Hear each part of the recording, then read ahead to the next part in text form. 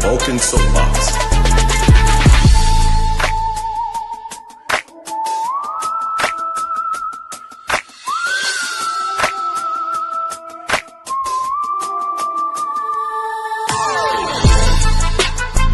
It's your show, Vulcan. Come on, man.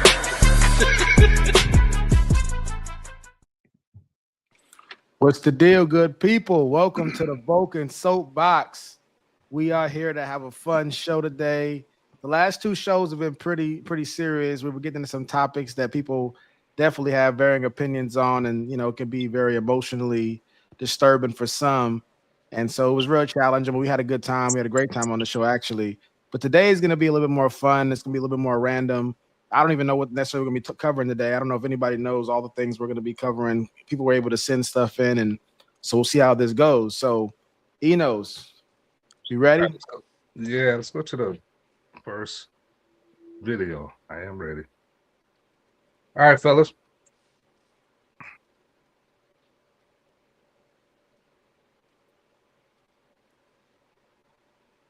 Yeah. Like a lot of people grew up supporting black music. Right. Yeah. Like a lot of people grew up supporting black music. Right. Hispanics especially. Exactly. Yeah. Like you don't know how much we push black music ourselves, probably more than they did. Yeah. Because we're like that, man. Yeah. We really, if we fuck with you, we're loyal, bro. And it wasn't about them being black. It was just about that shit's dope. So if you said nigga 10 times in your song, and Right. I'm Hispanic, I've listened to you since I was 10 years old. Mm-hmm. What are the chances of me saying nigga because you've been promoting that or giving that to me? Yep. And that's what I got to. Oof. Right. So That's not to for you shift the to tell blame, but me- it's for you to 100% tell me, true. hey man, you can't say the N-word, but bro, I've been supporting your music for 20 years now. Mhm. And you've been giving me this message for 20 years now. I'm sorry, it's all I knew. Yeah. All right. That was the first video right there, gentlemen. So this one's gonna be a little more open. We don't have questions necessarily in advance, so we're gonna open it up. We'll start with you, T-Reason. What do you think about the video, and why do you think that? Man, I thought you said we was gonna have easy questions, easy topics. This is one I have a strong opinion on. It's something that I've been seeing a lot more recently. A lot of Hispanics do feel comfortable saying the N-word, and I think that rap music has played a big part in it. Do I think it's okay? No, absolutely not. Am I a proponent of it? Do I think it's something we should continue to enable? No, I do not.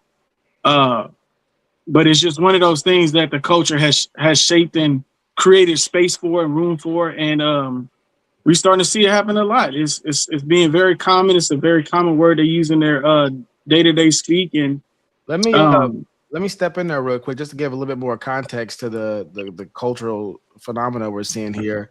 I'm a part of a lot of different cities, Facebook groups. Whether it's Houston, San Antonio, Augusta, Atlanta, different places like that. And one thing I noticed about the San Antonio Facebook groups that are like black Facebook groups, you'll see them put in there black people that move from other cities, whether it's Detroit, Atlanta.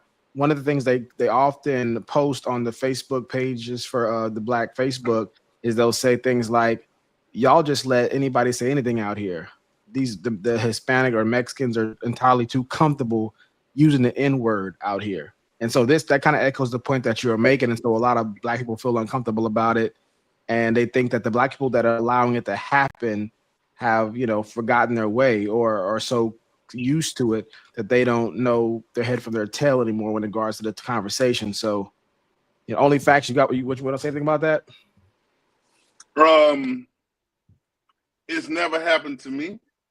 I've never been in the presence of a Hispanic person or a non-black person ever in life using the N-word. I grew up in the city of Chicago. I grew up around some Hispanic people. And I would never use the word spick to a Hispanic person. I would never, call a white person, cracker or anything like that, unless I was trying to start a fight, right? And I think if a Hispanic person used that word in front of me, I would take it as though they were trying to start a fight because I would be very offended by it. And I would believe that they intended to offend me, and I would act in that way, in that manner.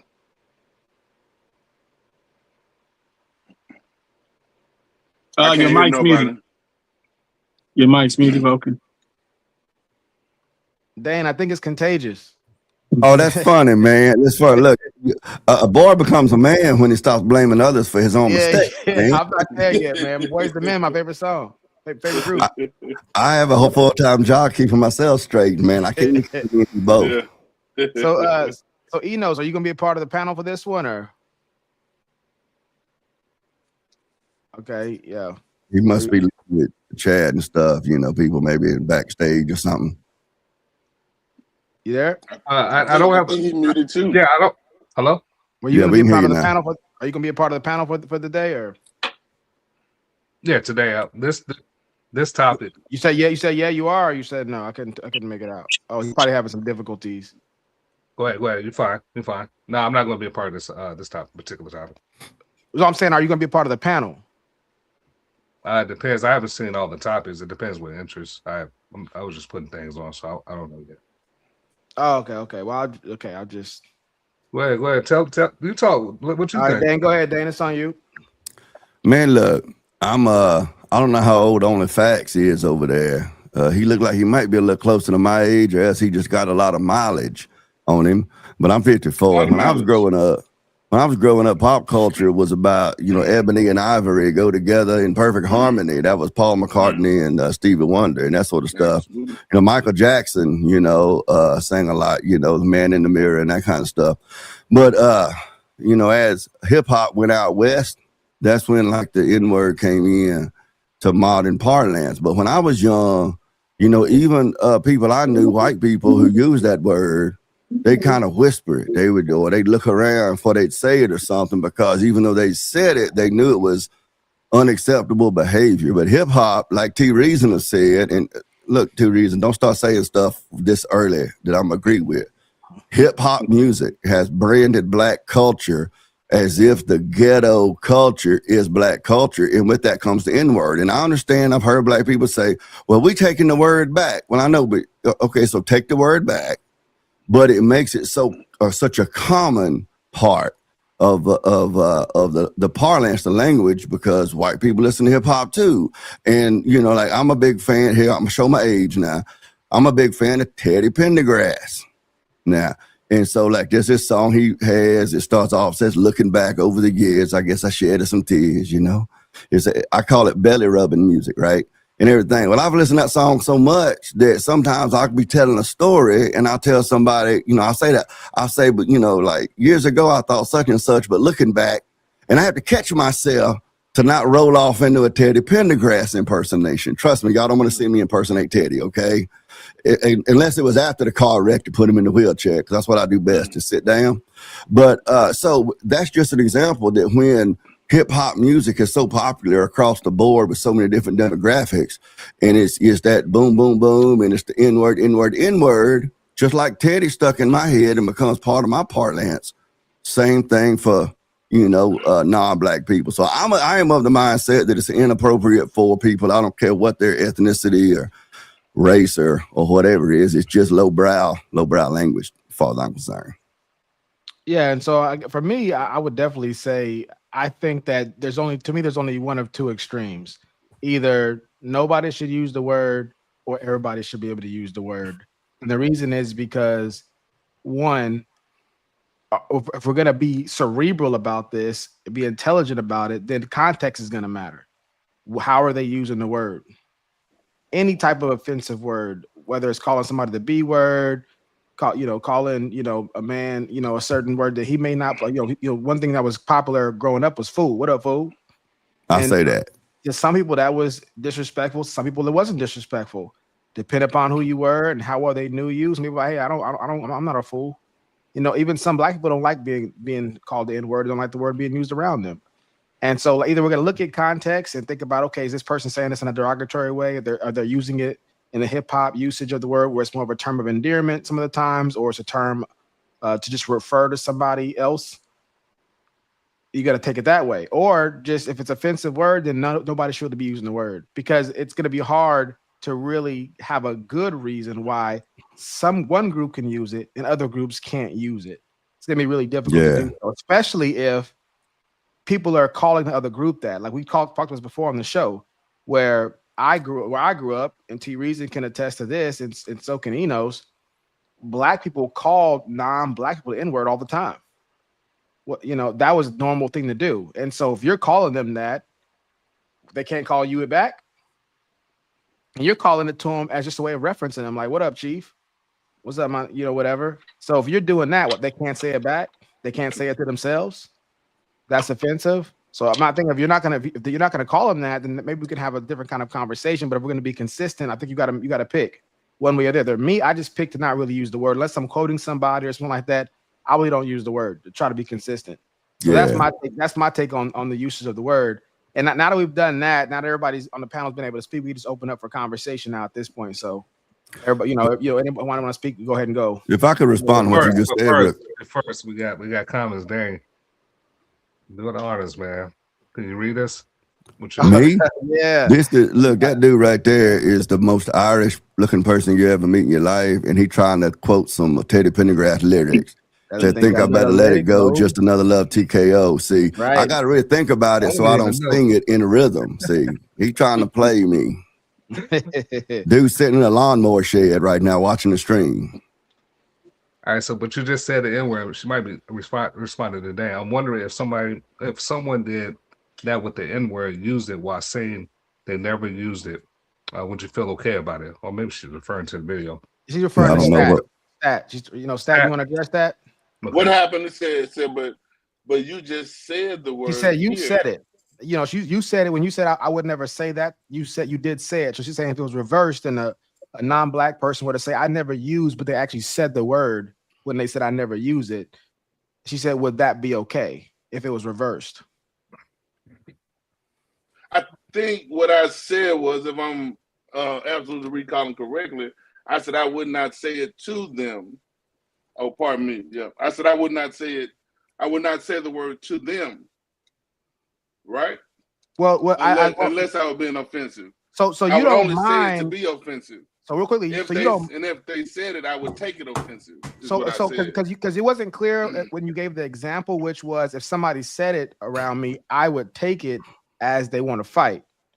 I would take it offensively. Yeah. So you're saying you don't mind if they say it as long as they don't say it to somebody. Right. To me. Okay. I would take it offensive. If they said it to me, I would take it offensively. But if you just heard a Mexican guy or a white guy on the bus, for whatever reason you're out of town traveling, he's on the bus and he's just got the headphones in and he's saying, N-word this, N-word that, N-word this, you wouldn't take that I would be very offended by it, absolutely. Well, that's what she's talking about. Because environmentally, right, that's what I'm saying. I wouldn't say it around them. Because you're saying it right now on the internet. Right, but I wouldn't say it in their presence unless I was trying to be offensive, right? But you did say it, and you said, didn't you use a white slur in front of Dane just now? Dane is not in my presence. Dane is on my internet, right? Okay. But in the presence of Dane, the only reason I would say an offensive racial slur about his particular racial ethnic background is to offend him, or I would at least expect him, or at least I would be prepared for him to be offended if I said it. So if you're on a Zoom call and somebody used that word, they're not in your presence, but they were using the N-word on the Zoom call with you, you're saying you wouldn't find that offensive at all because they're not saying it to anybody and you're not in their presence. I would find it offensive, but I would have no recourse. I mean, what I'm gonna do? Choke there? I mean, so that's two. So one is a conversation about whether or not what you could do about it, the recourse, as you mentioned quite eloquently, and another thing is whether or not you think it's offensive. So you're saying it would be offensive. You just there's nothing you could do about it. There's nothing I can do about it. Yeah. Okay. So I think her question is saying that if somebody else did it, you would be offended. But you're doing what's offensive. Just that nothing that they can do about it, or anybody that's listening. Right. I would be totally fine, and I can understand someone. No, I'm saying in the background being comments about you having just no. I'm saying because I just said what I said. If somebody said, "Hey, man, you just said that word," I could understand them being offended. What I'm saying. Okay. Right? Cool. Right. But when I watch movies, when I watch movies, just like last night I was watching The Ghost of Mississippi. I don't know if y'all ever seen that, right? It was about the killing of Medgar Evers, right? Yeah. Man, listen, I heard the N-word. I heard the N-word more times last night than I probably heard it my whole life, right? And I was very offended by them saying it even in the movie, even though I know that they're doing it to portray an event that I'm very connected to. But they don't stop me from being offended, but there's nothing I can do about, somebody saying something outside of my presence. All right, more questions for the listeners. Oh, so if I said it to Dane is cool, if I said it to you is bad? Question mark. Want to respond to that? No. If you said it to Dane in Dane's presence, even on the internet, he had the right to be offended by it. You know what I'm saying?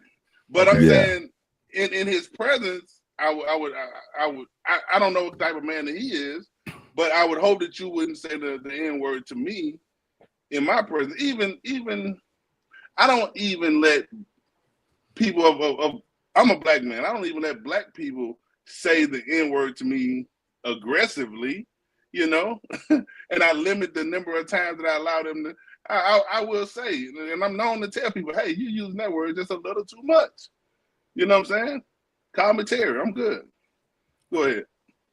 Me personally, it wouldn't offend me if somebody called me whatever. It takes a lot to offend me. Somebody has to really be talking about or be disrespectful or threatening my wife and family and close loved ones to offend me. But also for the record, that the C word you use, the cracker word, man, I wear that as a badge of honor and pride, to be honest with you, because it was my subculture of white folks, Scotch Irish, that was invented for, man, because we were loud and boisterous and we didn't go by the rules. So, yeah, but I am a Ritz cracker. I'm not one of them saltines, none of that with the salt. No, I'm at least a Ritz, man. Yeah, sorry, real quick. Do we have any more comments? Or are we good? It looked like you kept popping one on the screen, but yes, sir. We do got more comments. Can we get through these comments real quick, please? Yes, sir. You might read some of this. I'll fix this. Okay, I got you. Huh? Okay. You could just bite the bullet and admit you have double standards, but you don't have to.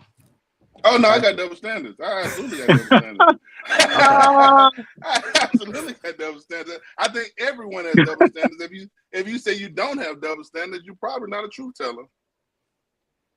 All right, that's the last comment he knows. And by the way, it's not only you. I find this to be the standard with offensive words within communities. 100. Absolutely, totally agree. So, what would you do to stop them? Would you be down for a law against certain words? No, absolutely not. Absolutely so the other question was, what would you be willing to do to stop them?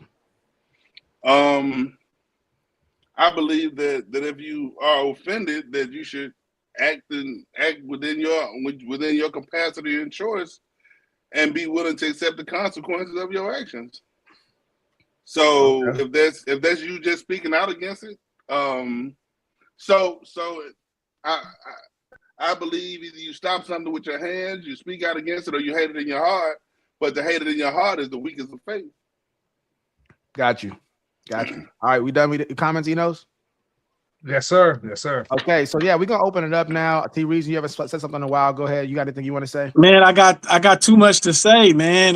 This is a strong topic I feel passionate about. I mean, the word is a derogatory term. Any way you slice it. There's words we can't say on this internet right now, and we get our whole channels banned. In reference to no matter what, so no matter, even when 50 Cent and them say it in the song, it's derogatory.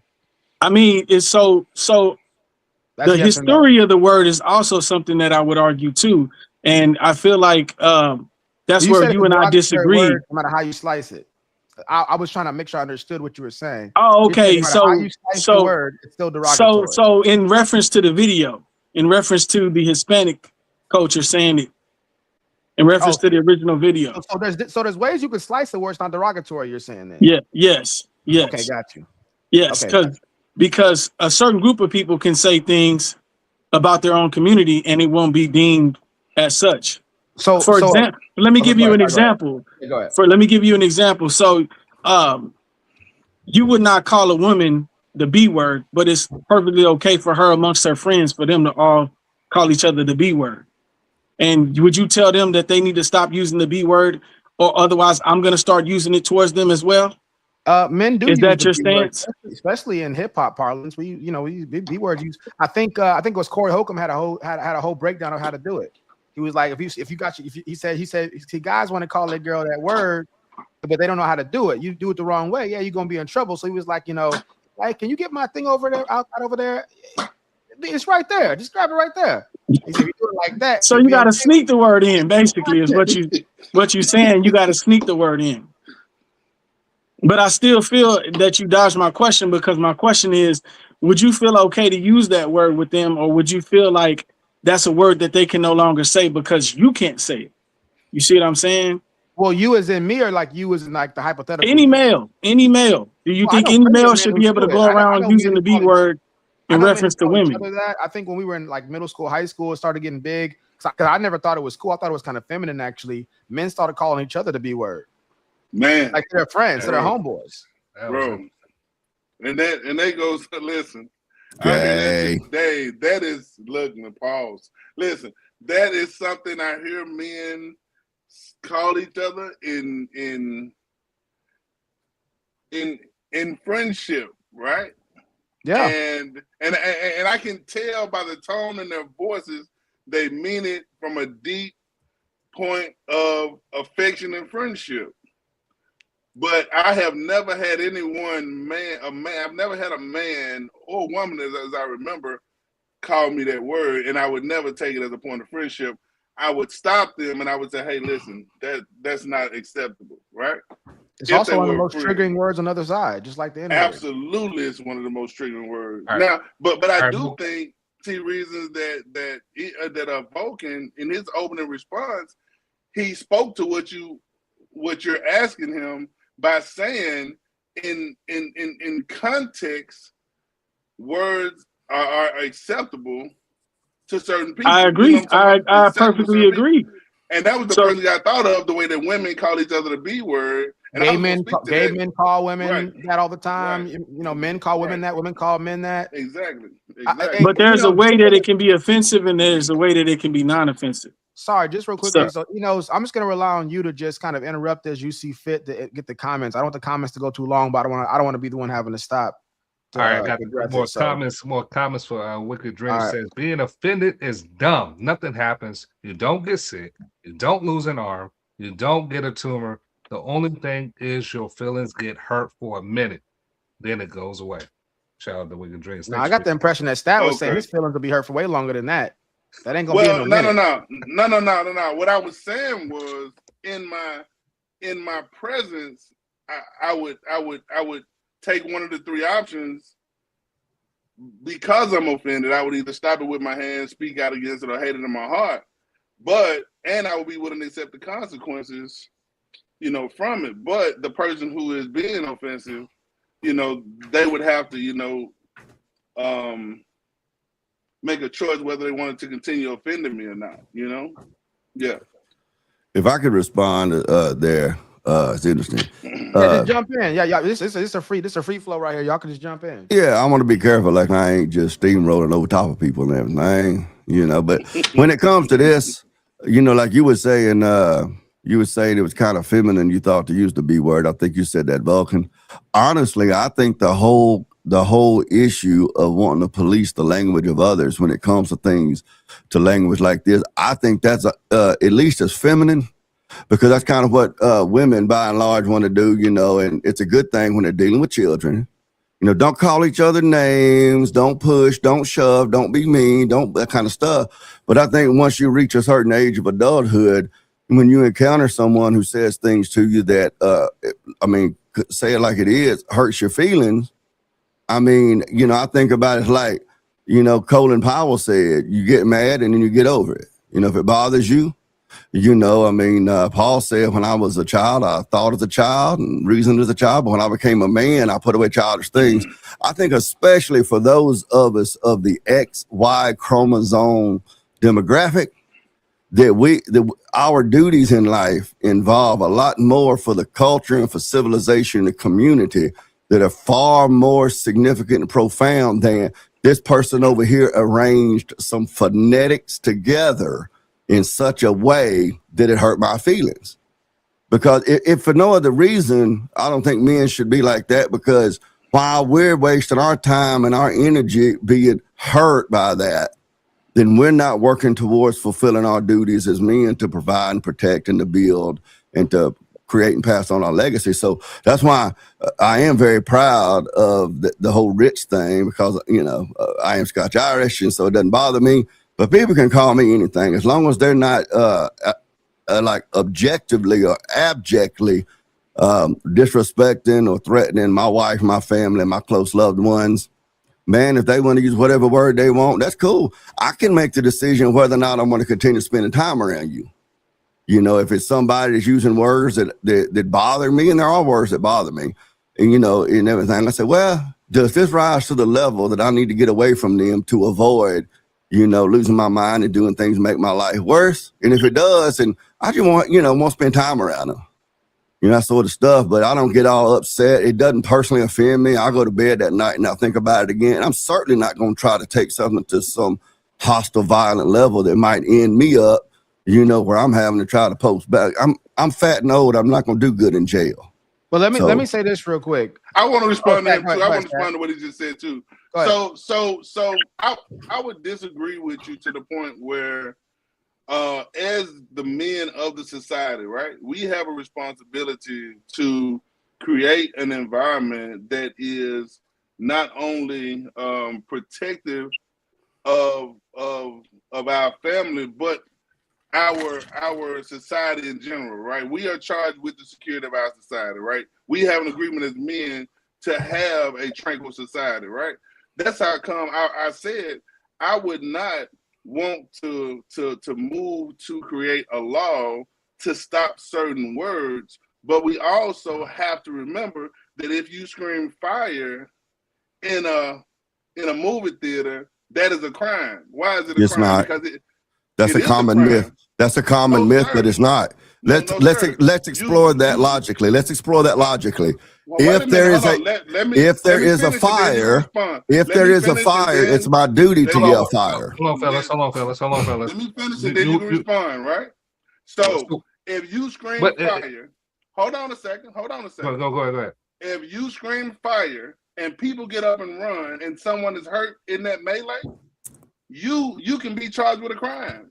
But but screaming fire in a crowded theater is not itself a crime. Now, you could be guilty of something like disturbing the peace, something like that, but yelling fire in a theater is not a crime. If it were a crime, then if the theater was on fire and you yelled out fire, you would be committing a crime. See, people say that it's illegal to yell crime in a crowded theater. It's not. Go look up the law. I mean, go try to find the law. It's not a crime. If you create the environment by screaming fire in a theater and people are hurt because of what you did, you can be charged with a crime, sir. What crime? You can be charged with assault. You can be charged with that's not assault. What do you mean? If someone dies, you can be charged with murder. Yes, sir. That's totally murder. So yeah, we're adding more variables to it. I think I just want to make sure I'm having the same conversation. Can you create the scenario again with all the variables you want included in it? Because I mean, what I'm hearing is just one has less variables, one has more variables in it. Who, me or him? Well, I mean, he had the original one. So first it was, if you say fire, you could be a crime. You called him out on that, and he said, well, somebody gets hurt. So is hurt integral to the example? Only facts? Okay, this is it right here, okay? Now, it is illegal if you create a situation that is disorderly or you incite a riot, right? Okay, so fire, the word fire doesn't really matter at that point. No. That is what you can do by screaming fire in a theater, right? That is what you can do. People can break out running because they believe the theater's on fire. And that is illegal. Yelling fire in a crowded theater, you will not find the law that's illegal. Let me give you an example. I'll demonstrate it for you. Okay. Is driving a car illegal? No. Is drinking alcohol illegal? No. Is driving a car while drinking alcohol illegal? Of course it is. But that's because that's DWI or DUI, which is another crime. Now, if I say, if you're sitting at in my house and you having some shots of whiskey, And I tell you, driving a car is illegal. That's not true. So I'm just going on what you're saying, because here's the danger with what you just said. People who want to limit our First Amendment rights to free speech, they use that example. Well, speech is not really free. It still has its limitations. After all, you can't yell out fire in a crowded theater. Of course you can, especially if it's on fire. Or even if it's not on fire, if you can demonstrate that you believed it was on fire, it's not a crime. This is why yelling fire in a crowded theater is in fact not a crime. Now, if they find out later there wasn't because you're adding a lot more to it. Is there enough in there to where somebody can get your point, would you say, Dane? Possibly, yeah. You need more to add to it, because it seems like you covered it really well. It's pretty robust. I would hope they could get my point. I want to simplify. I want to simplify it right quick, right? Well, I want to say this really quick for you, and I want to apologize for this, but this is a show about reason and logic. I want to say this just for the audience to be informed about this kind of a thing. Anytime you're having a debate with somebody or discussion with somebody and use an analogy or use an example, and they start picking apart the example, you have at least two options. You can defend your example as what's happening right now, or you can just pick another example that's maybe a little bit easier to use. So I want the audience out there, because I see people getting, me and Enos talk about this all the time, people get in debate and they end up arguing an example for 10 minutes, and it was like, and they're like, I could have just said this one, and it would have took out that little bit of hair that was causing the confusion. So I want to give Only Facts an opportunity. Do you want to defend this example, not saying it's right or wrong, or could you have a cleaner one that maybe I would defend the example. I would defend the example. Right. Because I am not an attorney, but this is a legal discussion, right? This is a discussion about what is illegal and legal, right? Supreme Court Justice Oliver Wendell Holmes made that statement in Shinek versus United States, right? And the summation or the summary of it all was that yelling fire in the theater, if it's actually burning, is not illegal. But you are responsible if you intentionally cause panic and you are on the lie. You are legally doesn't that fit what Dane had said? I mean, I think I rest my case. I rest my case. That's what Dane had said, though. But that was my point from the beginning. Then hey, well, you know, that was my point from the beginning. We're all good. You can do it. You can do it, but if you did it and there was no fire and people get hurt, you are legally responsible for that. Okay, and so real quick, can you correlate that back to the original topic? We're talking about the N-word right now, and I know we probably need to get to the next topic, but well, what we were saying was, what I was saying was that I would never create, because Dan was saying that as men we should not really, worry much. And I'm not quoting him completely, but the understanding I got was that as men we should move past what people say. And what I said was that we are responsible for creating a secure and tranquil environment as the men of this society, right? We're not, though. That's a woman's job. We have to protect not only ourselves and our families, but our society as a whole, right? Even from hateful speech. And you're saying that using the N-word violates that in all of its different usages and capacities? No, not in all of it, but because I think we all agree it's possible that it can do it. You can have a lot of vitriol and say it to somebody in an intimidating way and all that kind of stuff, and everybody would say that's wrong. That I don't know if a Hispanic person could say the word in my presence and I not see it as offensive. But that's going to be subjective to you, right? I mean, you're saying you can choose to see anything how you even want to see it, right? But if I deem it offensive, that makes it offensive. Well, yeah, that's subjective to say. That's going to be no. That's anybody who's had a girlfriend or a wife is not gonna agree with you about that one. Only Facts and Stats. What?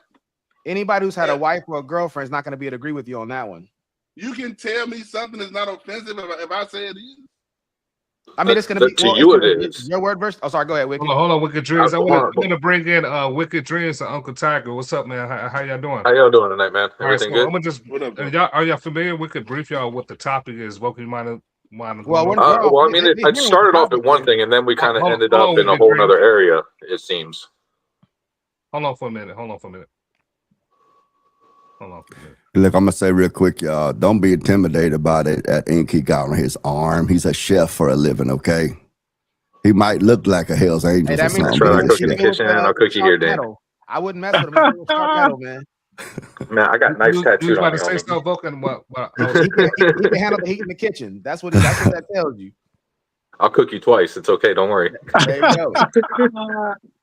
All right, you were saying something, but when I So actually, I was a little confused because he just said that his own, if he feels offended, then that's objectionably offensive, or is No. that, I feel that would be subjective, because I mean, if we were to literally say I was black and somebody said the N-word to me and I didn't get offended by it, but you got offended by it, how is that objectionally offensive? Well, to say something is subjective or not or objective doesn't mean, that means you're making a ruling, you're making a decision, you're making a decision for me. What I'm saying is, if I say it's offensive, you can't tell me it's not offensive. If I say it is. No. That wasn't the point that was made. The point that was made was you said that if I find it offensive, then it is objectively offensive. No. But to you, it's objectively offensive. But are you talking about to you it is, or as the statement itself is objectively offensive? I'm saying that we each have a right to make a decision whether something is offensive or not. Now, I'm not disagreeing with that. I'm just trying to confuse. I'm trying to understand what your point was. Now, when we get to being a group, that's when we get to subjective and objective. But I'm saying, me as a person, I can say something is offensive, and that makes it offensive. Can you be wrong about that? Is it possible for you to think something is offensive and then reflect on it afterwards and realize you were mistaken in that? Is that possible? Is it possible that I could say that it was not offensive? You could say that it was offensive. You could say it was offensive verbally or in your mind, and then reflect on it further, and then go, actually, it's not offensive. Is that possible? I disagree with how you putting it, but I could say. Right, so I think I could put it a different way. Have you ever been really mad at something, and then 10 minutes later you're like, you know what? What was I even mad about? Right, but that's not what I was going to say to him. What I was saying was, I could say that you meant to offend me, and then change my mind later and say, oh no, he wasn't even trying to offend me. Will you apologize in that situation? He would have been like that. Would you apologize? If I say you were not trying to offend me and I felt like you were? No, the reverse, the way you said it initially, which was you thought they were trying to offend you and then realized they weren't. Let me give you a situation. Because you don't even like my situation. No.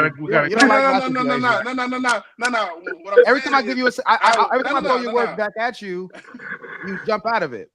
Hold on. What I'm saying is, I don't think anyone could say the N-word around me and I not be offended or change my mind about being offended. But let's just say we was at Walmart and you took my parking spot, and I'm like, he saw me finna park right there, and I'm mad at you. But then I'm like, bro, you see me from the park right there. You like, man, I ain't see you. I just pulled up and took the spot. All right, only facts. Okay. Let me jump in. But not saying the N-word. Hold on. Only facts. When people on the panel ask the questions, this is how we get the cross-examination going on.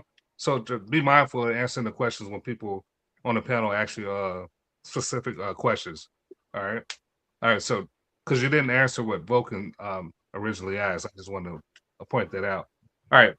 We are behind. I think I did. I told him no, I wouldn't change my mind if it was about the N-word. Yeah, and just so the audience knows, what I'm doing is what's referred to as reductio ad absurdum. So if somebody makes a point, it's typically used with absolutes. You're gonna test their logic by taking it to its logical end. So if you're saying this, would you say this? Either they're gonna maintain it, which means it's internally consistent, or they're gonna say, actually, I wouldn't, which means they have to change. Oh, I know you had it up for the screen. But yeah, so it's just testing a claim by taking it to its logical extreme to show it leads to an absurd or contradictory result. So that's why I was asking those questions. There's a method to the madness. All right, but as we can go to the next one. Unless anybody had any closing comment on that. Well, even if they did, let's go to the next one because we got a lot to cover. Could I inject something real quick? Just real quick. I just wanted to point. This will be. This will be like one sentence, and I promise I hush. Okay. Hey, you don't know what one sentence is. Grown folks talking, boy, hush. But what Only Facts is saying here, when I said that I believe that wanting to control the speech of others to this minutia is feminine, What OnlyFacts said basically that if he is offended by something, then that means that what he's offended by is in reality offensive.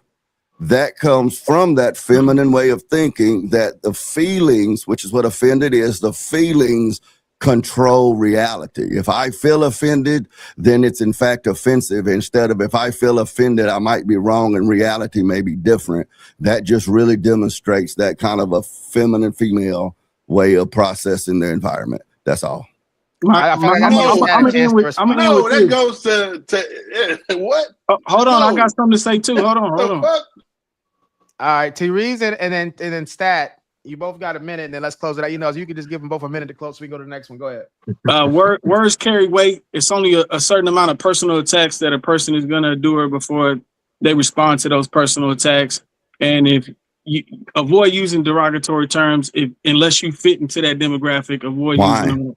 Why? How do you get to decide what words I can use? What gives you that power? It's not me. This not me personally. You, another person in general. If you want to feel some type of way about it, get mad at society. Don't get mad at. Don't try to single me out because I didn't set the parameter. But like I said, it's only a certain amount of personal attacks that you yourself are going to endure before you feel some type of way about it.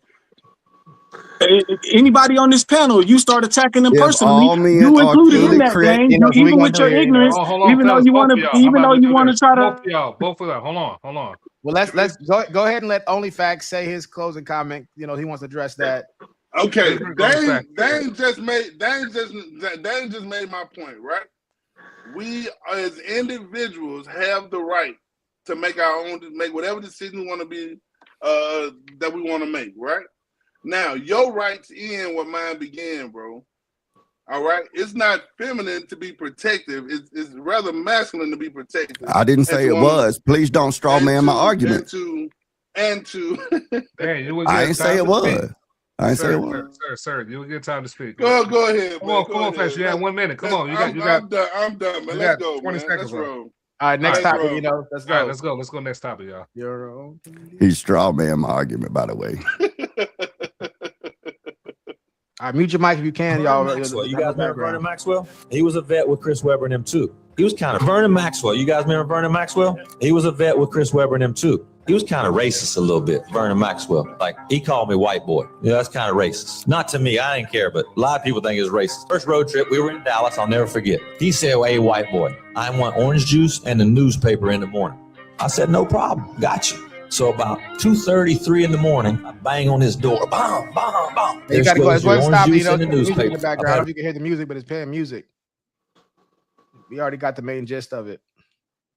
I'll finish telling the story just so everybody can hear it. So basically, like, you know, I'll say it really quickly. So he brought up the fact that Vernon Maxwell would call him white boy. He said that's a little bit racist, and then he was talking about how he was a rookie. And Vernon said, "Hey, I need a newspaper and orange juice." So at 2:00 in the morning, he banged on his door with it. He was like, that's the last time he asked him to do anything like that. So he he got out of the hazing, whatever you want to call it, the rookie treatment, by knocking on his door at 2:00 in the morning. But yeah, so if it's music in the background, you know, you can just go ahead and cut it. You know, so I don't want the video to get strike. So yeah, let's how we're doing on the panel, just for the two new people on here. Everybody gets a minute in the beginning to say what they got to say uninterrupted, and after that, we just open the panel up. We're just having a loose, fun show today. So we'll start off. OnlyFacts, you go first, and then we'll just go kind of clockwise, at least on my end where I can see. Go ahead, OnlyFacts. So, I guess the question is, was Vernon Maxwell being racist? Or whatever stood out to you in the video you want to bring up. You got a minute to talk about it. You don't have anything. So I've seen that video a couple times, and I got a couple thoughts on it. Number one, Vernon Maxwell is one of the most insane NBA players that ever exist. He is a beast. He is a monster. And had I been a teammate and heard Vernon Maxwell call him a white boy, it would have been something that I spoke to him about and told him that wasn't proper. Got you. All right. Wicked Kid Dreams. All right. So, I mean, what stood out to me is the point where he said, well, it really didn't bother me, but it bothered the other people. See, I don't think he took it as the intent was malicious. I think he took it as, okay, I'm the new kid, I'm going to get the hazing. And once he realized that it's like a hazing thing, he didn't take it, as a threat, more of a haze. So he stood up to it and then immediately stopped after that.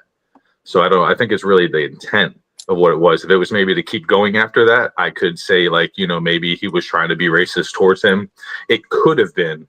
But I think the way that he interpreted it and handled it, it didn't really turn out that way because that's not how he saw it. All right, cool. Let's go with Uncle Tiger. You're on mute. Can everybody hear me or? Yes, You're fine sir. now. Go ahead, sir. Okay. Yeah, I think it's pretty similar to the original, like the N-word topic, and it's a perfect demonstration of a word or a phrase being offensive is obviously subjective, right? I don't remember his name, but white guy took it on the chin, and I think that's how, generally speaking, men should approach these sorts of insults. It's super silly he took it on the chin and he did something about it and it wasn't malicious. It was just, giving him a little bit of a taste of his own medicine, and it worked out. So. All right, T Reasons. I think there's a difference here. Calling somebody a white boy versus using a racial slur, I can't make that connection. I mean, it's levels to it. So you can say black boy, you can say white boy, you can say Hispanic boy. You see what I'm saying? Those don't have the same impact as an actual racial slur outright.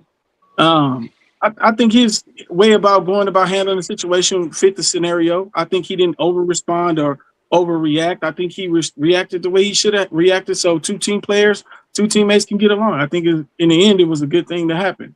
So I don't see nothing wrong with it. Dang. My. I think that the white guy handled it like Uncle Tiger down there said, which Tiger was unusually accurate in his comment that he handled the situation like men handled the situation. He didn't get in his feelings. He didn't try to tell the other guy, and I don't know one from another because I don't do sports, but he didn't try to tell him, you're not allowed to use that language like he was some nursery school teacher trying to control the words of someone else.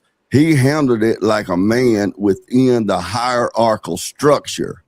See, I was raised by a single mother, so when I came into manhood, I had a lot of those same tendencies to try to respond to stuff like that, like women do it.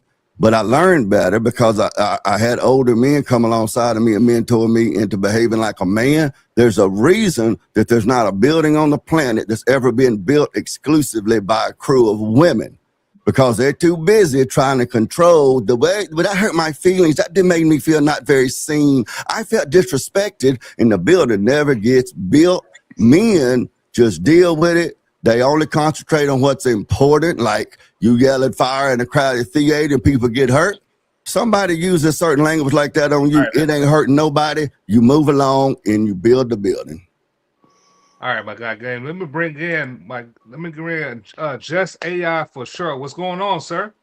Man, what's good? What's good?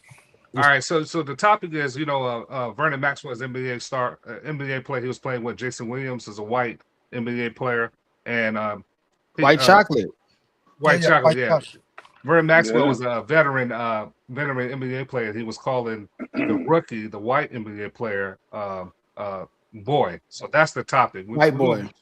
Yeah, white boy. White boy. Yeah, so that's the topic. Was that considered racist?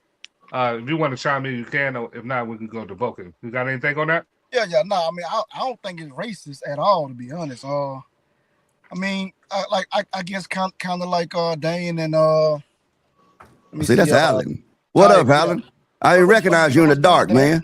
I didn't recognize you with the lights off. Listen, we can't argue with shadows. Can you come a little bit closer? I'm in my car, man. I'm sorry, I'm in my car. But I mean, I don't think it's racist at all. I mean, I think personally, it's just one of those things where it's just about how a person feels. I mean, and to be honest, I mean, you can't really go based on how you feel.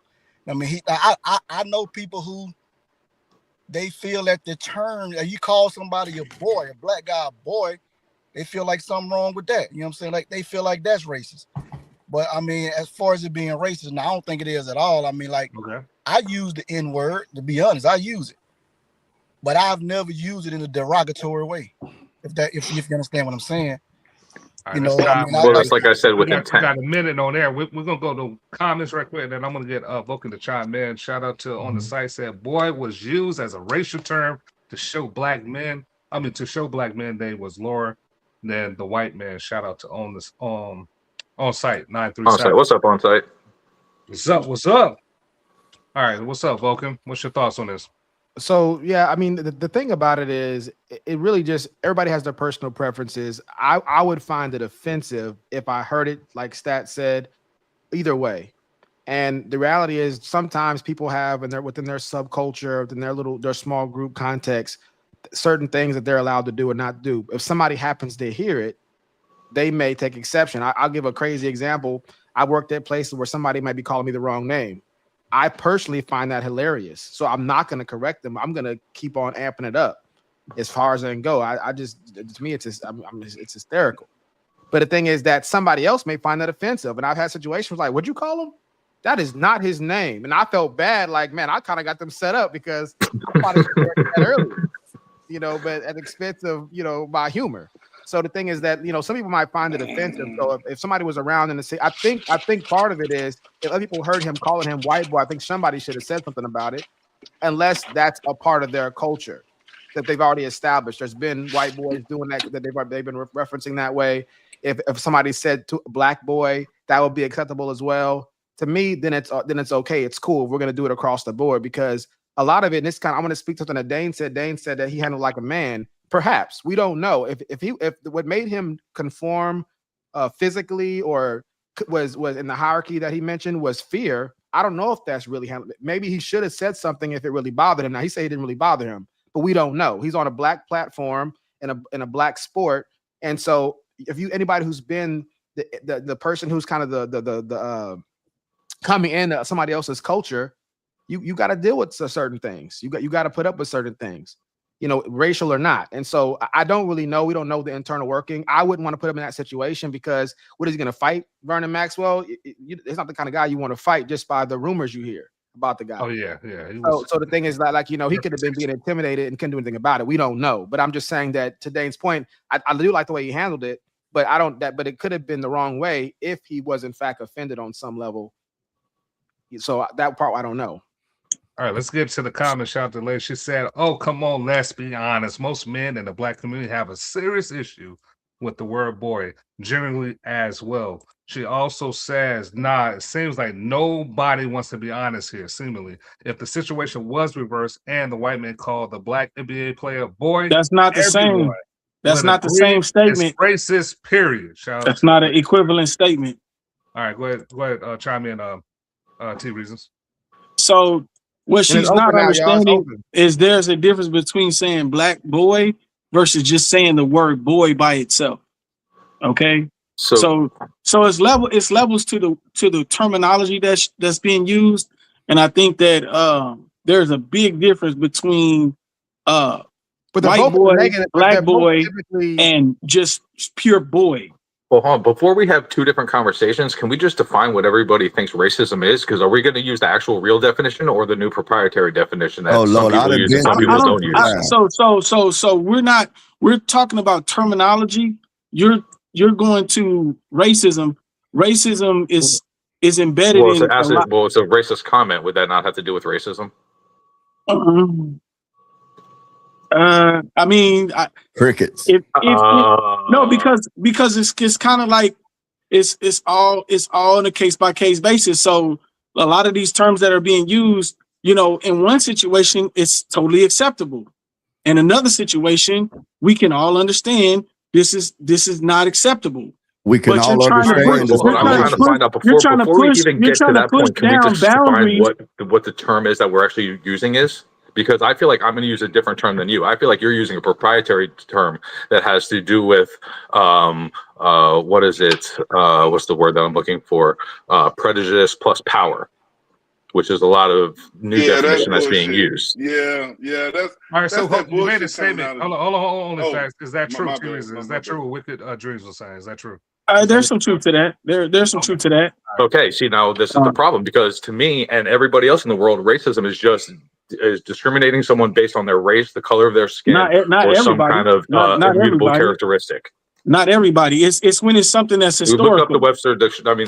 I mean, more than 50% of the people in the world use the Webster dictionary or some kind of regular dictionary, not proprietary terms that are just being created in the last 2 years. Okay, so let's pull up the definition. Let's That's pull why up the I definition. asked this question. The definition, he knows. If are we saying the definition is going to decide the matter? Because if we're still going to debate it, then we No, because he's trying to say, because I need to know which. I need, he's trying I need to to know figure what out point of where view he's the arguing line. from. I need to know He's what trying to point of view figure out everybody's where arguing from. And you know, but I'm just saying. So- T. saying pull up the dictionary. Is he saying that to say if we pull it up and it says that, then I'm going to rest the case and that's going to be the definition. That's not going to happen. Yeah, I just want to make No, sure we're using the we still same got to further definition for the define same our term. That's terms. all. We still have to further define our terms. The way I define it is if it's something that's historical and it's a group of people that were oppressed behind it. So if there's oppression behind, if there's oppression behind the word, then it's derogatory. If it offends a large group of people, then it's derogatory. You see what I'm saying? Okay, all right. So that's how you define it. So if a large group of people have been impacted and it's historical, you can historically go back and look and see where large altercations stem from this particular term being misused, then we have a problem. So it all depends on your right now. it all What they're depends on trying your to feelings. do is they're trying to ignore these issues and try. Question. Two reasons. Let's recenter. All right. So Wicked Dreams want to make sure we have the same terms, or he want to understand how you define your terms. If you can, Right. just make it concise. What is how you define the racism? So he. I literally just said it.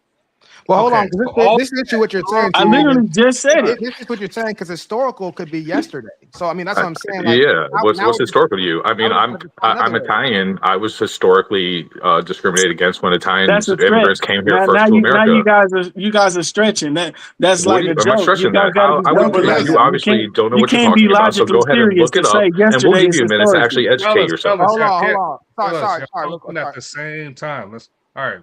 Vogue. Yeah, I'm you go ahead. Wicked Dream. I also said a large group of people. All right, let's get Wicked Dream in here for a minute too. So, but what I'm saying is, you're saying a large group of people. There have been different cultures: Irish, Italians, blacks. They've all been discriminated against as big groups of people at some point in history. So, what are we talking about here? So You're whenever being you're so using vague and those terms, whenever you're like, using to me, those terms, it's just somebody's color. That would be racism to me. If you're black, if no, you're it's white, not if you're that simple. Asian, If if whatever it is. If it was that simple, we wouldn't have to have a conversation about it. But We're that's not what here it talking was about. for We're not here how talking many about years whether throughout red history. is That's red what and the blue is terminology blue. meant. We're not talking about what color the sky is right now. I'm sorry, it requires you to use your brain and think a little bit more. Well, if you can actually use yours, you would understand what I'm saying, but you obviously can't. No, you can't understand. Pay attention to the situation. I have 5 other people here that understand what I'm life. saying, but you seem to not understand that we're using 2 different definitions. So I'm trying to get one definition down. Would you like to use your definition or like the I real said, definition? first of all, you brought that word into the equation. That word was never brought up until you brought it into the equation. That doesn't make any difference. Whether it was You racial was never part you of took the conversation there. That was not where the conversation was at. Well, the conversation had to do with about a term being used, if it was racist or not. So in order to determine if something is racist, you need to know what racist means. Can you get that? I can follow that. I can try. Okay, so if I have one definition of racist and you have one definition of racist, and we're having a conversation about racism, and there are 2 different definitions, we will be having 2 different conversations. So if we can establish one definition, then we can have one conversation. Do you understand that now? I'm tracking. Okay, so let's have one definition so we can have one conversation. Semantics. I outlined my definition. I gave. Okay, that's what I was trying to understand. So you're adding it. That has to be historical groups of people, but that applies to different groups of people. And so all of those terms are racial. All of those terms are racial terms. It could apply to white people or Italian people or Irish people or black people. I never said it couldn't. But you did. You said Italian people weren't discriminated against when I brought that topic up because. Are you deaf, blind, or mute? I never said that. No, he did. He said it was a stretch. He did say it was. You said it was a stretch. You said it was a stretch. So that's saying that what I'm saying is not what true. What did you say that I said it was a stretch? Hold on. He was saying the stretch real quick was when I said historical could be yesterday. So just to say historical, I think we think it means a billion years ago, but historical means in the past. So yesterday is a bit of a stretch, though. I don't think anybody, when we think historical, thinks yesterday. All right, you don't have to necessarily. Anybody with a logical sound mind wouldn't think yesterday. Historical could be 10 years ago. Historical could be 50 years ago. I mean, you're being very vague. That's fine too. But then you got to add in large groups of people.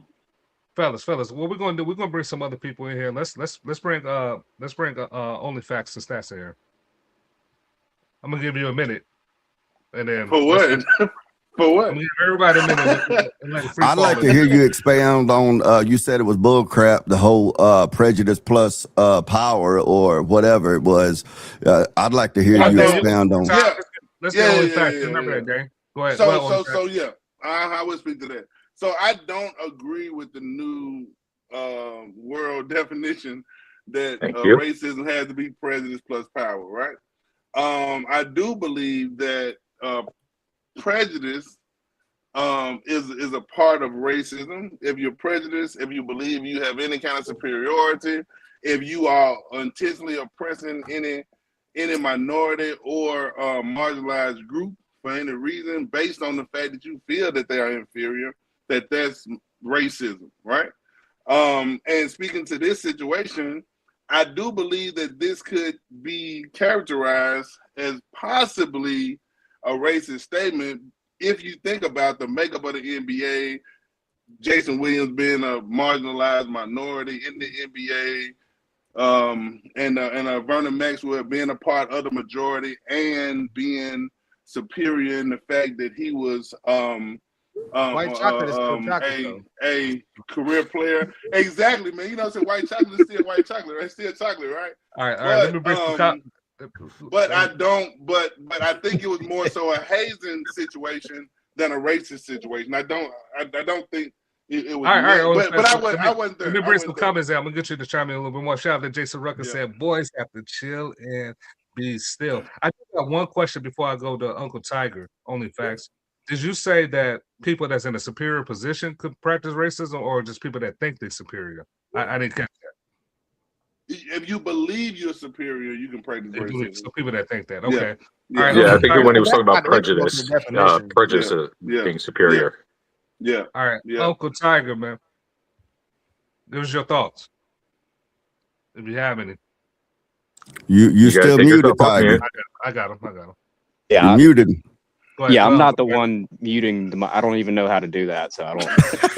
It's hard. If you look in the corner, there's a little microphone button, and it has a cross on it. That means you're muted.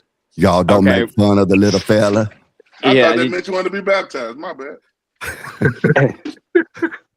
Okay, I don't think we can know. I don't know the white guy's name. I don't know any of these people's names, but I don't think we can know whether or not he was offended. His name is White Chocolate, and White Chocolate. Pardon me.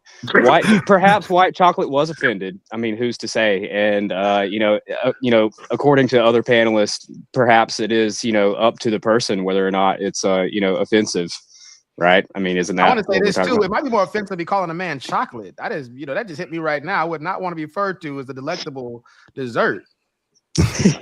Brown sugar. That's what we did for, man. I mean, we a little different on that. I will say one thing. I did see something. Speaking of that, hold on, real quick. Just speaking of that, I did see something really funny the other day, and I'm going to go ahead and say this. Do you know why they made white chocolate? No. So black people's hands can get dirty too. Come on, that's funny. Who said come on, that's funny? Because you ever see if I try to eat chocolate, what happens? Only a fat Italian can tell that joke. Really? You fat Dane. Fat. I think about you when it breaks my neck. Anybody want to cover on this? Yeah, we got to bring Danny. I asked just AI for short. You had anything on this? Yeah, I mean, I kind of agree with OnlyFacts and Uncle Tiger, man. I mean, I think for the most part, it's just based on what you believe. You know, I mean, it's just about your own personal worldview. You know, if you view it as racist, then that's you. But I don't think you as an individual get to speak for the masses, if that makes sense. Okay, cool. That's just my take. All right, appreciate that. What's up, Darren? All right, we doing. Man, first, let me shout this out. Oh, just AI down there. That's just Al. His name Alan. I just want to help you out, man. Yeah. I know sometimes he knows it'll be difficult pronouncing black people's name, but that's just Al for short. That's my barber, man, and I can't do my beard as good as he does it though. I'm gonna tell you. You gotta believe in yourself. Yeah, we appreciate it. Speak it into existence. We got to do a show on that. But no, on topic though, it looks like I'm gonna keep wearing this argument out. But whenever you get into to making these claims and understanding your reality and thinking that society should conform to how you feel, you coming from a feminine mindset. The man understands that his feelings don't matter. What matters is his duties. No matter how he feels, he's got duties to fulfill.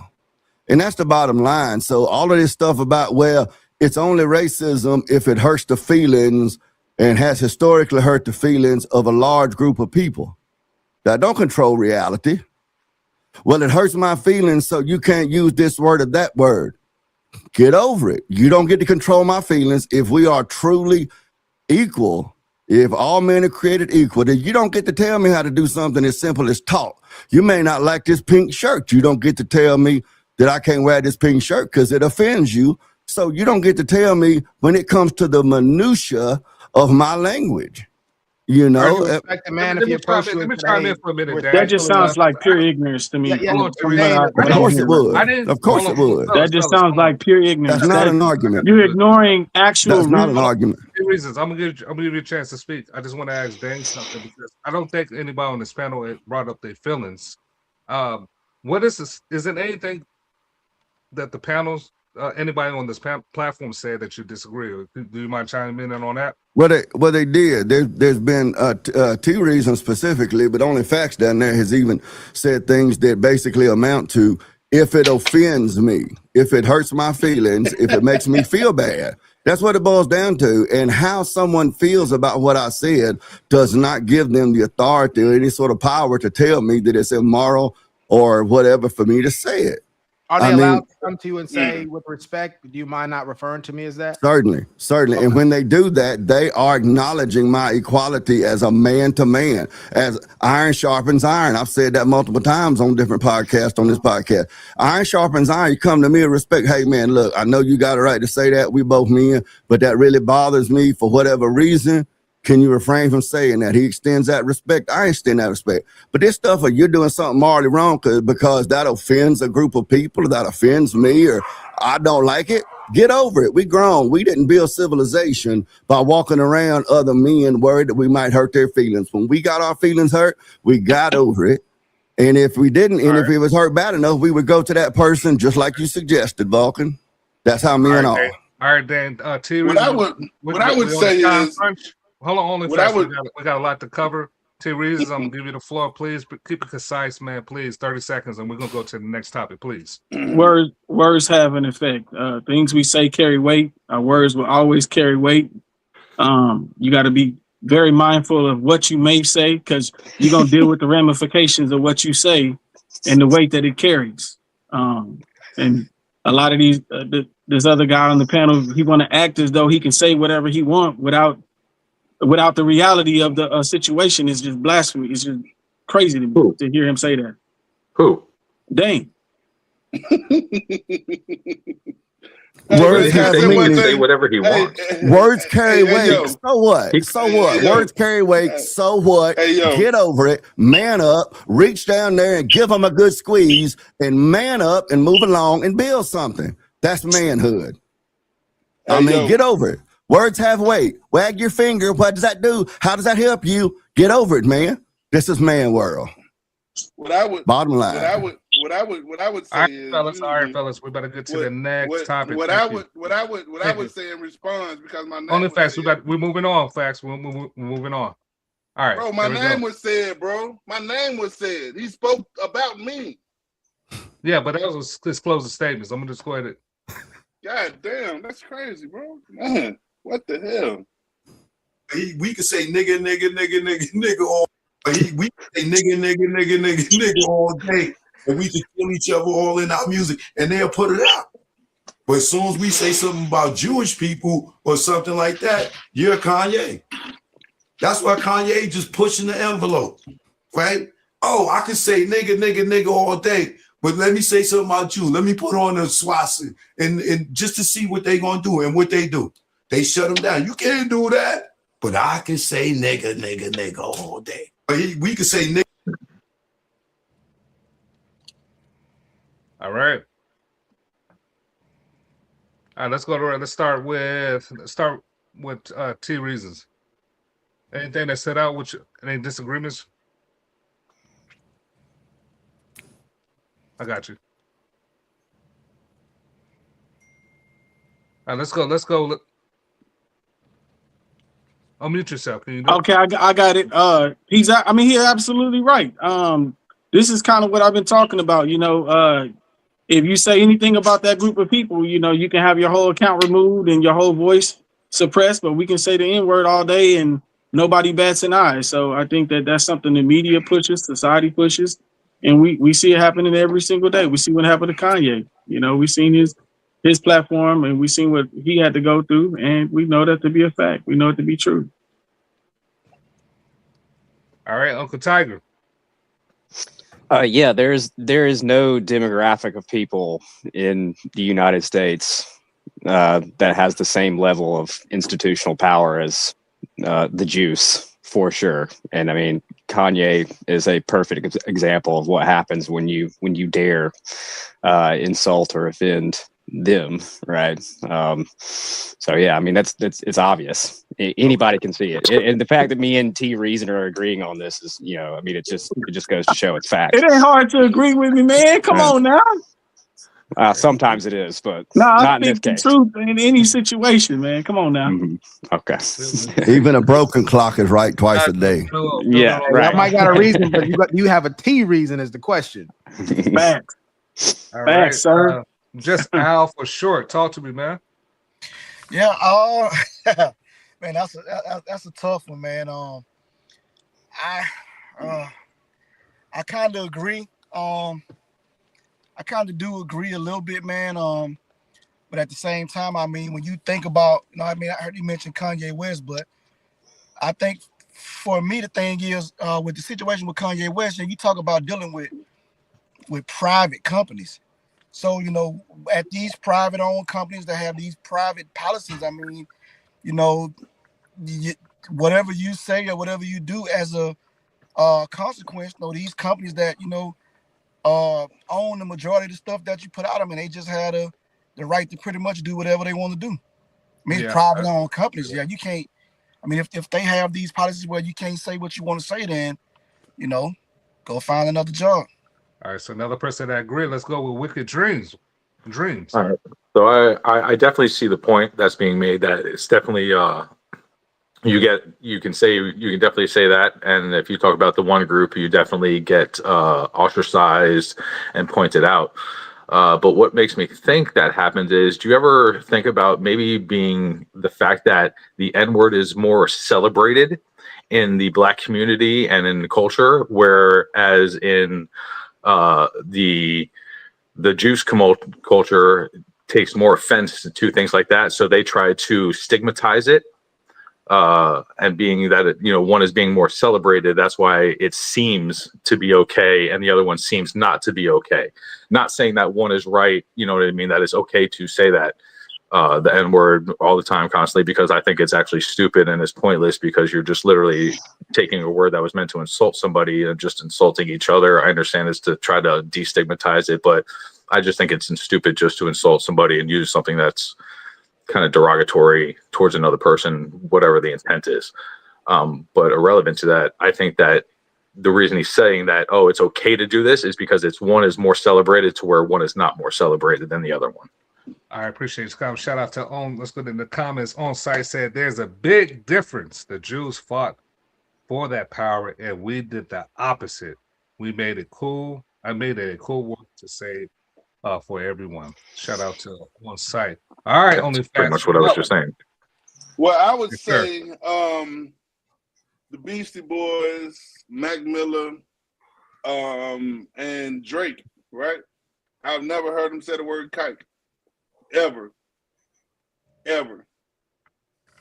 And because they have a sense of shame and we don't institute shame amongst each other for saying words that are negative to our culture.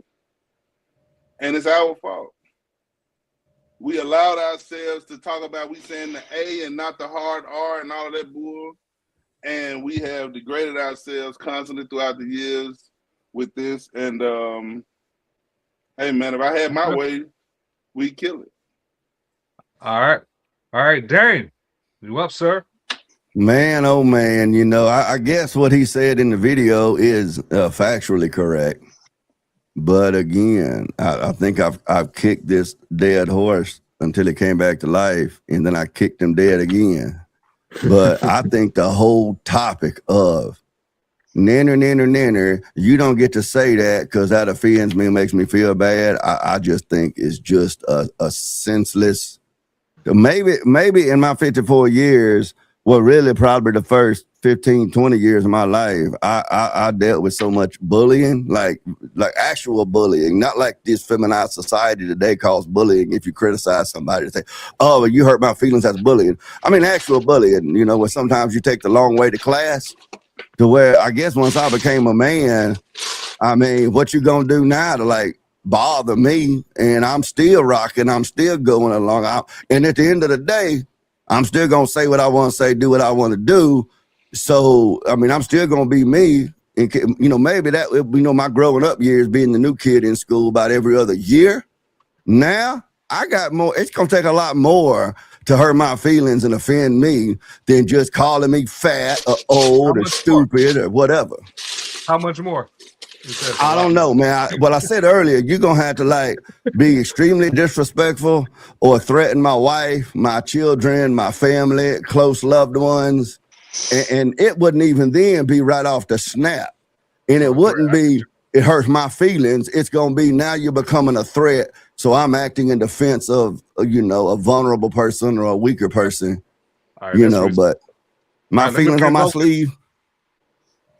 All right. Let me get Vulcan here. Talk to us, man. Talk to Yeah, the so people. for me on this topic, I definitely agree with the guy's latter point, which is that particular group of people are very protected, and the word has been stigmatized in the way that if you use it, you're going to have to suffer major repercussions. That part I agree with. I thought it was a false equivalency, though, and it kind of goes to what Wicked Dream says. You know, using the N-word, especially in hip-hop, is meant as a term of endearment 90% of the time or more.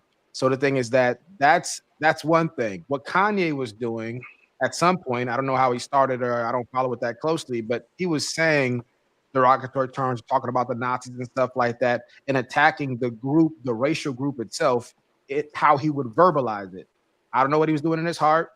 I don't know what, you know, and we can debate what he meant, but how, if you just get a grammarian to look at his words, he was saying things that everybody would say, like, you're attacking, he was racism, just flipped around. Or ethnicism, whatever you want, however you want to word it. So he was actually doing that. Now, every statement he made wasn't that, but it's on record that he was doing things that was antagonizing. It'd be just like if somebody were to be putting up, you know, putting the KKK stuff on, the Grand Dragon stuff, and then saying things about black people. That after saying it, we're going to say we can't take it as a term of endearment anymore. All the evidence is pointing towards it being derogatory. But within the confines of hip hop, they're saying it in a endearing kind of way.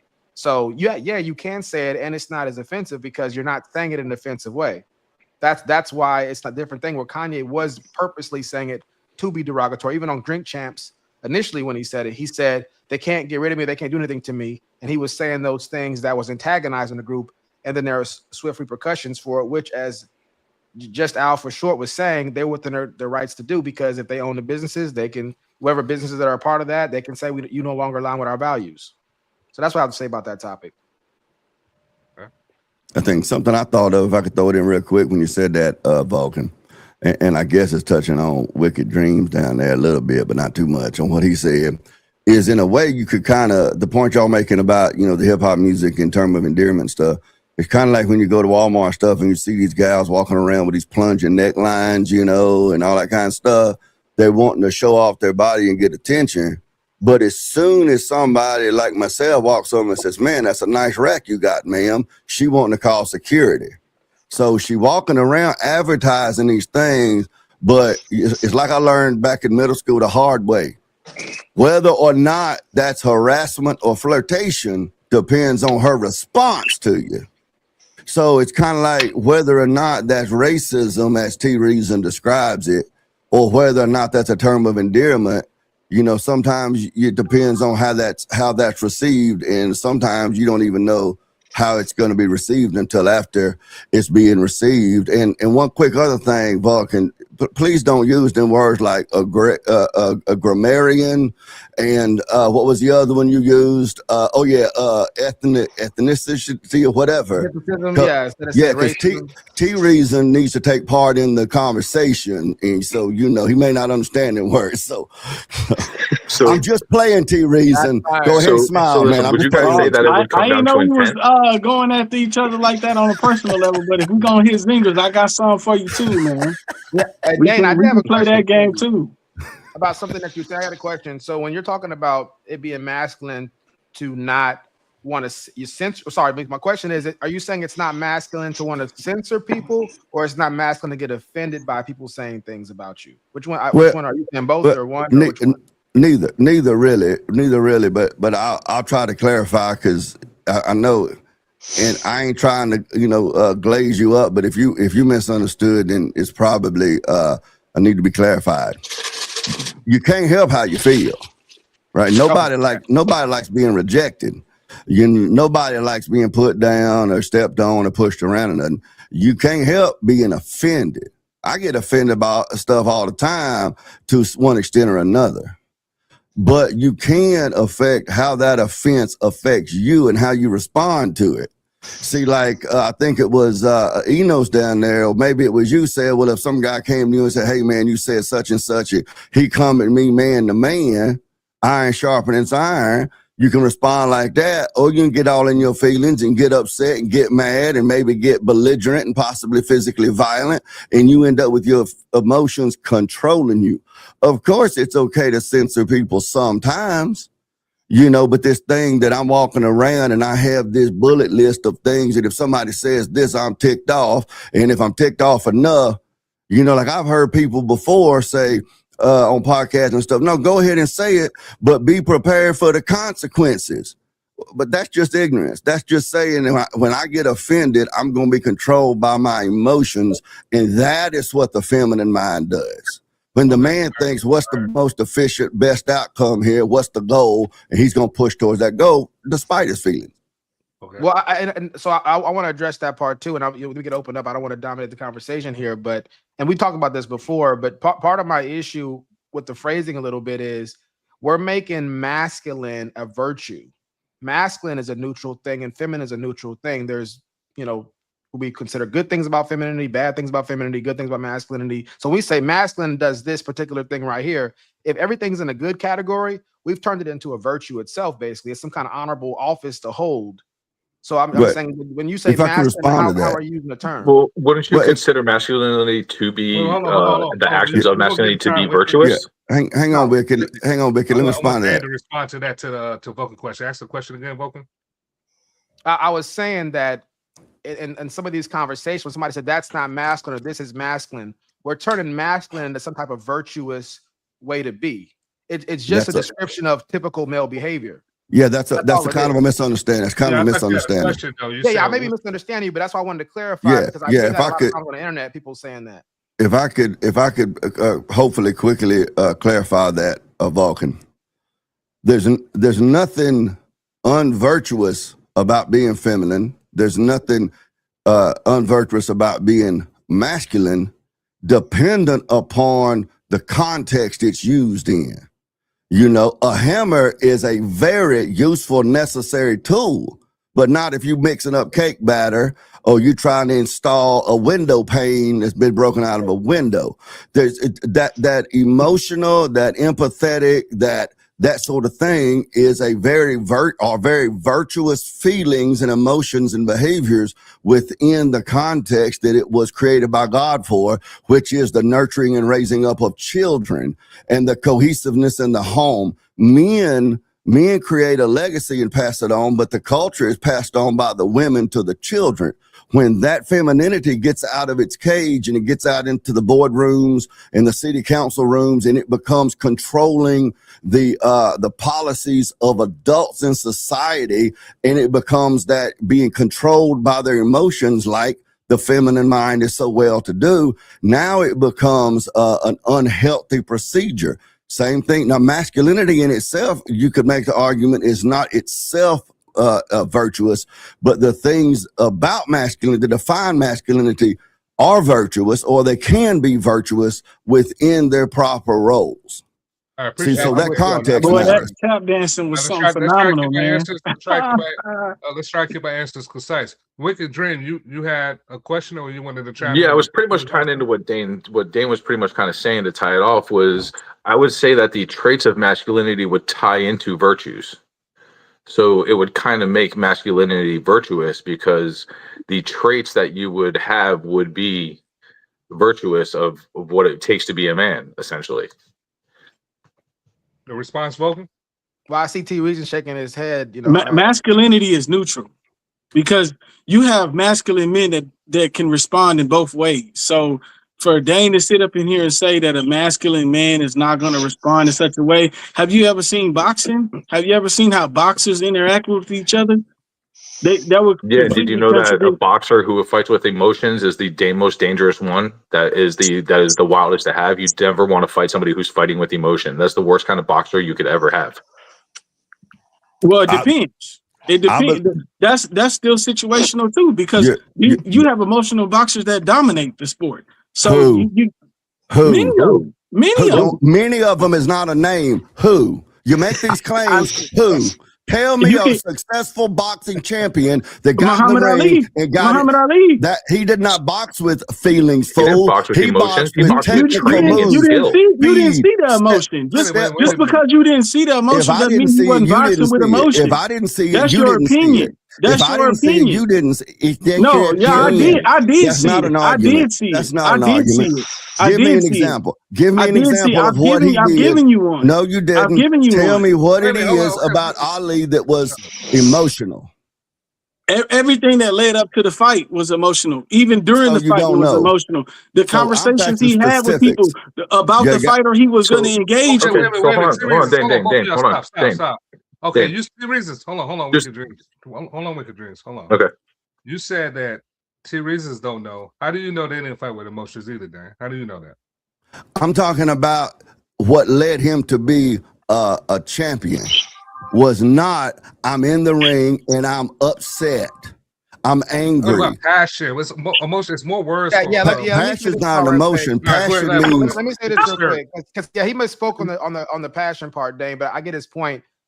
Colloquially, we say emotional. We're thinking about the more demonstrative ones like anger. But if you ever see an emotional will, if you Google an emotional will, there's a lot of emotions on there.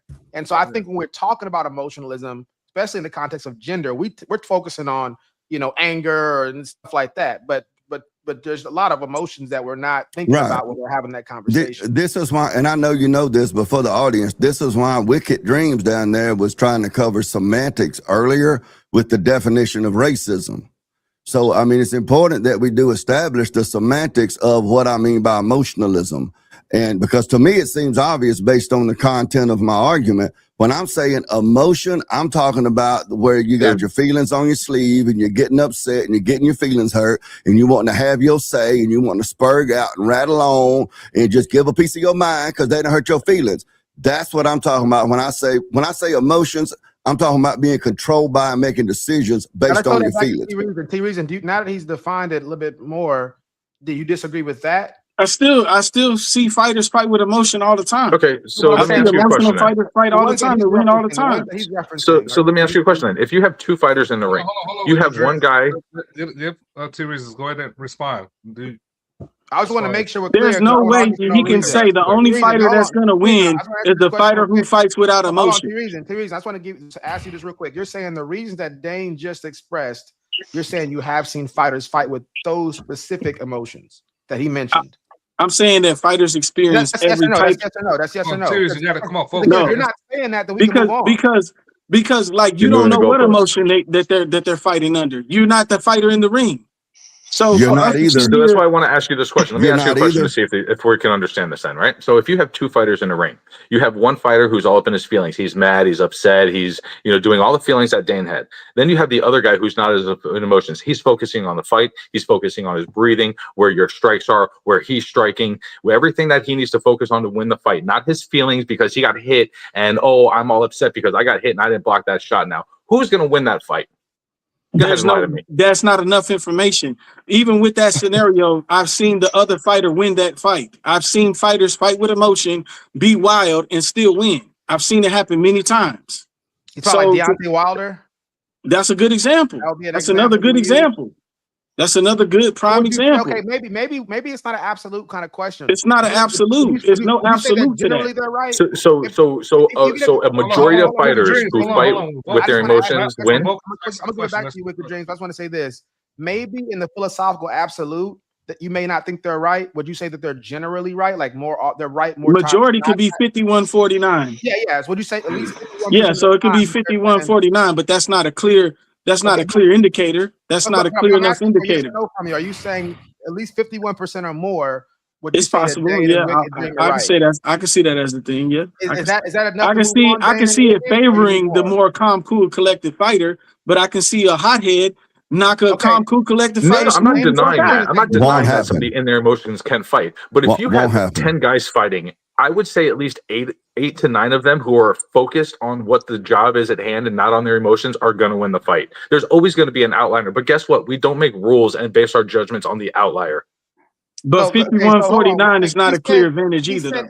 He said 8. What number would you give it? If you could say something, if you're close to that, then we don't need to argue this anymore. I would say at least 75 to 80% of people who are not in their emotions. 7 to 5 out of 10. At least 7.5 out of 10 would be focused and win that fight compared to the other ones, because the other ones are fighting with emotion. They just probably got lucky with one of their swings. But I just want to know, T-Reason, out of 1 through 10, what number would you give it? Well, so when I think about this topic, I don't just think about it in the context of boxing. I think about it in the context of in the real world. I was trying to find a common ground. I could have found that common ground with you, but he just doesn't want to do it. He can't. It's not that I don't want to do it. It's just that it's a new point. It's not a good enough point to make. It doesn't add or give contribution to the conversation enough. It's just a new point to me. Have you ever seen the fight? It's a very famous fight between Ali and the other boxer was Michael Dokes, where Ali's in the corner and he completely dodged 21 punches in 10 seconds. Yeah, he didn't do that because he was angry, afraid, upset, offended, felt insulted. You don't know what emotion he was under during that time. I'm telling you, human nature is human nature. And the statement, but you don't know what he was feeling, is not an argument. But you don't know? But you don't either. Do you know? And that's part of know. I do know. You're just talking out the side of your face right now. Your lips is flapping, but you don't have no way to actually know for a fact what you're saying. Can I finish what I'm saying? Can I finish what I'm saying? If you'll stop spurging a minute and act like a man, and then I'll let you talk. You're spurging. You're the one who's spurging. Can I let you talk? It is a perfect sign that you know. Let me talk. Yes, you can let me talk. It is evidence. You don't have any way to prove that Muhammad Ali was not emotionally charged when he was dodging those punches. You don't have. That's just an opinion you have, and your opinion is not worth anything. You're stating an opinion, but it's not a fact. Just because you say it's a fact doesn't make it a fact. Get it off your chest. Have your rant. Have your rant, air out your ovaries, You are and the when you one get on the ready rant. I'm to just, be a I'm just man, saying we'll what's have a facts. conversation. Hey, T reasons. Al for Y'all sure, not doing a good job cross examination. Let's bring just Al Can for I short. finish what I was saying? Can I finish what I was saying? Because what T Can I Reason, finish what I was what saying? this lady Can I over here finish? said, what this lady over here did was when I was pointing out how dumb what he said was, he just wants to spurg out in which is more feminine behavior. Like when you're trying to argue with your wife and she just wants to scream about her feelings and say, but that's not what you want. T Reason. I have a question if you for don't you. know, Can you don't sit here and know, tell me with a straight face, I beyond a guess T shadow of a Reason doubt, just you gets know to what just. emotion he I guess had T when Reason he was just gets the dodging those? PMS. I guess he just gets. Dang. Tack ideas, not the person. We went over these rules and begin the show. Focus on ideas. I'm responding to Better him. argument, sir. We just got to get better. I just want to ask a simple question. Argument. Can you say beyond a shadow of a doubt he did not possess the? I muted you for a reason. All right. What we're going to do is, because like I said, y'all not doing a good job at cross-examination, asking questions, then clearing all those things that we advocate on the show. Let me bring Al for sure there. Let's settle down a little bit. Al for sure. What's your thoughts on here? Man, so man, that was wild, man. So my thoughts, man, to be honest, I'm hearing the sparring back and forth, man, and it's funny because when I think about the idea of the emotions, truthfully, the emotions don't matter. Like whatever he was feeling at the time, the emotions don't matter. What's virtuous is how you respond. The response is where the virtue is. So you can be, like nobody knows what nobody's feeling about nothing until you respond. And that response is where you can find whether there's virtue or not in the response. Yeah, so that's my take, man. Y'all wild, man. If I can say this in response to Alan, I'm just gonna throw this out and Alan can respond to how he wants. I don't know how much of Alan's background he wants to divulge publicly, but he comes from a background a lot like you, Enos. You've shared with me some of your backgrounds and how you thought, before Vulcan over here kept bugging you and pushing you around and bullying you and stuff. Before that, you and Alan would have a lot in common. That's why I've been telling him for weeks he need to come on panel because I think he got a lot he could offer. Okay. Did Uncle Tiger get in? Uncle Tiger.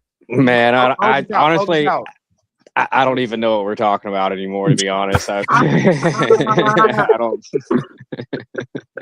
Well, so earlier we're talking about how Dane and T Reason trying to distract us from the Epstein files.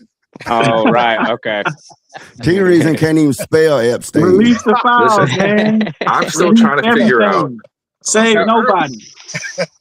Now, earlier, Vulcan was bringing up the way we're defining the virtues. I want to ask Vulcan this. Ask them. Oh, he said ask them to define virtue. Let's bring Wicked Dreams in here, and then we can go to the next topic. I want Vulcan to respond to that. Virtue. I would tie virtues to duties. Okay. All right. So I remember you was asking that question earlier, Vulcan. Was that for me? I don't know if that question was for me or not. I think that question was for everybody. Okay, that's for everyone. But I remember y'all two was actually having a disagreement about the virtue part. But we could get everybody in on this topic. Yeah, that was probably from when we were actually trying to figure out when you talked about virtues, and then I was saying that virtues would be kind of tied to a duty or masculinity. Masculine traits would be tied to a virtue. Which is why I think I would tie virtues to duty, because if you do your duties as a man, that would actually be traits of masculinity. Okay. Vulcan, would you agree with that? I would say this, generally speaking, yes. But I would say also taking over, dominating, conquering, that's also, let's say, for instance, I work for Wicked Dreams. If I work for Wicked Dreams and he's my boss and I'm doing my duties and I say, you know what? I think I could take this guy. And I take over and I conquer, and now he has to do what I say. That'd be masculinity too. Well, but you're still doing your duties. You're taking charge. You're not. I mean, that's still. But I'll be saying I'm not going to do the duties you gave me anymore. I'm going to make you do the duties now because I'm taking over.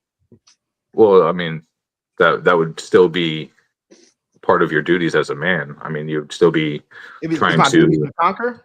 Well, I mean, it isn't life all about conquering. Essentially, all of life has been about conquering. I certainly hope not. I mean, if you think about it, throughout times, Indians conquered. Everybody tried to take over or conquer something at some point. Yeah, we just have it good now to where we don't have to. I would say it's a part of being the masculine, testosterone and stuff like that. Just again, typical male behavior. I would say that falls into typical male behavior. But I wouldn't teach my kids to go around conquering y'all's property. Yeah, well, I mean, I wouldn't say go.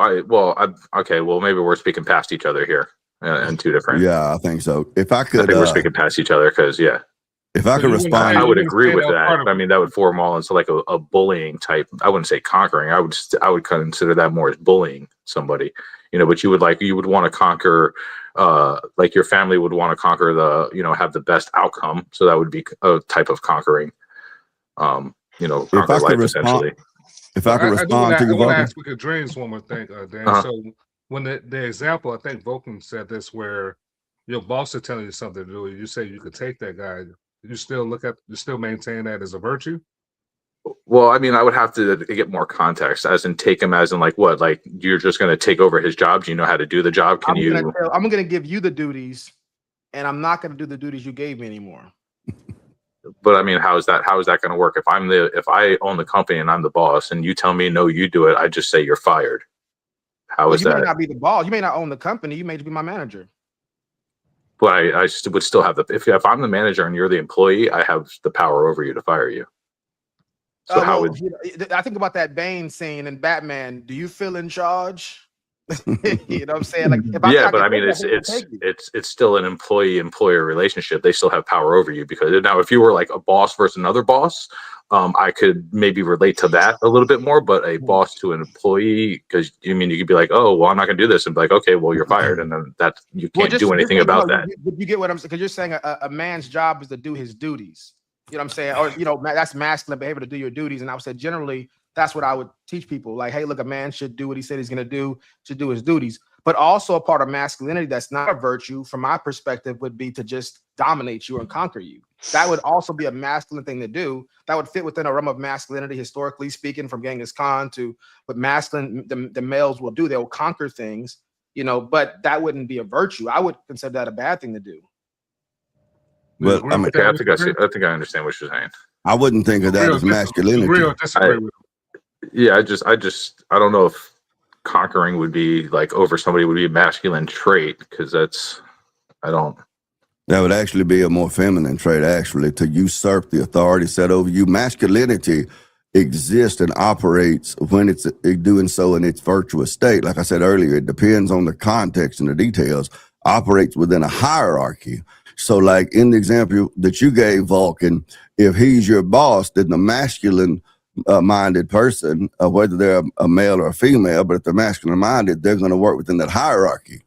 When they begin to think, man, this dude ain't nothing but a punk, I'm just fitting to start playing these behind the scenes relational machinations to get around, and I'm going to usurp his authority. That's actually would be a man who's thinking with a feminine mind, because that's how women exert authority.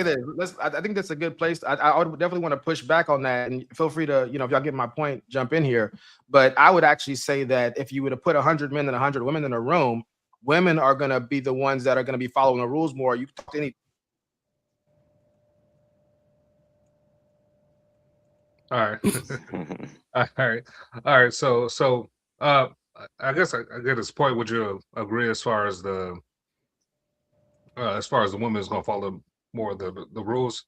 You speaking to your point. Well, I think that we have to look at the semantics of follow rules. Are they going to work within a hierarchy, with the hierarchy being geared to produce accomplishing a particular goal or completing a task? No.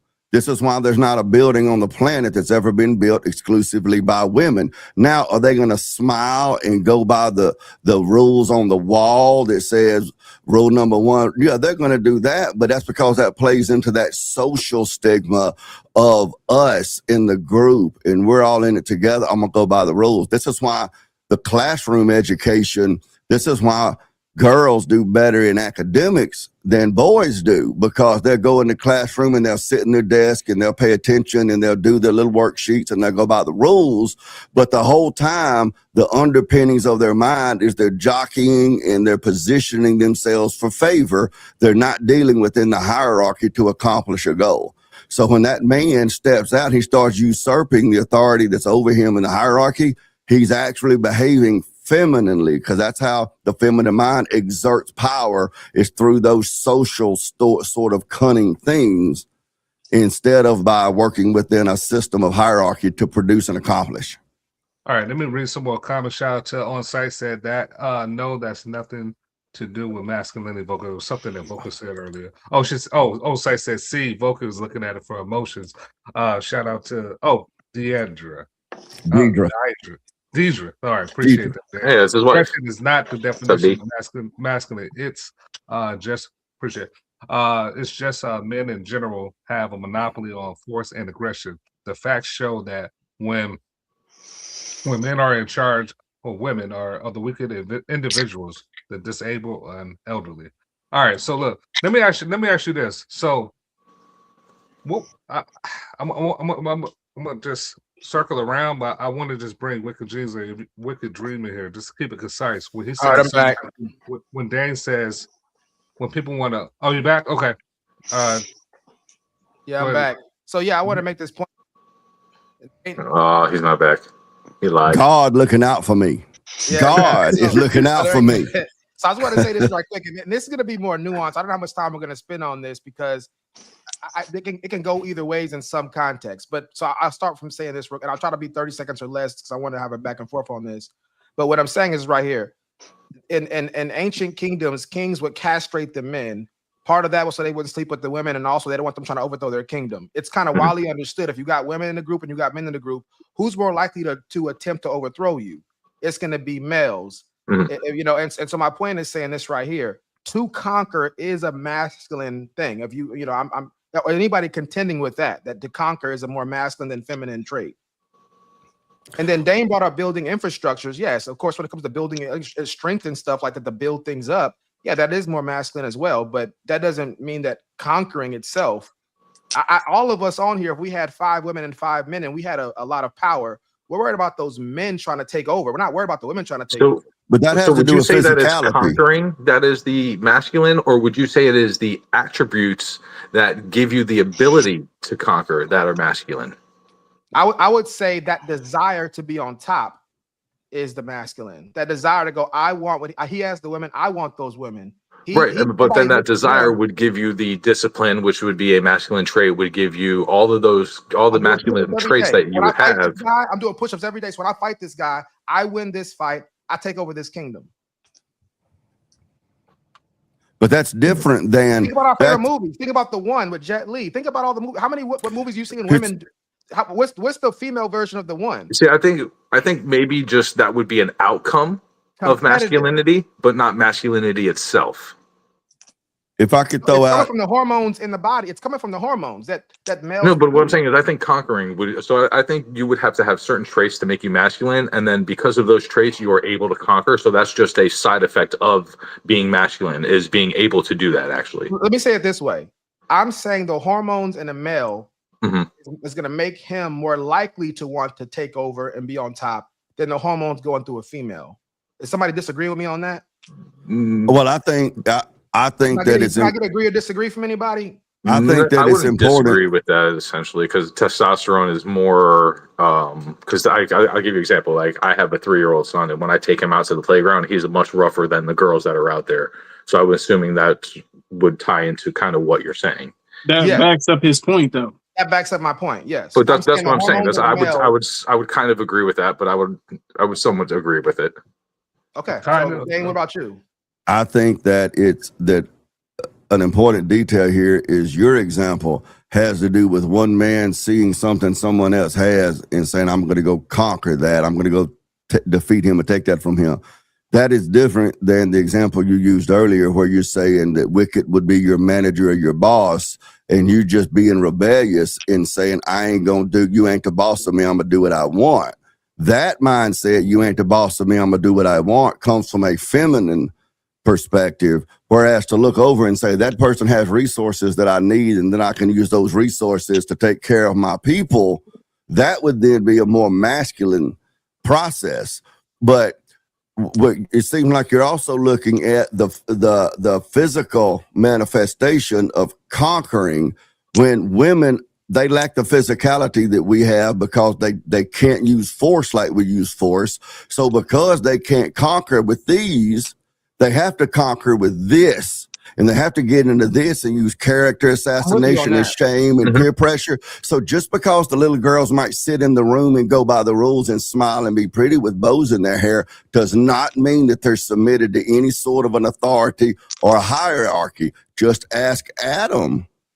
You know, so as far as who's conquering or who's, you know, submitted and going by the rules, to judge just by what we see really doesn't show the whole picture. And any man who's ever been married can attest to that. No, I would 100% agree. I mean, unless we're, you know, the Bible says what God judges the inside. We only can go from what we're saying. My point is just saying that the hormones being produced in a male is more likely to make him say, I'm not gonna submit or be subordinate to this person anymore. If I want that position, I want those cars. I want those we have emotions. Yeah, we're definitely more aggressive. But I would agree with our that. duties, more competitive. I'm even saying more competitive. Competitive, aggressive. Yeah. I would say that's synonymous in a way. Yeah. I'm just saying competitive to take it so it doesn't have the negative stigma necessarily to it. I agree with your wording. No, I mean I think competitive in men is a must. I think there should be competitiveness. But competitive may mean, like, you know, anybody seen the movie Lucky? It could be good, it could be bad, but I think competitive overall would be a good thing. Yeah. I would say it's a neutral thing, but yeah. But I mean, it goes back to what I was saying earlier. Men have those emotions. When I talk about masculinity being doing your duty despite your emotions, and femininity being, or feminine mindedness being controlled by your emotions, this, you know, it would fall into what you're saying there. We have those urges of, he ain't the boss of me, I want to be the boss, I'm going to be competitive, but our duties would restrain those things so that we behave in such a way that's beneficial to accomplishing the task within the hierarchy. When we have those urges of, I'm finna get that dude a piece of my mind, I'm finna show him something, or I'm gonna usurp his authority, and we go on that based on just the fact that, like you said, we have our hormones flowing, we're behaving like a feminine-minded person. You see? Well, see, I would say it this way. I know we got to move on. He knows. I would say that a good masculine man would find a healthy or a good competitive way to take control or be the man on top, right? I say a bad masculine man would do whatever it takes to become the guy on top. But would you agree, though? I don't know if you're married or not, so you may not agree. Even if you do agree, you may not let me know. But would you agree that I'm going to do whatever it is to have my way or be on top or whatever? Would you say that that comes from a feminine thought process or a masculine thought process? I'm going to do whatever it takes to be on top, no matter who it hurts.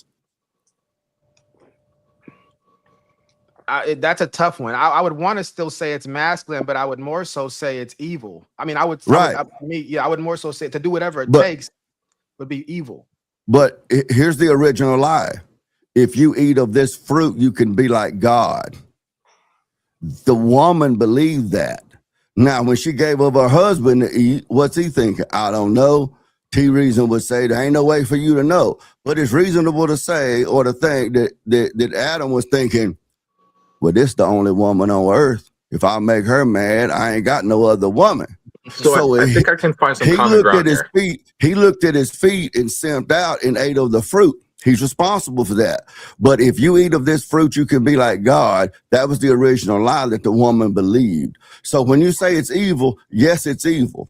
But when men encounter that evil, how do we respond? If he's behaving in his masculine mind, he is looking at his duties versus his feelings. The woman is looking at her feelings more than her duties. Well, a lot of women don't think they have duties. I wanted to drop it, but this is my issue, and I know you want to, Wicked James, you want to get in there, but yeah, just have it real quick after you're done. Theological, I've never seen in the Bible a person's gender or masculine referenced in a virtuous way. Well, there's all sorts of things in the Bible that's not directly referenced that we can study out through Scripture, and we can use exegesis to come up with solid doctrinal positions. So, but what I'm saying, but I'm saying, what legitimizes masculinity from a theological perspective being a virtue? What would you use? Well, I didn't say masculinity itself was a virtue. But doing your duty, doing what's best for the people around you, despite your feelings, would be virtuous. Yeah, for all parties, right? Well, sure. Yeah. I'm not bashing women. I'm just saying that responding. I'll give an example. Naaman. That's a good question. What you're saying, that even if women in the feminine mindset, when they do this, is still it's a virtuous thing. Yeah. It's like this. It's like a saying goes, and I know this is not a logical argument, but what makes it tied to masculinity more than femininity at that point? Yeah, I think it's the actions that you take. What makes what tied to masculinity more than? So I think what he's trying to say is if you do this, you're saying it's masculine, but if you do it this way, then it's feminine. But I believe that when you're doing those actions, depending on, so if you want to conquer something and you say, do whatever it takes, and then you're saying, do what it takes, but within reason, something like that. So would you say that the actions you take to get the outcome would determine on if it was masculine or feminine? Would I say that the actions in particular, is that what determines whether it's masculine or feminine? Yes. No. I wouldn't say that. Because Dane's saying, like, okay, well, if you do it because of what's the word that he used before? I'm trying to remember the word he used. When he said you have more of a feminine mindset because your feelings. You know what I mean? And usually when you're in your feelings thinking about something, you might react a certain way. But when you're actually not in your feelings thinking about that same problem, you could react a different way. Yeah, I mean, so then the action you take would then determine on whether it was a feminine way of taking it or a masculine way of acting. Sorry, ask that last part again. So Dane's saying that, like, okay, well, if you act, say you act a certain way, if you're in your feelings and you're upset about something, right? Mm-hmm. And you think about that in the upset mindset, you would act A this way, A. Now, if you take that same action and you get out of your feelings, like you're ever upset about something and then you have a thought about it and then you get out of your feelings and you think about it again, so you changed your mind. So being that your situation changed and your actions changed, but it's the same situation, would that determine whether it was a masculine trait because you were in your feelings making that decision, or a feminine trait because you were in your feelings making that decision, or would it be a masculine trait if you weren't in your feelings and making a reasonable, logical decision? Because from a theological standpoint, both women and men are required to do the right thing the exact same way in those situations. Mm-hmm. Now, man is the leader, so you can say there's a greater responsibility given to him. That would agree with that. But in any situation, if we make up a situation right now, which we don't have to do, if a woman's in that or a man's in it, we would, if whatever the right thing to do, we expect both of them to do the same thing. Whatever the right thing to do would be. Well, do you think that one would act more rationally, where the other one would act more in their feelings of how they feel about it at that moment, and not really think about the whole situation itself? Generally, I would say yes, but I mean, I don't know what what percentage that would be. That's the difficulty with me. Okay, I can understand that. That would be. All right, comments. Let's get comments in there. The ability to conquer is masculine trait. Using it to suppress and abuse is not. That's the part that I don't. Using it to suppress and abuse is not. See, again, we're turning masculinity and some type of metric of morality. That part I wholeheartedly object to. I don't see any biblical reason for that. I don't see any reason scientifically to suggest the second half of that. So look, the ability to conquer is a masculine trait. I agree with that part. Using it to suppress and abuse is not. You're turning masculinity as some type of moral framework when I've never heard a philosopher that any of us would agree with, or any scripture that would support that. What scripture or whatever rubric we're going to use outside of ourselves is going to support this second part, which is using it to suppress and abuse is not. I want to hear a quote by Abraham Lincoln, or not even Abraham Lincoln. I'm like some kind of theologian, especially if Dane's making the point. What theologian or what scripture substantiates this point? I don't see it. You're asking Anybody. me or Wicked? I'm asking anybody. I don't think anybody can prove that second half can Well, be substantiated theologically. Yeah, I have nothing on the second half of that. I think that you're, and I'm hoping I understand your question, your argument, but I'm thinking it comes under things, you're saying a theologian that said or whatever. I'm thinking that we need to understand that in Scripture, there are a lot of things that are truths taught in Scripture that are not explicitly black letters on white paper spelled out, like the Trinity is not in Scripture and that I'll sort take of a stuff. narrative. I even go as low as to take a narrative that said that to suppress and abuse is not masculine. I don't even need didactic. To your point, Dane, I don't need didactic right now. Okay. I'll take inference to the best explanation at this point. Okay, blessed are the meek, for they shall inherit the earth. What is meekness? Meekness is when you have the power. There's no masculine mention in that. Let me finish what I'm saying. Let me say, when you have power to do something or to exert over someone before the benefit of that person or for the benefit of the community or accomplishing the goal, you hold back that power. You see, that is what I'm talking about. When you have an emotional urge and you think, Christ, when Pilate kept like pushing him, they say you're the king of the Jews and all of this, and Christ finally said, I could call down a legion of angels right now and they would come to rescue me. He had the power to just, not only is Pilate gone, but Caesar and the Roman Empire is gone. But for the benefit of those that he came to give himself for, see, all of this is masculinity that he gave to give himself for. He held back that power. That's meekness. Now, does the Bible or some theologian outright say, that masculinity is only a virtue or whatever if you use it for good outcomes? Well, no. But when we study Scripture, we see this being the case. We can look at Moses. When Moses, you get one example. Let's deal with examples at a time. You want to address that, Vulcan? As far as the first example, as far as Jesus. Nobody else has one they want to bring up too. Does anybody else have one they want to bring up? I don't have any. Uncle Tiger. I'll say. So yeah, again, I would agree with Dane that I would agree with Dane that those are all. Those things that were mentioned are virtues, being meek and all those things. Those are virtue. I'm just saying what makes that lean more masculine. That's the part that's the hidden premises that I'm not hearing yet. Well, how many? I would say that applies to both genders at all times. Okay, where are the women, other than one or two outliers like Deborah, for instance? Where are the women in Scripture who are shown denying their feelings, setting aside their urges, their wants, needs, and desires, and fulfilling their duty for the betterment of, others or the people or the cause? If I may chime in, you know what it sounds like, Dan, when I'm hearing you? It sounds like you're saying people that are obedient to God, female or women, that's masculine. So women that's obedient to God, doing the duties that's given from God, they operate under masculinity. Is that true? Is that what you're saying?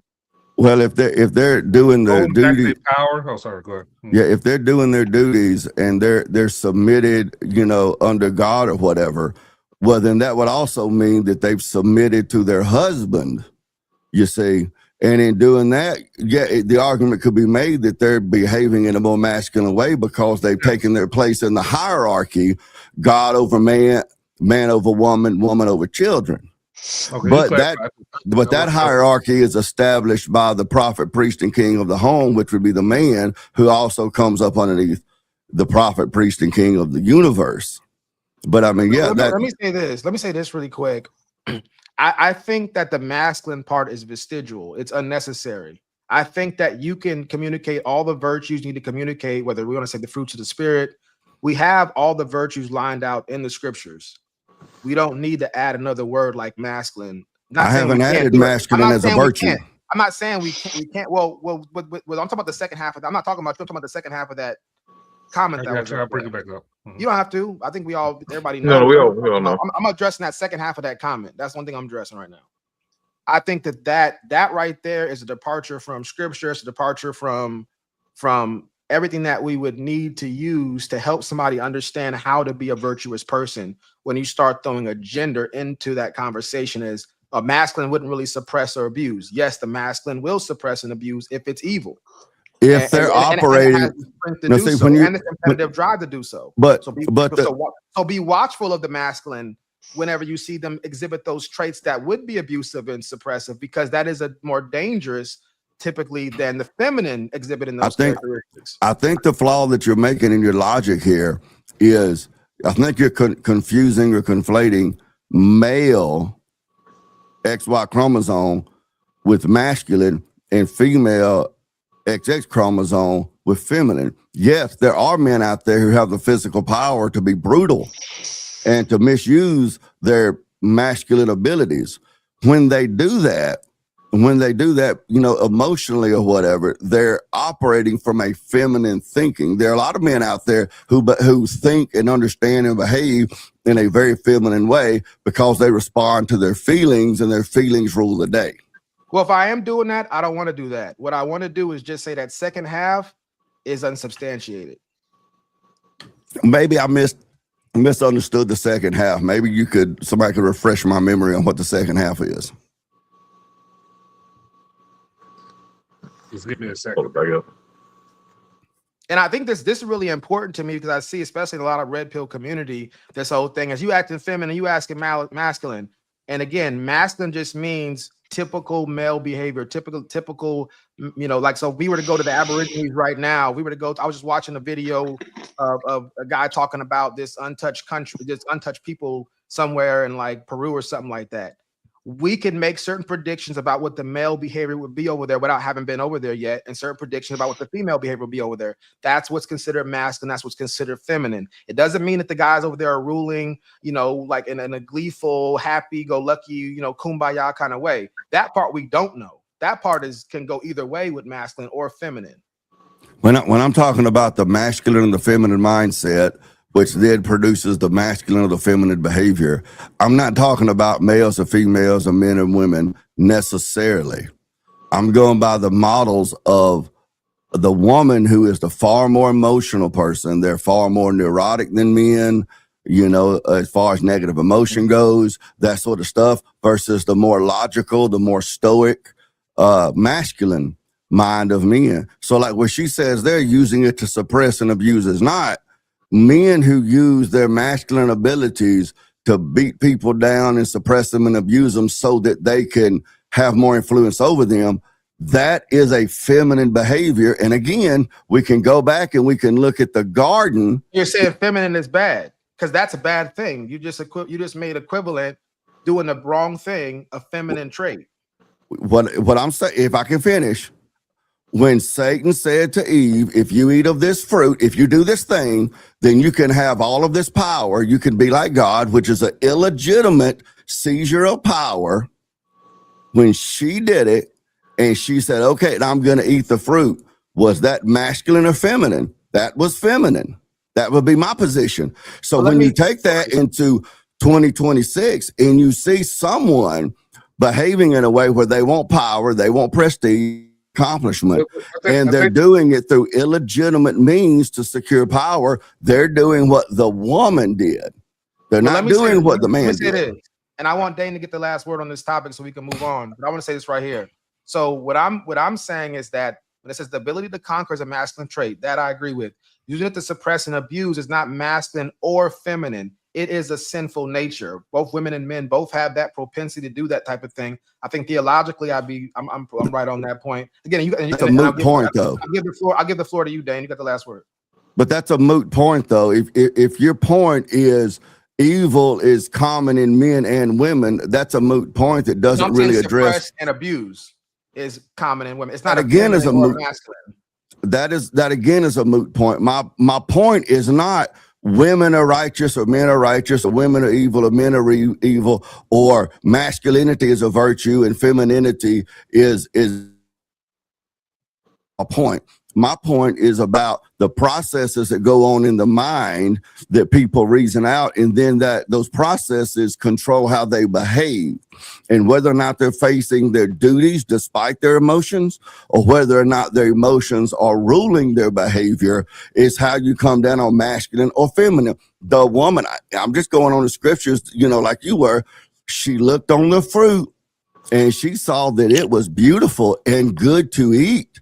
That's femininity. The masculine mind was saying, this is the law. We don't eat of it. When Adam said, when scripture says, and she gave of her husband and he too ate of it, he was looking and he was, I'm assuming, thinking she's the only woman. She said it's good to eat. She could make her own decisions. She's an adult and he too ate of it. He was thinking and behaving in a feminine way. Okay. So, all right. I got you. I think we got that there. All right. Let's get into the next. Appreciate your breakdown of what that means. Let me bring the next topic in. Let's try to get through these topics, fellas. All right. Let's go. Do you support Kevin Samuels? Oh, Kevin. I mean, no. I mean, nah. That's good enough for me. Okay. Okay, Yeah, very he good. was a little bit. He was alive. Yeah, And mainly how he passed away kind of contradicted everything the brother was. But hey, well, just like him, So this video right here, and y'all can feel free to take it wherever y'all want to go with it. But so this lady right here is using somebody's adoration or respect of Kevin Samuels as a vetting process in dating. So I want to know what y'all think about that. And do y'all think there's any good reason to use it that way? And I think you can take over from there, so you ever you want to go first or whatever. Yeah, let's get Uncle Tiger here. I got you. You muted. I got it. Go Every ahead. time. Sorry, every time. Okay. he's Irish. Y'all gonna have to give him a minute. He's Irish. Yeah, I'm slow. Okay, so yeah, Kevin Samuels is You the running GOAT. into the same problem as Dane. Yeah, I guess so. So Kevin Samuels Irish is the too. GOAT. And like a woman using that, okay, oh, you don't like Kevin Samuels, all right, cool, then we're dating now. Using that as a vetting process is just like they refuse to take any accountability at all, acknowledge reality at all when it comes to the modern dating scene. I think that's hilarious. And if I were the guy, I would have been like, yeah, Kevin Samuels is awesome and screw you. I don't, you know what I mean? That's my take on it. I appreciate that. Let's get into the comment. Shout out to On Site saying, I like how y'all do different topics and don't stick to just one the whole line. Appreciate that, man. Can I say real quick, Enos? I second what he said. That's what I love about y'all's little podcast. I don't know what got y'all to here, but I think it's, like I've told both of y'all, I love the blood sport, and everything, but I do like the structure so you can get into it, That's cool. Shout out to on the on-site said they hated him because he told the truth. All right, right, right, yeah. Got T Reasons here. What's up, man? Uncle Tiger was spot on, man. If you come into a dating scenario where that question gets brought up, should be a red flag on the man's part. Because all he did was talk about accountability, and it was on both sides. It was for men and women. But for some reason, the women, they just took a hard stance against it, and they celebrated his death, which I don't think was a worthy thing to do. But I think a lot of things he talked about were things that need too. Yeah, and it's like, if you only have a small piece of the story, then you're going to latch onto that and, think you're right and justify your opinion. But I think his message was a positive message. And I think he said things that needed to be said, even though they were tough conversations to have, which is what we do on this pod. We have tough conversations that's needed to be had. But I think for the most part, if a girl's asking a question like that, you should question whether you should even continue to have conversation with somebody like that. All right, Wicked Dream. All right, so now that Tiger and T Reason are best friends, because this is the second time they agreed tonight, I don't even know what to do. So I mean, I don't really know too much about him, but just seeing what I'd see, I would have just popped her a balloon right away.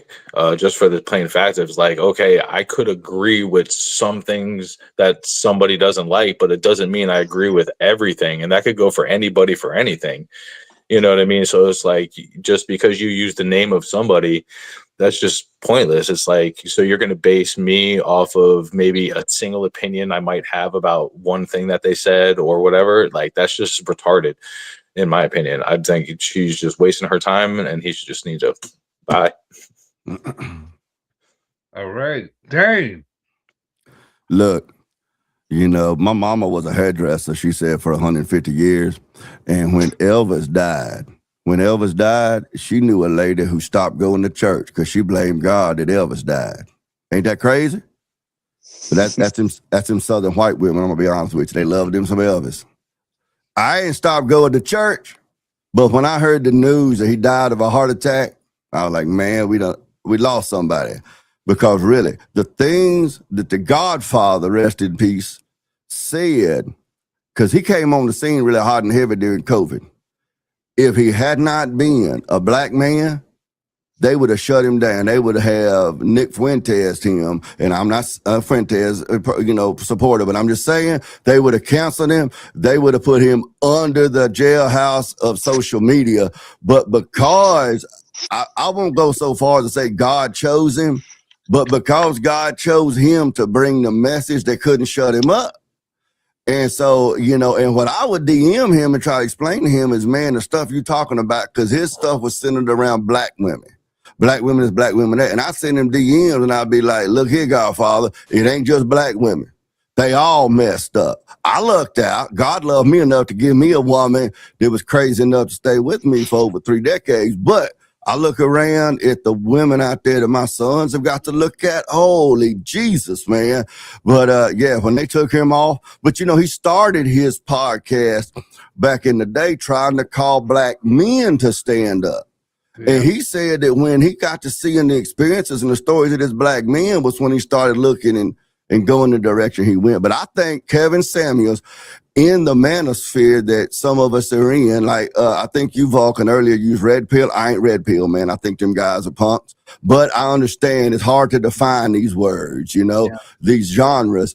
But I'm definitely not red pill. But in this manosphere era, a lot of people in that red pill community look to Rollo Tomasi that wrote The Rational Male is like the godfather or whatever of this stuff.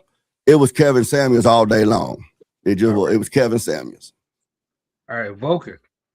So yeah, I want to say this is in regards to Kevin Samuels really quick. I think even Kevin Samuels may have done it, but a lot of people attribute the beginning of the red pill or the manosphere to Patrice O'Neal, the comedian. He was doing it on the Opie and Anthony and stuff like that. And Kevin Samuels has referenced him a few times on the show. I got exposed to Kevin Samuels kind of late. He may have already had passed away by the time I got exposed to him. But when I would go out and people would say, hey, you sound like Kevin Samuels. And I'm like, who is it that sounds like me? And I'm a weirdo. Nobody sounds like me. I'm a robot. That's what everybody calls me. So the thing is, so I started listening to it. I was hanging out with this lady and she was like, we're working out on the treadmill. And she was like, I'm going to show you him. And I had seen women get offended by his name even coming up in different settings. So she played a little clip of him and I'm listening to it. I'm going like, what was wrong with what he said? She was like, well, not that one. And I realized, oh, they just don't like this guy. That's what's going on. So I'll say, like, using him as a vetting process, obviously, I think is a poor rubric. It's but I will say this: there is a subsect within that community that does have a hatred towards women, or maybe hatred may be too strong, but they overcompensate if they aren't being rewarded in the dating marketplace. Maybe because of their, whatever it is. I don't want to. You're going to find that in every group, though, aren't you? Absolutely right. Absolutely right. And so there are some guys who there's a quote that this pastor I used to like to listen to. He says, whatever the parents do in moderation, the kids will do in excess. There are intelligent men like the men on the panel here that can process what Kevin Samuels is saying, and they realize what may have been for show, what may have been his own personality. Like, I know he mentioned his personality on the show being ENTJ. They're the commander personality types, very much about efficiency and logic. I think he was like a chemical engineer by trade. It all makes sense. So they're gonna cut people off a lot sooner. They're the type of people who are gonna not get lost in the nonsense. They're very efficient people. Mm-hmm. And so I see a lot of times when he would cut women off or he would go back and forth with them. That's more of his personality trait type of thing. Typically, he wasn't the first one to be the aggressor in those situations. Me, I'm not gonna do that pretty much no matter what. If somebody calls me a bad name, if I can't reason with them, I'm just gonna stop having the conversation. I'm not gonna go back. I'm not gonna be, he holds a good witness on them the best that I can. And if I can't, I don't have the strength to do that, then I feel like I lost. And then I'm about out of the conversation. Well, see, I'm gonna hang in there. I'm gonna hang in there to the that's bitter why we need end. guys like you on the show. Yeah. You know, reason, you know, I know y'all don't play, you know, and that's why even we met on the Cooley show, you know, people brought up the fact I was so quiet on there. If it rings as chaotic, I'm gonna just get quiet because I'm after conversion. I'm after people's minds, and if I feel like I can't reach it, then I don't have anything to say anymore. Yeah, That's me. but see, I'm not the entertaining, funny guy. this is just as a side note, but just let you know that younger son of mine, Jude, you know when I call you Black Jude, his personality the same way. He's a lot more like his mama. You know, if it gets chaotic or aggressive, he just gonna chill. He gonna go about his business and believe what he believes. But me, I can't get my result. I'm after my goal. My goal is conversion.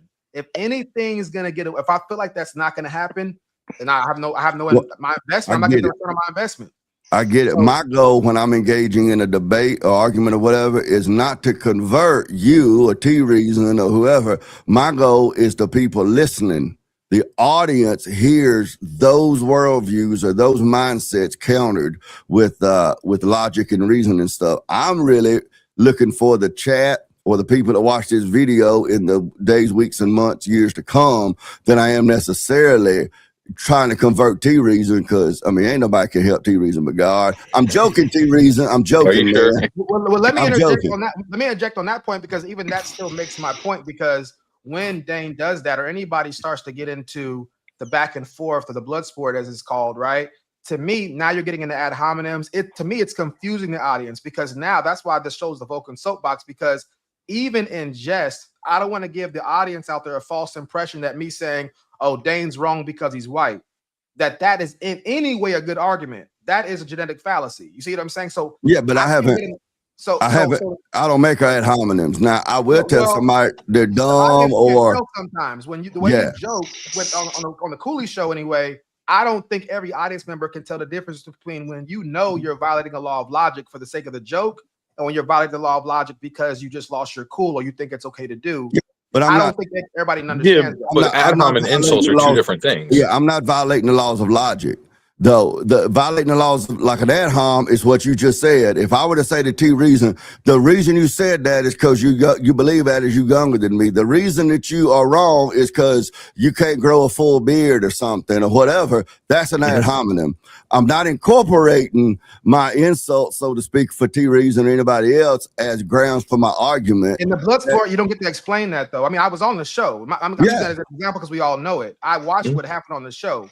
And I think for the average audience member, now if you're going to take a moment and not go back and forth with them to explain it, then it would make sense. Hey, look, now he's doing a blood sport, y'all. So all gloves are off. So everything I'm going to say isn't going to be premise and conclusion or whatever the case may be. I get what Vulcan is saying. He said just for the audience, when people that's watching Dane doing that, they don't know if he's really joking or if he's actually doing this purposely, and that's well, they may know he's joking, but that joking doesn't say whether or not he thinks it's a good argument or not. Here's the difference, though. Argument to make this is an invalid argument to get to involve myself in the blood sport, you know, because you see this, you know, I covered this when I was on Cooley's show already. Whenever him and Marquette Devon Burton did their show. When they said we think it's okay to evaluate the people as well as what they're saying. I think that's genetic fallacy. I think anytime you're discussing the truth of something and you're disqualifying what somebody's saying based off of who the person is, that's a genetic fallacy. But what I do, I'm not disqualifying the argument based on, you know, their IQ or whatever. I don't know if it's easy to tell by the way it's worded. Is my point. The way I describe it with people I've told about this podcast who are into the blood sport thing, you know, like Wicked and Tiger, two of them, is this. The blood sport on No Fugazi and Speakeasy and such is more like a bar fight or a street fight, whereas this podcast is more like jujitsu. Yeah, and I'm saying in a bar fight, there's casualties that are unintended, latent functions, unintended casualties that They'll be the same thing here. They'll be the same thing here, though. No, there will be, but I have to have. I mean, I got to do what, you know. I think we should all act in what we think is the best case scenario. Because essentially, it is you just want decorum and a decorum essentially to have an argument. instead of just the back and forth, because there's a lot of talking over with the back and forth and you really can't understand. And then if you have the ad hom attacks, people in the audience really aren't going to understand whether you're making an argument and you believe that, or if you just don't believe that and you're just have no argument and you're just talking. Essentially, is that what you're saying? Yeah, that's pretty good estimation of what I'm saying. But I agree with Dane. Dane doesn't do what I'm talking about. No. Yeah. So Dane will actually attack the argument and then he'll insult them. There's a big difference in that. I'm just clarifying for everybody on here, including Dane, that I don't think it's easy to tell all the time when it's a blood sport.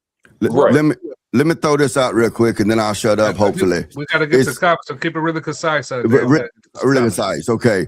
And you might call this an ad hominem Vulcan, but it ain't. I would say at least 75, maybe more % of the chat in blood sport debates, they're not gonna come to your type podcast because they can't really grasp what you and I and a lot of the rest of the panel, not T-Reason, are saying or talking about. Because we think about it. It's a slow That's grind. the problem. 100% agree. It's a slow grind. We on the same page on that. Yeah, they're not gonna get it. They're gonna be over there. It's like hockey. They there for the fights. Well, somebody came for the chat. Shout out to on site, said Dane brought me here so the game. Yeah, on site. He's from over at No Fugazi. Shout out. He's one of the chat members. Okay. Yeah. I see him in chat all the time. Shout out to Dane. Oh yeah, we was talking about Kevin Samuels. Kevin Samuels wasn't red pill. They just took what he did and made it extreme. And you know, let me bring this last comment. That what makes the debates fun and entertaining. Other than that, they're boring. That's why I watch Dane and Cooley. Man, good show. Hey, I want to say this. We're going to go to the next topic. One thing I did notice, and I got a small algorithm on my YouTube. I don't watch a lot of relationship videos compared to my peers. But one thing I can say about Kevin Samuels, when I hear other guys that's in these dialogues with women, it seems like they are flirting with the women when they're giving advice to a certain degree. I didn't get that impression from Kevin Samuels. It was straight truth. He was like a father, genuine, really want to help. uncle. The frustration wasn't like, well, in those people's defense, though, those women are in the actual studio with him a lot of the times. We don't know what he would have did if the women were in the studio with him. I don't think he would have flirted anyway. I'm just saying. If you appreciate that, you will actually appreciate Cooley's girl show that he does. He does it like maybe once or twice a month. He hosts a girl show. I love what I'm saying. Like, I don't know if you watch his girl show. He's saying that he doesn't watch a lot of the dating shows. No, this why I want to rephrase that. Like during that time, this was like. Oh, okay. After he passed, I see a lot of people doing similar things where they actually just making sure they're being objective. I know the podcast topic is not about praising Kevin Samuels, but I grew up, I've shared on this podcast before, I grew up like a marshmallow and a bowl of Cocoa Puffs, all right? One thing I liked about Kevin Samuels is he conducted himself like a lot of the black men I grew up around. The dress, the candle of the day, the scent of the day, the watch that he wore, the way he carried himself with dignity and honor, that was one of the things that caught my attention when I first accidentally strolled past him on YouTube. And I think that that's a fantastic message for young men in general, black or white. Okay. All right, let's get to let's skip this one. Let's skip this one. All right. Was that Bootsy? You said what? Was that Bootsy? Yeah, Bootsy. Yeah, that was Bootsy. That's a cool one, but I think we can skip. This is gonna be good. With this one right here. That's it. Can I blow this up? So yeah, we don't have to blow it up. So basically, this right here is, and who knows if this is real or not, but I think the conversation will still be good. So this is a man who's showing his son how to urinate by his son watching him urinate. So I want to go around, so you can lead this, but just ask everybody, do you agree or disagree? And then after everybody says whether they agree or disagree with that method, then we can go back around and go to the why. All right. I'm gonna go ahead and disagree right now because I'm literally in the middle of potty training my son. All right, Uncle Tiger. Yeah. I mean, it was kind of small. So was that in a public place or was that in a bathroom? It doesn't matter where it is. Yeah, but it looks like it's in the bathroom. Yeah, he's right. Doesn't really matter. His home. It's his bathroom. So the son can see everything, and his dad is teaching him how to. His son sees every part of his anatomy, and the father's showing him how to urinate. Yeah, so yes or no for now. We'll get to the whys. Yes or no? Do you agree with that? Yes or no, Uncle Tiger? No. Sorry. Let me say it this way. Let me ask the question. I'm not going to ask whether you agree with it. do you disagree with it? Sorry, that's the best way I ask it. I don't know. I don't have kids, so I mean, and I can't really remember my In general. personal experience. I don't know. It's kind of iffy. Okay. Yeah, So you're on the yeah. fence on it. All right, so if Yeah, we'll I'm on come the back to fence. you, we'll come back Okay, to so you. next person, All you right, know. Two reasons. This is a tough one, but I don't disagree. Okay. All right. So Dane. Thank God, man. We're back to me and T-Reeza disagreeing, man. The world makes No. sense again. No, All right, shout out to old site. this is inappropriate. My sons. Exactly on site. That's what my whole point I'm making. And if he was also having a tea party or letting his daughter put makeup in his face and barrettes in his hair, that's also crazy. Okay. All right, Vulcan. Wicked already went. Oh yeah, he already answered. So yeah, I disagree with this. I disagree. All right, Wicked, go ahead and start it off. Go ahead. I mean, I'm literally in the middle of doing this right now. Like literally in the middle of doing this right now. And there's no. You know why? Because he already knows. Like he knows how to use the bathroom. What are you talking about? And if you look at the age of that kid right there in that video, that kid was at least 5-6 years old.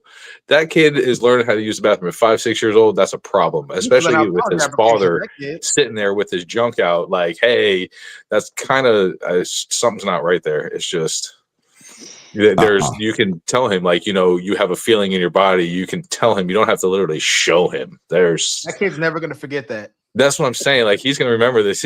He's gonna be going into like what's gonna happen is he's gonna be like women growing up, and he's gonna be like, "Hey, Steve, I gotta go to the bathroom. You want to come with me?" Wow.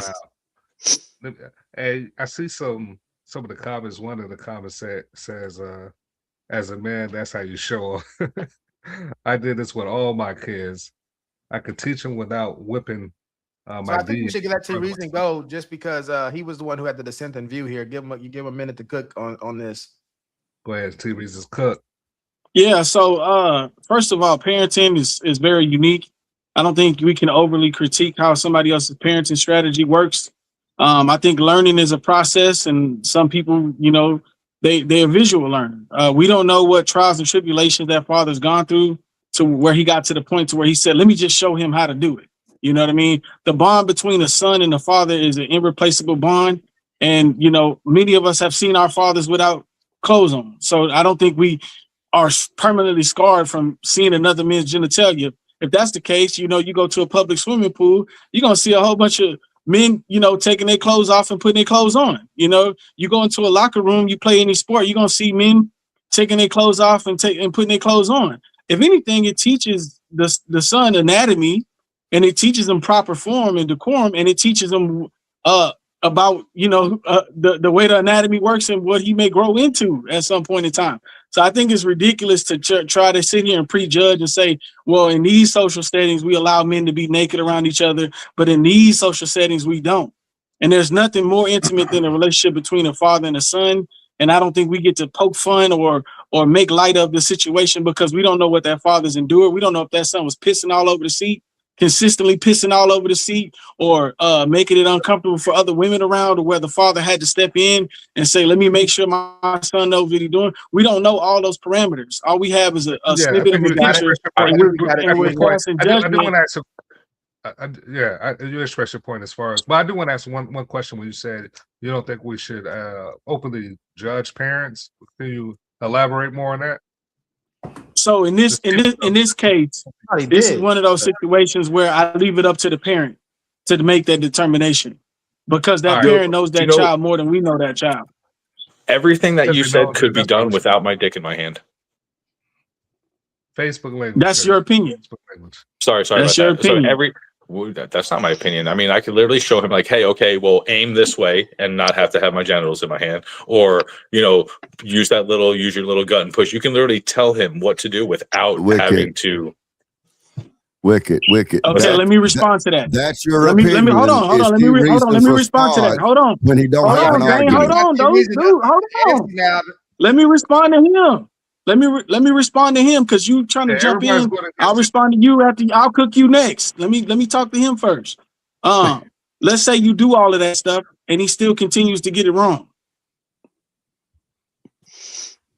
As in what as in aiming, and as in you tell them to hold it, and I mean, you give Right. rewards. Okay, well, if you do this, then you give rewards. You get you get a star, Okay, you get a and street then if you do this correctly. That's you use a reward system that generally works in okay, like 99% of situations. no, it does not. I wish Wicked Reward would. I've system. seen examples where So if I tell you if you do this and you get a reward, if you don't do it, you don't get a reward. That's not going to work. Do you have kids? Do you know how kids work? I've seen examples where that. Do you have I've kids? seen firsthand. Yes, I have two I'm children. telling Yes, you, I have like two reward children. systems work. I know. I Yeah, know. let's just stick to the argument. I've seen Ask, firsthand the reward system. ain't nothing personal I've about seen the kids. Let's reward just stick to system this fail part. miserably firsthand. Firsthand, I've maybe seen part. it. My bad. Just real quick. We didn't go over the rules with you earlier, Wicked. Just try to do your best to just focus on his words and his argument. You don't ask him any personal questions. And I apologize for that. I just meant to forward as in like, so if he could actually, because like I have a son, so like I can just, if he had an actual reference, like Tiger was like, I don't have kids, so I really don't know. I do the same thing, Wicked. I do the same thing, Wicked. I get it, but at the same time, that's also that could become part of an ad hominem. It's like I was telling y'all, Vulcan and Enos, they're trying to teach logic to these guys. Whereas me and you and Tiger, we just want to beat their eyes black and prove our point. It's just a little different attitude here. So, do you have kids? Well, no, because I want to do that too. You know, African American and not black.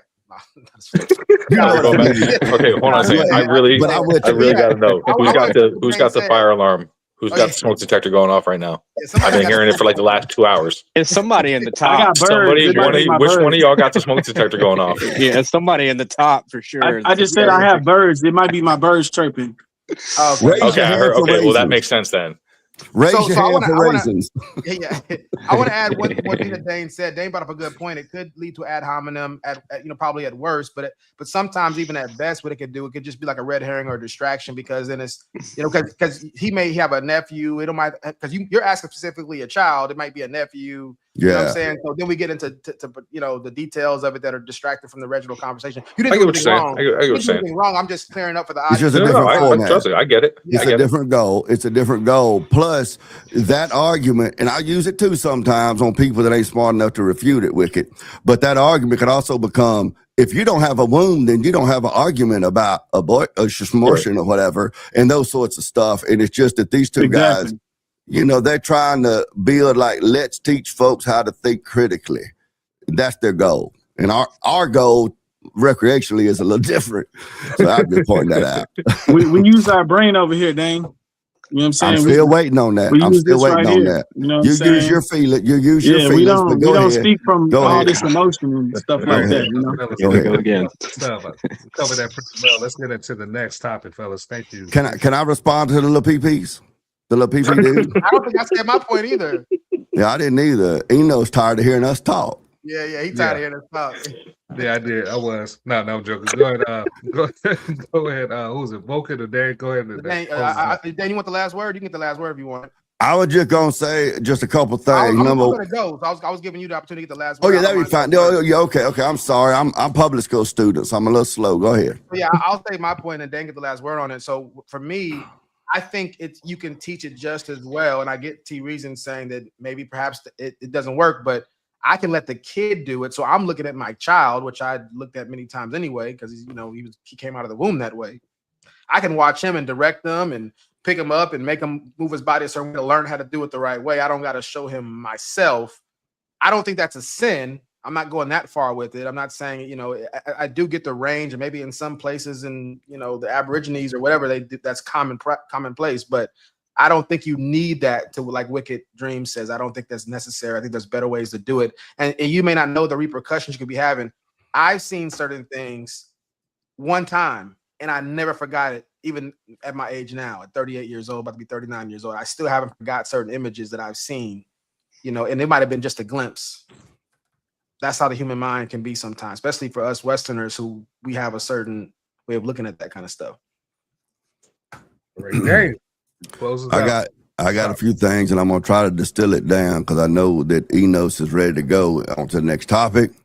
Okay, I done raised for Wicked's, or I'm kind of backwards for Wicked over here. His question. I done raised 4 of them.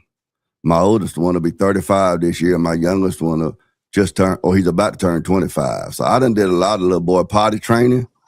I don't think they ever seen me.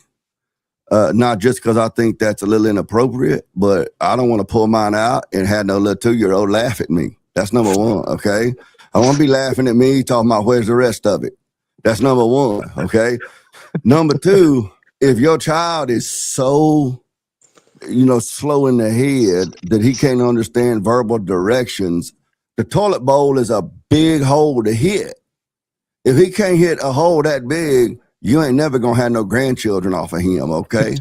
I mean, I just think there's other ways of doing it to say, this is how you do it, to physically, with him and hopefully his little PP kind of directing him. I think for a man to do that, I mean, I don't want to get too crazy, but they're either ignorant or they got ulterior motives of some sort. That's my position. All right, fellas, we covered that pretty well. All right, men who date significantly younger women are often much happier.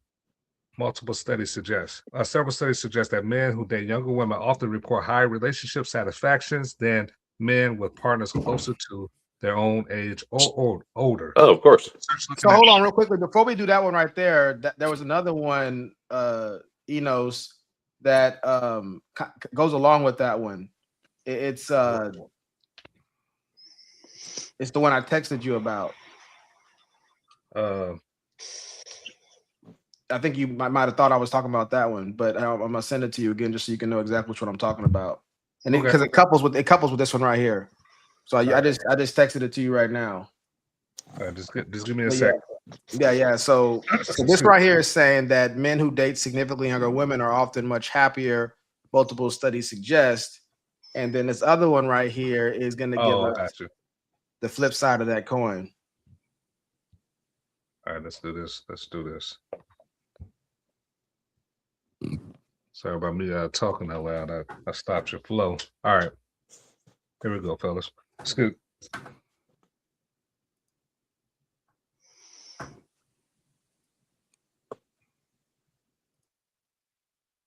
Hey, are white women ready to talk about the fact that we so desperately try to turn back the hands of time with surgery, lifestyles, photoshopping, et cetera, so we can look like teenage girls, because that's what white men are sexually attracted to? Are we ready to talk about that yet? No? A couple more generations of abuse? All right.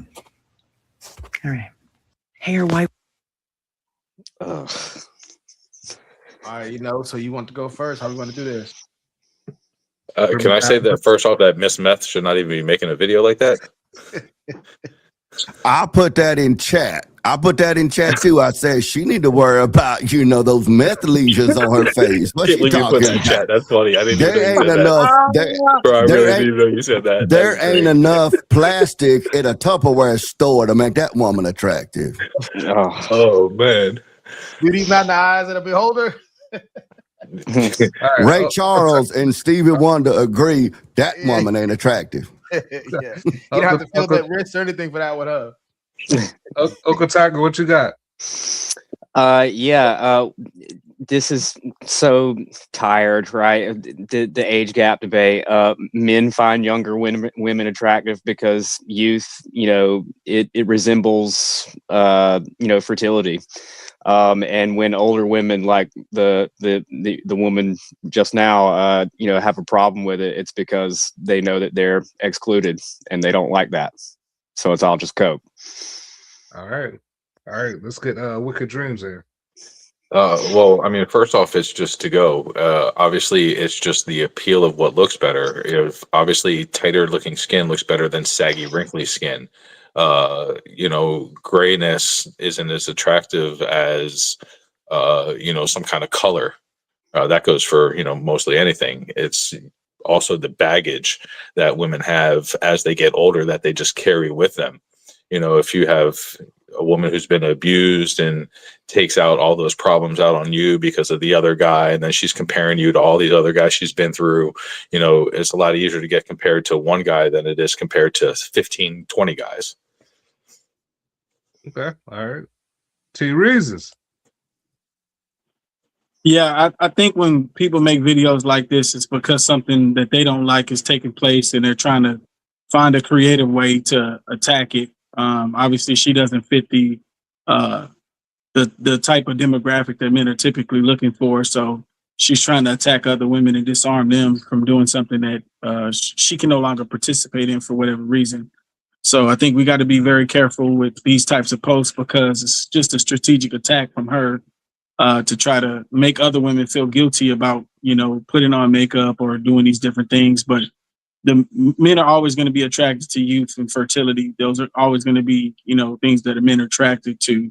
So no matter what she says on her video or whatever, it's going to change that. But she's trying so desperately to fight against it. All right, dang.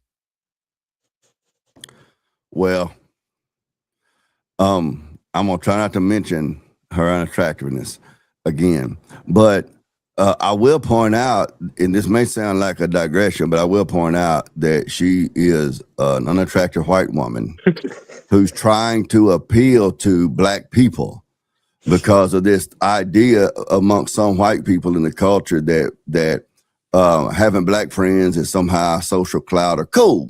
That's why she started out talking about, I'm gonna talk to white women. You see, that's just that right there. It's grifted. She just wanting to, get non-white people, whether they're black or Hispanic or whatever, to say, that's right, girl. That's number one. Number two, to hearken back to the Godfather, rest in peace. When this gal was in her late teens, early 20s, mid 20s, and she could have made decisions, and she could have used to make those decisions based on her emotions and landed her a good man and stuck it out. I've been with my wife since she was 17 years old, 36 years, finna be 37 years. Don't believe for a minute that woman was some submitted woman. Look at her feet and everything, and just say, yes, daddy, whatever you want. There's times we had conflicts. There's times that neither one of us was happy with each other, but she stuck it out. And trust me, imagine T-Reason, the way I argue and everything, but you done took an oath before God, till death do we part. That woman hung, because I'm like this in real life. She hung in there. So now she's figured to be 54 years old in April. And she ain't having to even think about the things that this lizard on the video is having to worry about. She too old to be talking about what men want. She ought to be a grandmama by now. But when she was younger, she was going by her feelings and she thought she was so pretty. And here she is. And so that's just the groanings of a woman that needs to be put out, or already has been put out to pasture. Yeah, so for me, I mean, Dane took the words right out of my mouth. I do see why T-Reason, Wicked Dream, and Uncle Tiger would say that this seems like she's just seeing that she's losing options, and so she's doing it. But I do agree with Dane. It seemed like more of an anti-patriarchal, anti-imperialism, colonialism, anti-white man type of thing. That's more of the I'm getting from it. And for the audience, why I'm coming to that determination is something called explanatory power and explanatory scope. So whenever you're looking for what's the best explanation, you think about Sherlock Holmes, he's trying to figure out how to explain it. You're looking at what explains the phenomena the best, what requires the fewest assumptions. So I'm breaking down what the lady's saying. She mentioned, white, she mentioned man. If she just would have said man, then I would have leaned more towards the fact that she's talking about she just losing options and she doesn't like it. But when she said white man, I'm going, okay, that seems like it's an attack of the patriarchy and things of that nature, that type of rhetoric we hear out online. So that's why I do agree with Dane about that. I think that's probably more on point. I could be wrong. It could be very well what everybody else has been saying. I could kind of agree with that. Okay. So I would say that she would appeal to the white woman because Black and Spanish women don't age like white women do. That's a fact. That's a myth. That's a myth. But I don't know. ahead. I've seen a lot more older Black and Spanish women that don't look the age as they do as the same as a white woman. Not saying all of them, because I would never put anything on a monolith, but a majority of older Black or Spanish women that I've seen fall into a younger looking category than a lot of older white women do. I got to go with Dane on this one because I hardly ever see Black and Hispanic vampires. I've only really seen white vampires. Nah, that's not true. Nah, I'm with Wicked on this one. I'm with Wicked on this one. I'm not saying all, but a higher amount. It's I would say definitely a higher majority. portion of Black and Spanish women don't look the age that they really are. Could be because of the makeup. And then I would say that she was appealing to. Say that again. Some of these white women age like sour milk. Now let's be fair. Let's be fair. Let's be fair. Let's be fair. Let's be fair. The wigs and the eyelashes and all that sort of stuff is not typically a white fashion thing. So but what's the most wrinkly? What's the most wrinkliest face you could think of? What color would that face be? The most wrinkliest face you could think of. No, that's a non sequitur. That's irrelevant. How is that irrelevant? What I'm saying is, if I can finish what I'm saying, let's go back to the Godfather, rest in peace, fresh faced out of the shower. What are we looking at? Women are women. If they take care of themselves, they're going to typically look better. All with genetics, but like unless they come from ugly people, if they don't take care of themselves, they're going to typically age worse. Women are women, man. Which again, and most Black women are using lotions. Most white women aren't. Most Spanish women are. I just know this from growing up. Right. I would agree with that. But then also, do you think she's also making that video because the makeup doesn't help her at this point in life? Oh man, look, asphalt and like latex, man. Sherwin Williams couldn't help that woman. But I would agree with you that, I mean, if you're gonna make an argument that because of the African skin and the lotion usage to be less ashy, that a Black woman's gonna have more moisturized skin, well, that would be maybe a valid argument, but it's not her African genes, it's the lotion and stuff, the skincare she's taking care of. I never said it had to do with her genes. I'm just talking about the women itself. Whatever, they take care of themselves a lot more. Isn't this kind of a non sequitur though? Like she's trying to make this. Because I think why are we talking about youth would have to do with tighter looking skin to be with better. Now y'all got white people fighting. Well, no, because it's not exclusive. Why is she? I'm just confused as to why she's trying to make it exclusively about white people, right? Like, she's trying to garner an audience at the same time while she's making her statement. Well, men and women. Do you think it's because of most beauty aspects appeal to white women?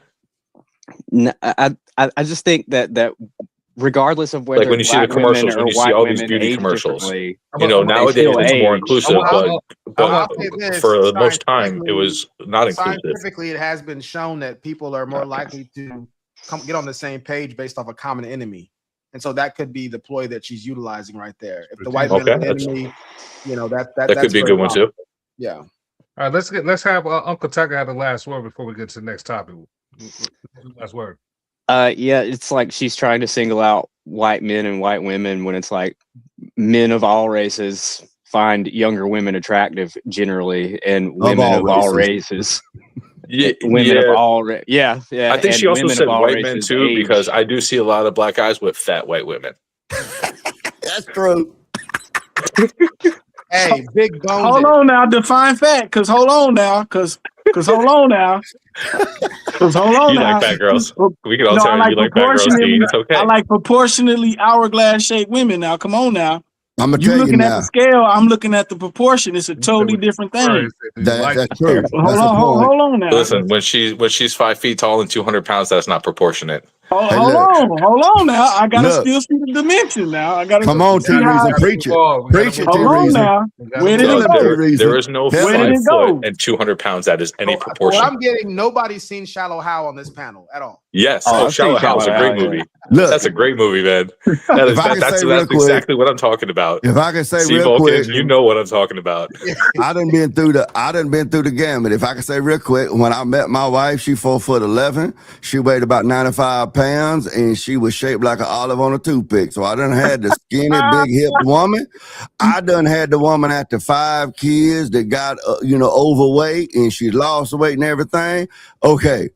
With a perfect woman is one that looks like the skinny, big hipped one, but when you spoon up at night, she feels like the fat chick. I'm just telling you, if God loves me, He'll give me my woman to be like that. All right. Let's stop. Let's get into Deontay Wilder crash out. All right, fellas, let's go. I wanted to move you on to Tyson Fury. I don't want to talk about him. No, you're going to. We're here about. No, but you're going to. We're not going to talk about him. We're not going to talk about him at all. Understand that? That's it. I understand that. You've called him a cheat, and it leads me. The biggest in boxing. That's like a little bit flaky. You lost those fights. Kind of disappointing to me You can say about what you want. I know the truth. I have the facts. Okay. Understand that. I ain't never lied about none in this business. Why is it so hard to believe a black man than a white man? It's got nothing to do with color. No, it does. This whole world got something to do with race. Come on, you got white privilege, brother. Oh, don't start. I ain't never had that. Don't start. I'm a black man with dark skin. Ain't nothing ever been given to me. We done been through so much out of what we go through as black people, man. I got it. None of y'all get it. And that's the problem. You think you get what you don't understand. Okay. Why is it so hard? I'm out of here. I'm out of here. Talking about my peoples and all that shit. It's hard to believe a black man than a white man. The cheated. Tell him to sue me so I can show the facts early. And the inside of him, they're gonna. I don't about that. I said we didn't want to bring him up in the first place. It ain't got shit to do with him. Fair enough. The you talking about? I want to.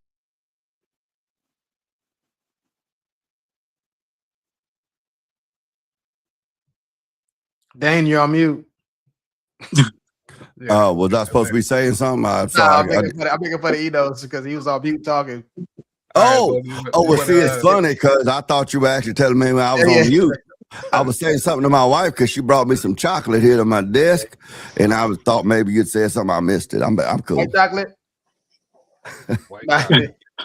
All right, well, you stir this conversation direction you want to go. Dane wants to get dirty. So as far as so you have here Deontay Wilder situation. We're just gonna go around and we'll start with Uncle Tiger again. What are your thoughts on the video? In a minute or so, what do you think about the video? Well, I don't know who this person is or anything about the fights or whatever. But first of all, yikes! Like, bro, chill out. That kind of seems like perhaps a bit of that feminine mindset that Dane was talking about earlier. I don't think there's any use in getting so irate in a professional setting like that. But I don't know the situation. So okay. Let me say this. Since you're not before the next person.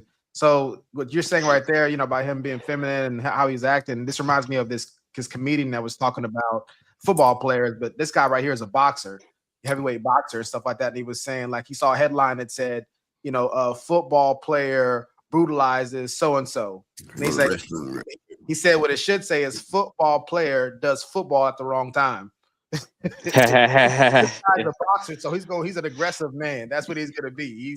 He's in a hurting business. So that's how I would expect a lot of those guys to act when they're pumped up on testosterone and whatever supplements they're taking to maintain what they got to do. So would you say he was fighting with his emotions during that? Oh, he's the one. Remember I referenced earlier, like when I was asking the reason, that's the guy Deontay Wilder. Right? That's it. Okay. The only thing I can say about that video is that man needs a hug. Hey, we all do at some point in our life. I'm not disagreeing with that. I'm not. Listen, there's nothing wrong with needing a hug, but that dude need a hug over whoever did something to him to make him that angry over just the name being brought up is. Let me give more context. I appreciate you saying that, Wicked Dream, because for the audience to understand, just to give a little context of who that is. So that guy right there is a heavyweight boxer that has the highest percentage, or at least did at one point in time, knockout record, even more than Mike Tyson. Straight knockout. So is he like a Mayweather? Yeah, no, hell no. No, he's heavyweight. No. Yeah, straight destroyer. Okay. Yeah, straight body. He lost to a white fighter, Tyson Fury, who's named after Mike Tyson, an Irish guy. I've heard of that name. 6'10". This guy's 6'9", 6'10". They fought 3 times, and that's how competitive the matches were. And so both of them were undefeated when they fought, and he lost as undefeated after he fought this guy. It was the first one was like a draw. The second one, and third one, this guy right here lost. So that's why the emotions there. This guy was an undefeated fighter. Okay, so just so I understand, so it's 3 fights total. First fight was a draw, no winner. Then they fought 2 more times, and the white guy won both times. Yeah. And his claim is that the guy cheated. That's what his claim is. The guy cheated. He's got a documentary coming out, at least he says, to prove that he cheated. 2 of my friends on the phone earlier today was heated, saying he did cheat, and I can prove it. So that's how serious that part is. Like how, like, how do you cheat in boxing? I'm just giving Oh you. man, I understand. come Like, on now, I mean, I Tyson understand there's Fury ways. can Like, if tell you watch a you. Jake Paul fight, I mean, you could see. Why he's so emotional about it. This is his life's work, undefeated, and all of a sudden he gets 2 losses basically, and he thinks the guy. So that's why he's so emotional about it. That's why I mean, I guess I would have to actually see the fight or see how he cheated to actually get a better thing. But just from what I see, from what I know right now, if you tell me, okay, well, he fought, it just seems like he thinks he's good. This dude, you know what I mean? Like, you think you're the tough guy, then you go find out that you got beat up by this dude who might be a little bit smaller than you. And I think that just really hurt his ego. Tyson Fury's bigger. Tyson Fury's bigger than him. Tyson is even bigger. Yeah. He got beat up by a bigger dude. Yeah, this Irish. This is you're making it worse for him right now, for him, man. I'm really trying to cut this guy some slack. No. Once you know more about the story, I'm making it better for him. Yeah. Well, I'll say this. I'm not giving my opinion. I'm just letting you know. I just want to let you know the emotional part of it. And number 2, that you should watch that first fight for sure. It was a crazy situation where I think he's kind of losing most of the fight. The last couple seconds of the fight, he knocks the guy out. Like I've seen, dude. There's been plenty of fights that happen like that. I mean, this guy rises like the Undertaker, so you definitely got to check that fight out. But he rose from the dead in the last few seconds. Yeah, it was a crazy fight. You got to check it out. I would like to see that. I mean, from what I'm understanding right now, it just seems like they're both really good fighters, and he just got lucky. Not somebody start dancing. Soon as he turned around, start dancing. Yeah, he was already celebrating after he hit him because he knew he hit him with some dynamite, and it blew up. And he was laid out on his back, both his shoulders on the back, on his back on the mat, and he was able to get up in exactly 10 seconds. And that's what's controversial. So that part of him getting up. So okay, so I guess I would have to see that part to get a better thing. But I mean, I've seen plenty of fights where dudes get up, like they just need that second to rest, and it just happens to be like they get up at that last second. They might get up. He could have been able to get up like 3 seconds earlier, but he might have taken that extra 2-3 seconds to get that extra rest. I've seen that happen in fights a lot of times. You got to see the knockout. He was out for about 3 seconds, and then he jolted, and then he slowly and then he recovered. I mean, I've seen fights that happen where dude gets knocked out, and then like 2 seconds later, he just jumps up like in shock. So I guess like your body goes in shock. So I mean, I could see it being plausible of it happening, and being that it's plausible, I would really have to see it to get a better understanding. But it just seems like he might have just got lucky. Well, just quickly, just the question that you're on is like just what you think about the video. I was just giving you some background knowledge just to help out maybe with. I mean, on the video, it seems like he's getting super emotional over just a guy's name. Like that's to me, like just to hear a name and get emotional over some dude's name is kind of a little bit feminine to me. I could be like upset, but to get that to that level. So Wiki, let me ask you a question, Wiki. Let's say you're a boxer, right? And you worked hard for your career, right? And you about maybe like 30 or 40 fights in, and you have one of your biggest fights of your career. And the guy that you're fighting against cheated. You find out that he was on steroids, and you find out that he had weights in his glove. Let me add. And you find. Let me add something. Yeah, but you're finding, but that's known proof. That's already having proof. Well, let me. I just want to add one more element because T Reason's painting the picture for you. I want to add one more thing. Tyson Fury was an undefeated boxer who went through a lot of harsh times with drugs and stuff like that. Deontay Wilder brought him back into the spotlight by giving him opportunity because Deontay Wilder's on top of the world. Okay, so he's actually been known for taking drugs and stuff like that prior. Oh yeah. Okay, see that changes things. That changes. The guy he fought that beat him was the guy who was like 400 or 500 pounds. He's like a 6'9", 6'10" guy. He's already a big guy. He ended up being like 400 pounds, suicidal. He gave up on the sport, and Deontay Wilder went to him and got him back in. Opportunity to be back in the spotlight in the top of boxing, and so he's I mean, there could be a possibility of cheating. He brought me back, and he's going to do whatever he can to get back in the spotlight. I could see that as a possibility, knowing that. Yeah. You know, not knowing before. That's what happened. Yeah, but no, I mean, I could see, but knowing that, I could see why he's getting emotional because it's like, okay, there's more of a probability to where he could be telling the truth. You know, not knowing too much about it, but now finding this out, getting a little more. It's like, okay, he could have a valid point, but I just don't think to get that emotional. You know, you could be like, you know what, I don't want to talk about him. It is what it is. Then you just stop talking. You don't have to start blowing it up, and then you bring into like race and every. I don't understand what race had to do with anything. So let me finish telling you. So now you meet this opponent in the ring, and you fight, and in the fight, you end up losing the fight, and you go back to your camp and you find out that this guy has several allegations of cheating, and you have proof that he cheated, and you have x-rays and different things like that showing you that this guy cheated. Are you gonna feel positively towards No. I already said I understand why he feels that way, because you guys added context that I didn't know, where he had this drug background, he had this and that, and I could understand. Let's say he didn't have that. But what did he bring the race into it for? Let's say what I don't understand. Yeah, what does white privilege have? What does the white part, or what is I don't understand why you have to race just because you fought a white guy. So the reason why that comes into play is because nobody believes that there's even a possibility that he cheated. So right now he's having a hard time getting people to even entertain the idea that the guy who beat him cheated. But let's say, for instance, you and your camp, after doing your own due diligence, know beyond a shadow of a doubt with the evidence you have that this guy cheated. There's no doubt in your mind personally. I'm talking about you, Wicked, personally. There's no doubt in your mind that this person cheated. And you had multiple press conferences where y'all got in heated exchanges. He attacked your character, called you certain things, made light of your community, and insulted you on a personal level. And now, fast forward, you're now dealing with that. How are you going to feel towards the situation? I get that part, but that dude was talking to the host of a show. He's calling the white. He's saying, he's like, oh, you're white privilege. You don't know what this and that is. But that's just the host of the show. He's not that guy who he was fighting. He's defending Tyson Fury, though. He framed it as that Deontay Wilder should acknowledge that he lost and apologize for accusing Tyson Fury of cheating. Well, I mean, it's the same thing as him believing, but that still has nothing to do with race to me. Just because he has a different opinion. What does that have to do with race? You weren't involved in the whole road that led up to the fight. You weren't involved in none of the conversations that they had when he went and got him when he was drunk and But again, I'm talking about the host of the show. He said to the host of the show, "Oh, you're white privilege." Because a lot of these fights are racially charged. When you have a black fighter go up against a white fighter, all the white community typically favors the majority of the white community. Typically, majority of the white community, majority is true. That's the assumption.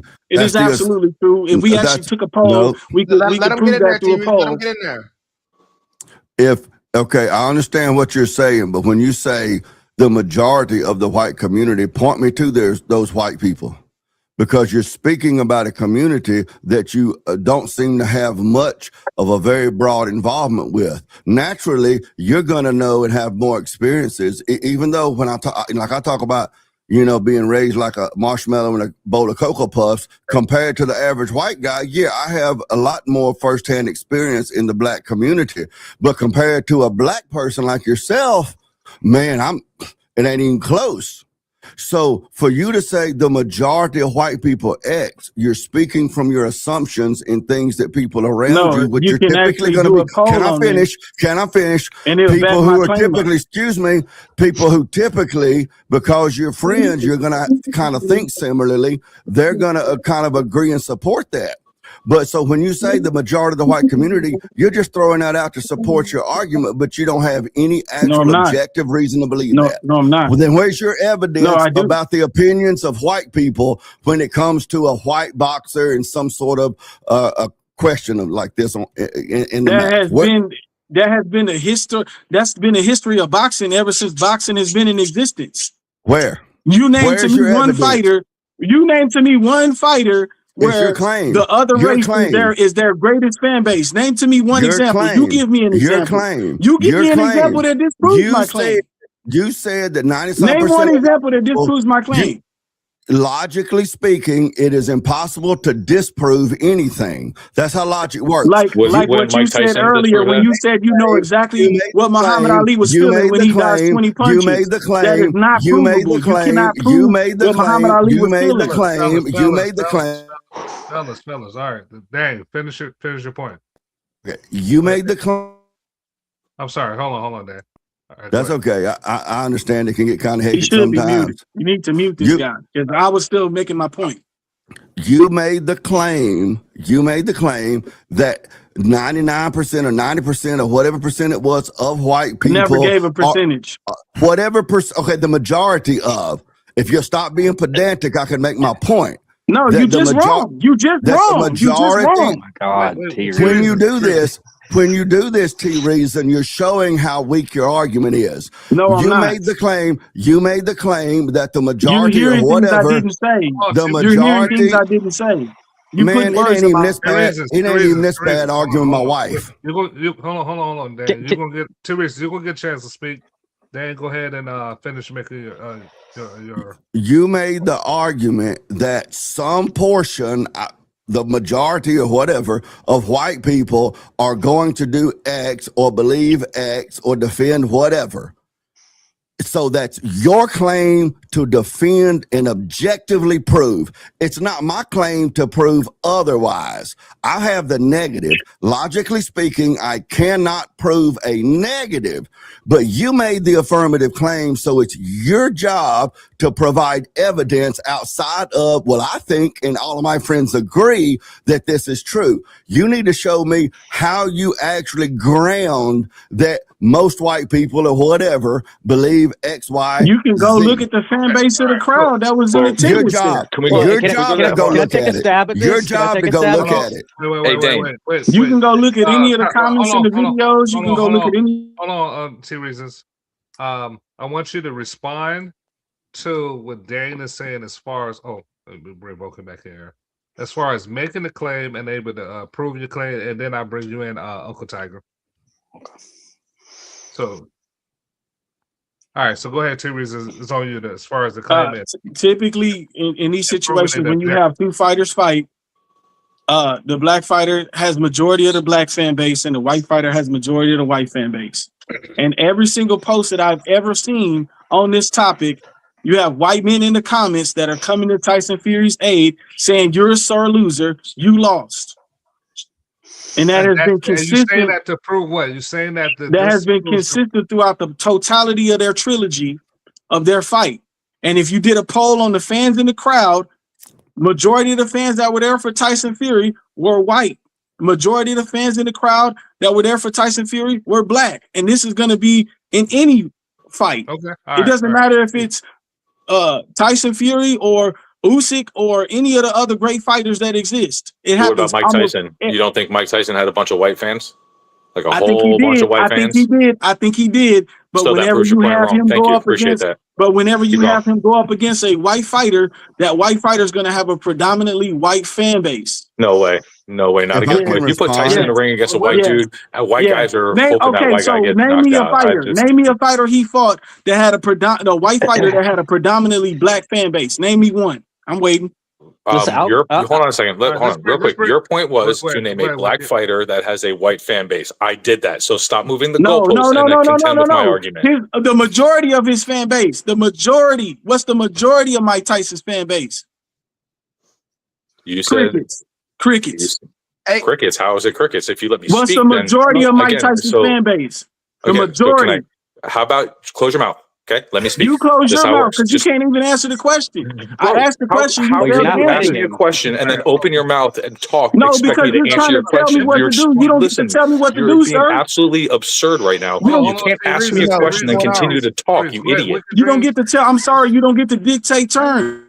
How am I dictating terms? I'm trying to answer your question, but No, you keep because talking. immediately you told me to stop talking. You didn't have to add that in. All you had to do was say your point. But I did because I kept trying to answer your question, and then you kept talking. So you see why I had to say. No, you weren't trying to answer my question. You were trying to dictate terms. Streamer must have changed their rules. All right. Musa. All right. So here is you got a chance to make your claims and everything, right? So let's just bring. I want to bring a Tiger here. Your point, Wicked Dreams. Your point as far as the white fan base. Just make that point only. Just. So my point of what I was saying, he's saying that there was black boxers who don't have a good majority that have white people as a fan. Never said that. Okay, so he didn't say that. Okay. Because it seemed like that's what you said to Dane when you were like, "Oh, well, there are that have a majority of white people. Name me any boxer, any black boxer that has a majority white people as a base. That, you know, if they were to fight against another white boxer, or if it was a black boxer fighting a white boxer, the black boxer wouldn't have more white people voting for him than the white person would. Is that what you were saying before, right?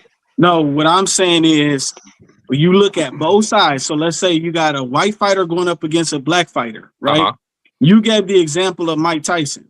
So what I'm saying is, you look at that white fighter that's fighting, what's going to be majority of that white fighter's fan base? Boxing fans. But I mean, boxing fans, it could be white, it could be black. But what color is that white fighter's base going to be predominantly? How tall are most of his fans? Like we don't know the truth. How tall are his fans going to be? What color eyes or hair are they going to be? You're dodging the question now. How big are their penises going to be? You're trying to it's irrelevant. It's irrelevant. It's irrelevant. The racists sees their world through the color of racism. Because a lot of these fights are racially charged, and you're trying to act as though they're not. All right, Ryan. I mean, Uncle Tiger, come in. Yeah, I was just gonna say, let's just grant it. Okay, T-Reason, fine. White people are typically going to favor the white boxer and vice versa. Okay, so let's just. I don't actually think that's the case necessarily, but I'll grant it. Well, can just hold on a second, dude. Okay, let's just grant it for the sake of the argument. All right, we'll just grant it.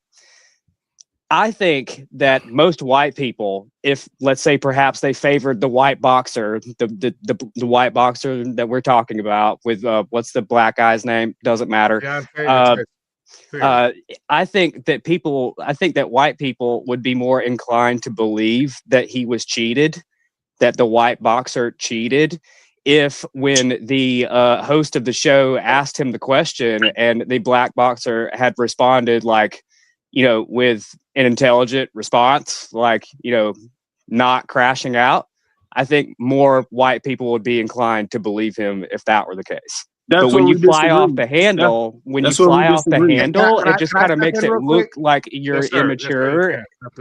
Go ahead. I just want to step in real quick and say this, Ray, and I could be wrong about this, but I thought towards the end, because he was very emotional and passionate, and he wasn't being, he was kind of all over the place, erratic.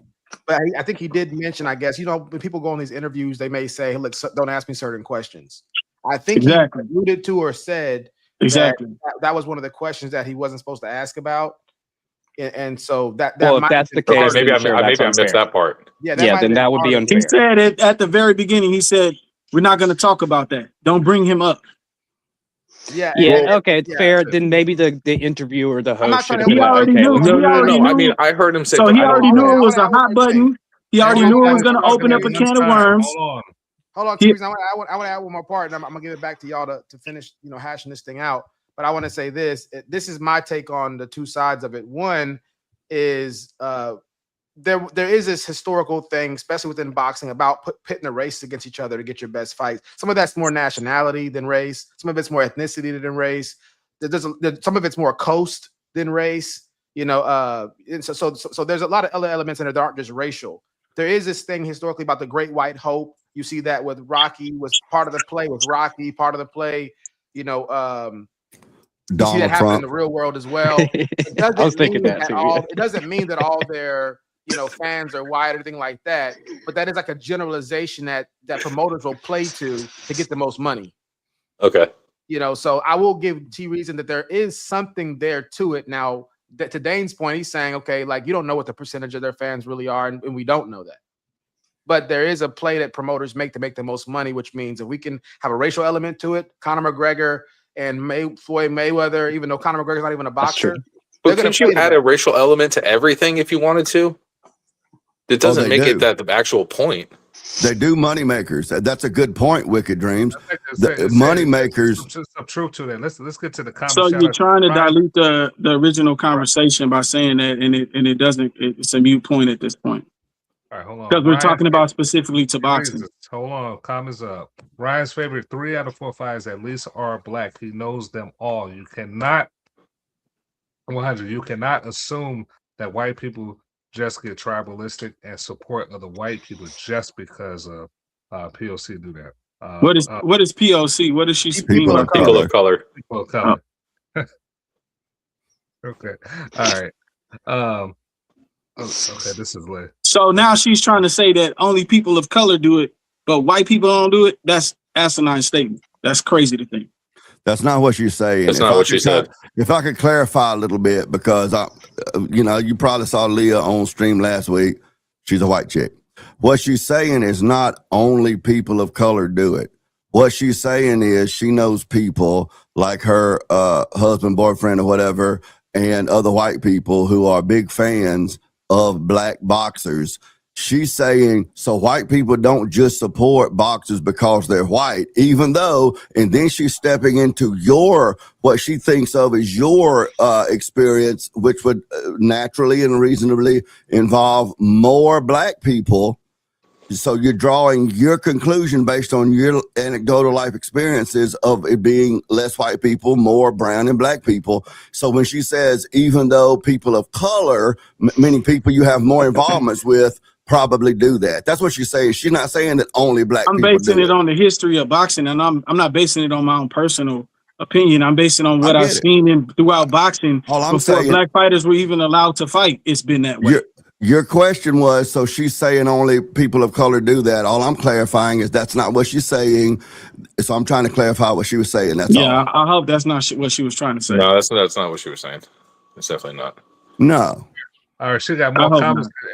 I believe these comments was towards T. Reason. It's only. Oh yeah. This is when the debate was going on. She said, "You keep denying the words that you said. Is this a habit for you?" Question. I think she might be hearing me say something I didn't say, just like them. I'm very specific in what I say, and she's hearing the things that they're also hearing that never came out of my mouth. I wish Leah would just come on stream. Yeah, we got the tape. We can go back to the tape and go verbatim what I said. I never gave a percentage. I'm hearing that T Reason is crashing out at Leah, and it's kind of funny.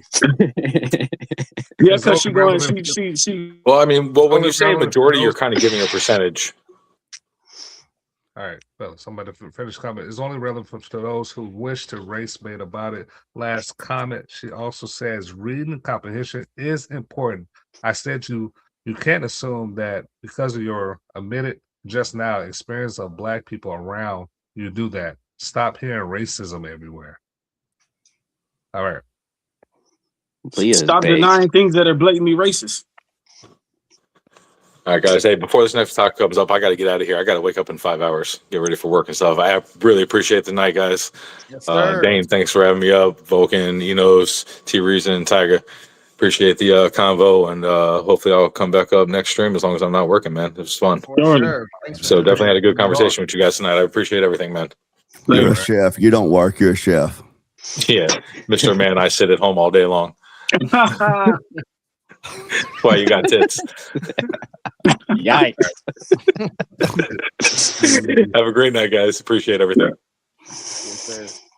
All right, so why is it that white people want to tell you what kind of day to have? I don't get it. I'm gonna have to address that with Wicked. Man, I'm gonna have the kind of day I want to have. Fight the power. Well, wait a second. Wicked's not white, man. He's Italian. That's different. What did he say? What did he say in Space Jam? Wicked's not white. He's clear. Dang, we moving the topic along? Man, that was my favorite topic, man. Dang. Nobody cares. I'm setting it up. I do. So you can't say nobody. Oh yeah, we're just setting it up. Yeah, let's see. I'm hesitant to actually. We're on the second to last one. The next one we do is the last one, y'all. So, well, it's three more. We had David Banner. Okay. How many we got left? On my pregame that I did before I came over here on my private channel, I said that last week was a little bit of a letdown for me because I was used to these streams going to 1 or 2 o'clock in the morning my time. And last week it was like 2 or 3 hours in and y'all wrapping it up. And I'm like, where's the rest of it?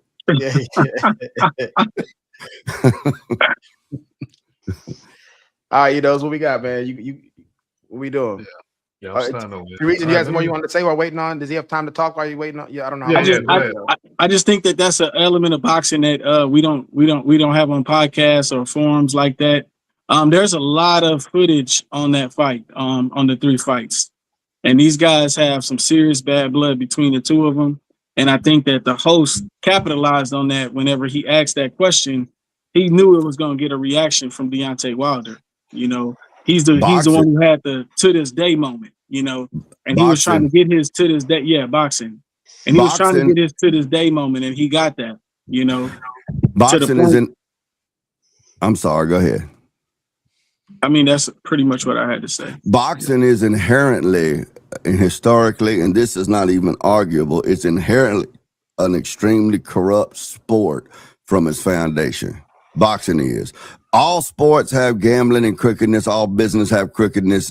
There's a certain element of crookedness in everything. But boxing itself is historically been known to be extremely corrupt and everything. So you know, I mean, that's just a natural ontological part of boxing. So when we start splitting it out to say, well, it's more corrupt in this direction or the other, boxing's a corrupt sport. The mafia has historically always been very involved in it, or whatever. So it's sport. But I would like to point out that when you're talking about Brady has to go ahead. Do what now? I said you go ahead and close out. We got the next topic Okay. ready. When Vulcan was saying earlier that it has historically been known to like pit black against white, before it was pitting black against white, I just want to point this out for me and for Uncle Tiger down there, that little rocket squirrel looking leprechaun Irishman. Before it was black against white, it was Irishmen who were getting the crap beat out of them and exploited and everything else. I just want to point that out. Fight the power. That's right. All right, here we go. Next time. And I want to tell anybody that's comparing what's going on in America to the civil rights movement, I want you to stop, right? Until people start getting lynched, until people homes start getting firebombed, until people bomb a church like they did the 4 little girls in Birmingham, right? Stop comparing every atrocity in America to the black civil rights movement, right? And I want to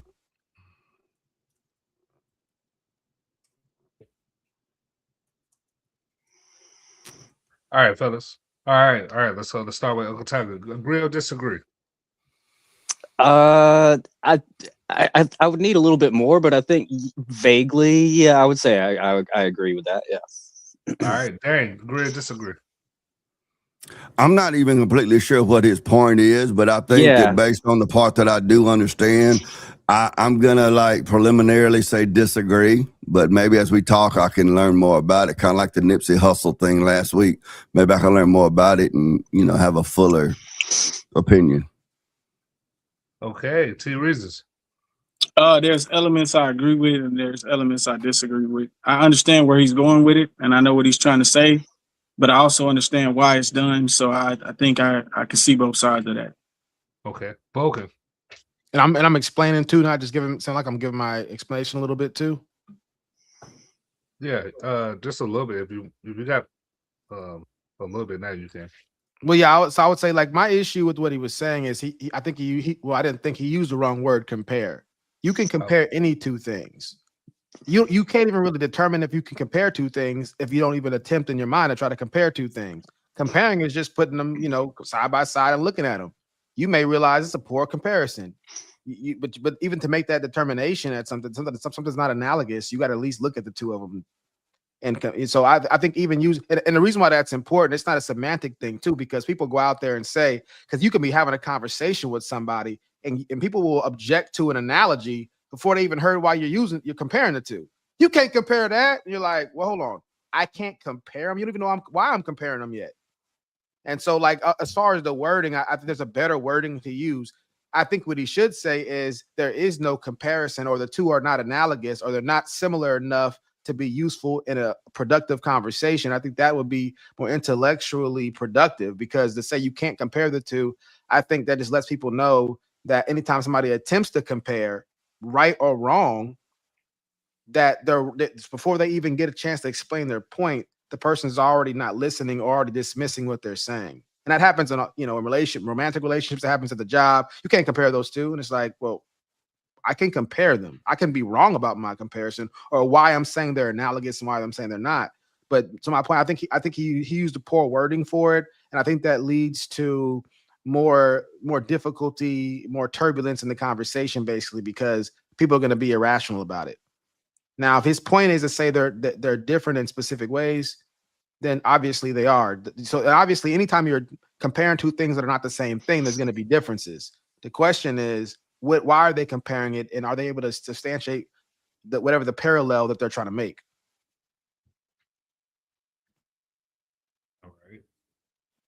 All right, so let's hear from T Reasons.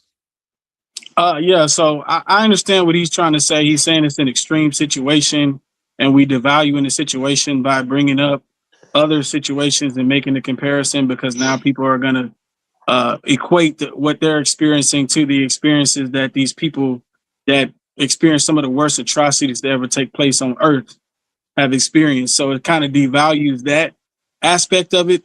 But I think the reason why I don't agree is because we have to make those comparisons before we allow it to get back to that point. So a lot of times when we make those comparisons is because we see where it's headed. We see that it's making that same trajectory. And if we don't stop the train now, it's going to be impossible for us to stop it when it gets to this point. So we have to make the comparisons now, because by the time it's an exact comparison, what can we do about it? You know what I mean? It can be a much taller task to try to get under control. Whereas like a fire, you get a fire and it starts bubbling up, and you could put it out with a few sprays of a water hose. But once it hits the whole house and it's on the other side where you can't spray it, now what do? Now you have to call the fire department into place, and now you have to get the community involved. And by the time everyone shows up, that house may no longer be there because of the reaction time.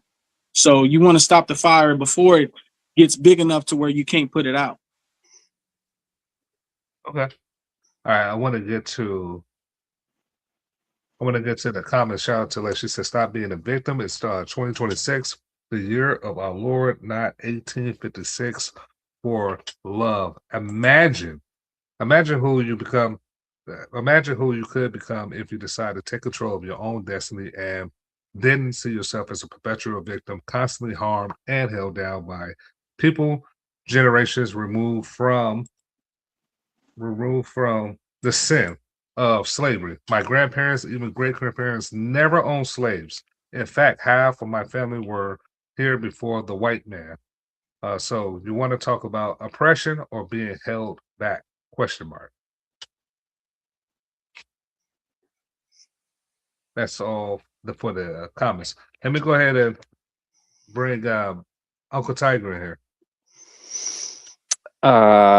Perhaps I'm confused. Is the guy in the clip saying that is he saying that a certain sect of Black people will compare every single bad thing that happens to them to a civil rights issue? Is that basically what he's saying? Or I would have guessed he's probably talking about ICE in this situation. That's my guess. Oh, see, I can't, because it's such a, I don't really know what he's talking about. I don't have a solid take on this. All right, so let's bring Dane in here then. Okay. All right. Sort of like I'm sort of like Tiger, because I don't even know who this guy is.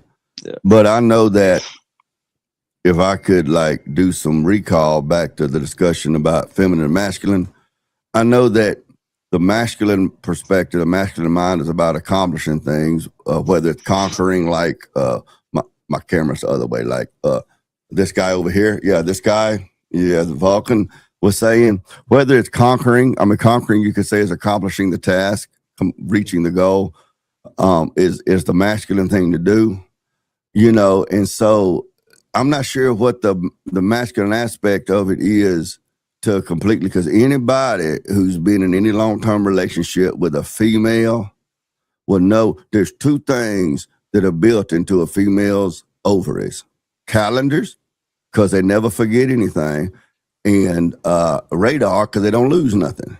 You see what I'm saying? So, when you got somebody and they're making the crux of their argument is, remember back when XYZ, so because of XYZ back then, my argument stands, That's that feminine way of argumentation. When I say that, that's not to deny that blowing up, the black girls in the church and the dogs on, the Pettus Bridge in Selma and the fire hoses and Jim Crow and all that oppression wasn't real and was not significant and should not be considered. But I'm saying that when the support for an argument, whatever the argument may be, and I don't know what his argument was, ends up being, yeah, but my people before me were mistreated and abused or whatever. That's just a beckoning back to the past, and it's kind of drawing off of the suffering of your ancestors to justify some other argument, which again, I don't even know what his argument was. That goes down through that emotional, feminine sort of spurging sort of a mindset that kind of gets you stuck in the mud instead of the masculine mindset that says, okay, this is where we were. This was the situation. This is the situation. Now, how do we chart a route to get out of the swamp? See, that's the masculine mindset. So I don't know if that makes sense, but that's my point. I think you can do both of those things at the same time. I think that it's ignorant to think that those people who express those feelings don't have those same resourceful outcomes and utilize them same tools that he's saying that they should be implementing. They don't. Where's it at? Opinion. That's your opinion. Where's it at? That's your opinion. That's an opinion. That's your opinion. Is like saying that's your opinion too. That's your opinion is like saying your beard is gray. That's not an argument. If what I'm saying is incorrect, T-Reason, nothing would make me happier on these panels, but you mount a logically sound argument to show me how it's untrue. It's my opinion. Is it true? I believe it is. If it's not, I would hear angels singing in the distance if you would give me a logically sound argument to show that my opinion is untrue. That's your opinion. It's not an argument. So are you saying that it's not possible to do all those things that you said that they're not doing, but also have those same feelings that they have towards something that happened in the past? Are you saying that it's not? Are you saying that it's not possible for them to be doing both? What I'm saying is that I'm asking the question. Yeah, it's either yes or no. And I'm trying to answer your question. It's not a yes or no. Again, you don't get to control my speech. Well, do you think it's possible for them to do both? I'm gonna keep it simple. Let's keep it simple because I don't need a long-winded answer. Let's keep it simple. Do you think it's possible for them to do both?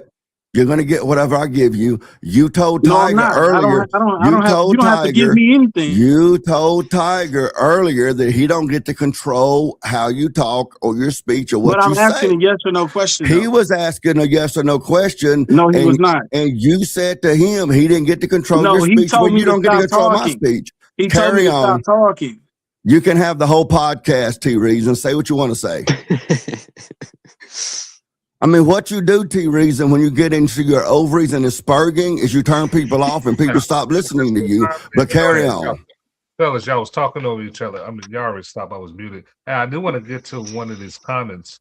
Hey, what do y'all think about this? One of the comments says, black men are being lynched all across the U.S. And they lie and says they deleted themselves. Y'all agree with that? Let's start with Mr. Daniel. Black people are getting lynched all across the U.S.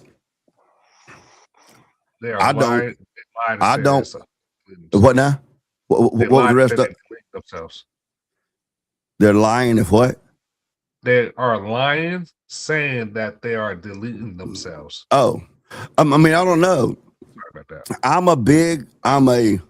As I get older, you don't know. So you still maintain that you don't know? Well, as I get older, I mean, and I learn more about the CIA, I'm finding that there's a whole bunch of creepy stuff that goes on. I mean, the Epstein files are in the news now. But based on what I do know, and this is something that a lot of people, I'm not going to mention T-Reason, don't understand, is we don't need to make decisions in our worldview based on what we don't know. We need to make it on what we know. So as far as what we know, I mean, it's possible. But I am wide open to look at the evidence that this is the case. I mean, it could be. Where's the evidence? I'd love to see it. All right, let's bring T-Reasons. I I don't have an immediate point based on what we just talked about. I mean, obviously he said across America. I don't see that. I don't see it across. I don't see it as widespread as what it sounds like he's alluding to. There are instances that are taking place, but I don't see it as widespread or as extreme as what it sounds like he's trying to say. So, okay. I think everyone. I don't have to go around. I think everybody in the room. I would just say I think the all across America is more hyperbolic language, but so I wouldn't like nitpick the wording on that part. But as far as I'm with Dane and T Reason, I don't know. I mean, I've seen some of this stuff on social media, scrolling or whatever the case may be. Like Dane said, it wouldn't surprise me if that was the case, but I wouldn't want to make an argument for ignorance. I mean, contrary to what some people, T-Reason, might say, I'm not going to necessarily be against it just because it's a black-white thing. I'm 100% show me the evidence. Mount the argument, convince me. If that's the case, I'll join shoulder to shoulder and go to work against it. But I don't think it's true. But hey, I've been wrong before. Shocker. I'd love to see the evidence. Okay. All right. Yeah. So y'all was going back and forth. Well, I say back and forth, but I mean like just having an exchange of dialogue. I was just trying to bring another related. That's our love language. That's our love language. Okay. So let me ask you. Okay. So are y'all ready to close out? Y'all ready to close out what y'all was talking about earlier? You can have the last. Can you state it? What are we closing out? What topic? Earlier, I was distracted, so I didn't catch everything. So when I came in with the comments, I was Dane and T Reason, so I'm not able to state what what. Okay. The So yeah, what's the next thing? I mean, unless somebody has something they still want to cross-examine. I got something I can close out mine and T Reason's conversation with. Okay. T Reason's obviously serious about what he believes. So he seems to obviously be looking for what he believes is true. So, I mean, that's a positive thing. I just hope that he continues looking for truth and he continues learning all these logic terms that Vulcan keeps spitting out and everything. And he keeps honing his skill, because if he keeps doing that, he's going to eventually agree with me and Vulcan and Enos. So I can't give him that much. I mean, if somebody asks me, what's your evaluation of T Reason? He thinks from a very emotional perspective, but in a lot of ways I did too when I first became a man, because I was raised by a single mother. So my thing is, yeah, T Reason gets on my nerves. I want to tell him to kiss my whatever. If he was over here on Cooley with me or something, yeah, I'd tell him. I'd use all kinds of explicatives that I'm holding back using right here. But at the end of the day, he does seem to honestly believe what he's saying, and he seems to honestly have an interest in the truth. And that's a good thing. I say keep on fighting, keep on struggling, because eventually you're going to be at the top of the mountain with me and Vulcan and Enos and everything in the hot tub, and we're going to be having a beer together. So everything else. Hold on, men in the hot tub. Hold on, what are you talking about? So I was with you until you said I would agree with you. You will. So your whole argument fell to pieces right there when you said I would come to the logical agreement with you. You know what I'm saying? You make a lot of points, but I think if you would actually allow me to speak and actually hear what I'm saying and not argue from your own predetermined output, you'd actually make a woman what I'm happy. talking about. You can't make a woman happy. Let me help you. Let me help you, T Reason, real quick. I've heard you say this a million times, and I keep avoiding it, but it's like fingernails on a chalkboard. The words you're looking for when someone says something or tries to make a point that is irrelevant is moot. M-O-O-T. And what that means is what you just said might be true, but it's not relevant to the point. You keep saying mute. You do that a lot. You have a lot of mute points. But listen. I'm going to call you Mr. Mute. Your name should be Mr. Mute. No. No, you said it right the first time. The first time you said moot, and then you said mute. Mute means you struggle with that too. You struggle with both. No, I talk really well. The mute button a lot. And the mute points. Mute means you can't talk. Sorry, let me get here real quick. I just want to say this, and this is just more for the audience. It's not a correction, because I know we sometimes we speak loosely or whatever the case may be, or we use euphemisms But when we say somebody's, like when you're saying that T Reason speaking emotionally, do you mean emotionally or do you mean he's speaking irrationally?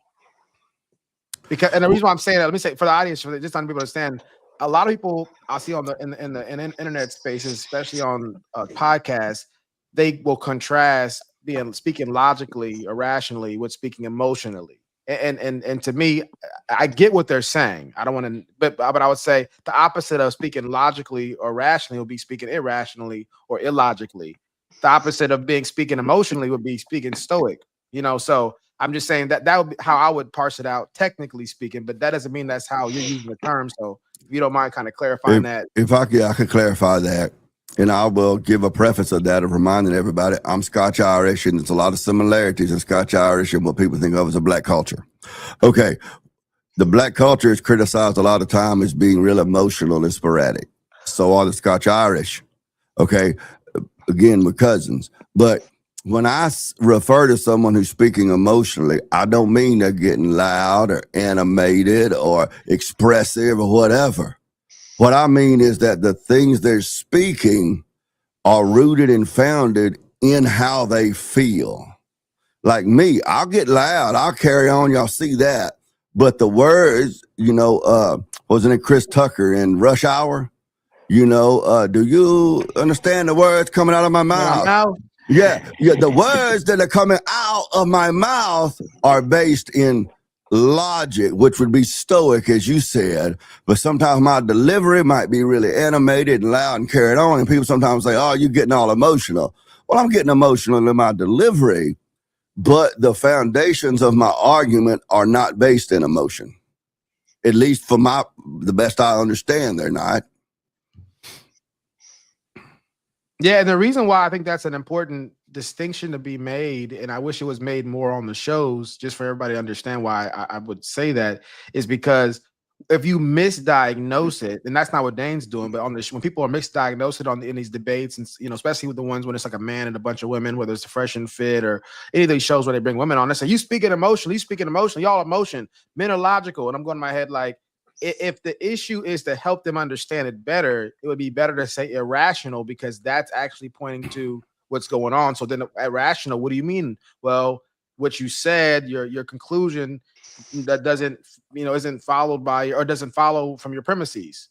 Obviously you wouldn't say it like that to people in casual conversation, but my point is you can get to the root of it. Maybe they can say it a different way. Maybe they may be able to change their mind once they recognize that, oh, you're saying that, because I've known people that they didn't understand the rules of reason. They never had anybody explain it to them before. They never actually, went into it, even on a cursory level.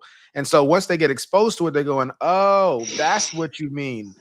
I didn't even know there was a rules to engagement like that. You see what I'm saying? And so that's why I think when people hear that, they maybe miss an opportunity to know how to get redirected in the proper direction, because we focus on the passion of them instead of focusing on them not understanding the rules, or maybe they understand the rules and they don't care. Maybe they're just being evil, whatever. There's a lot of ways we can diagnose it, but that's why I think that's important for people to hear that. What I try to do, believe it or not, even though I will get very animated sometimes, I am to a large amount trying to choose my words wisely.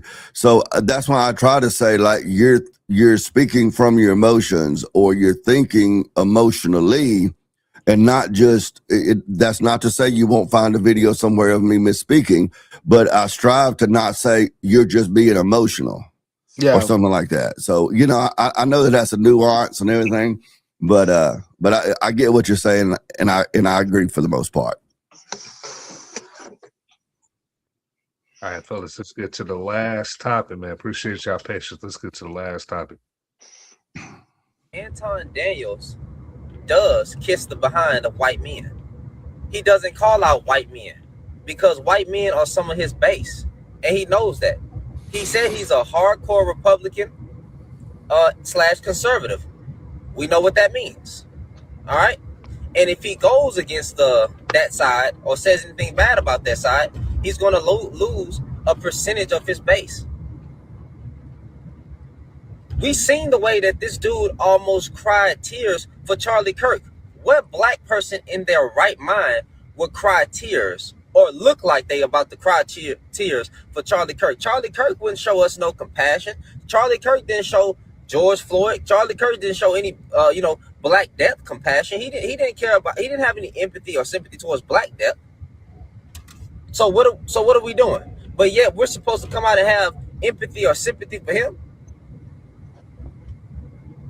Like what are we talking about? So I don't even know why he got mad at that. Matter of fact, when Corey asked him the question, right, about why you never call out white people, notice how Anton Daniels kept dodging the question. The question never got answered. Now I will say this: Corey Holcomb got mad at Anton Daniels for saying that he sucks black people's dick.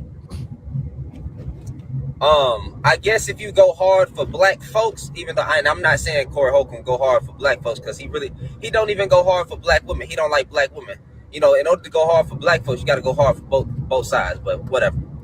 For him to say something like that, and for Corey Holcomb to just completely just stay on that for like 15 minutes. Oh, my bad. Anton Daniels like black women. You know, in order to go hard for black folks, you got to go hard for both sides. But whatever. For him to say something like that, and for Corey Holcomb to just completely just stay on that for like 15 minutes. These niggas shook hands twice. They apologized to each other twice, shook hands twice, something like that, and then just couldn't let it go and started talking about, oh, man, this is how men should respect each other, you know, it's a certain way. And then they go right back to arguing. This was trash.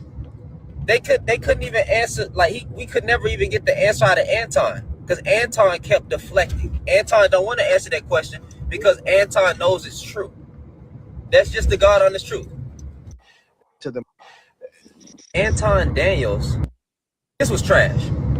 They couldn't even answer, like we could never even get the answer out of Anton because Anton kept deflecting. Anton don't want to answer that question because Anton knows it's true.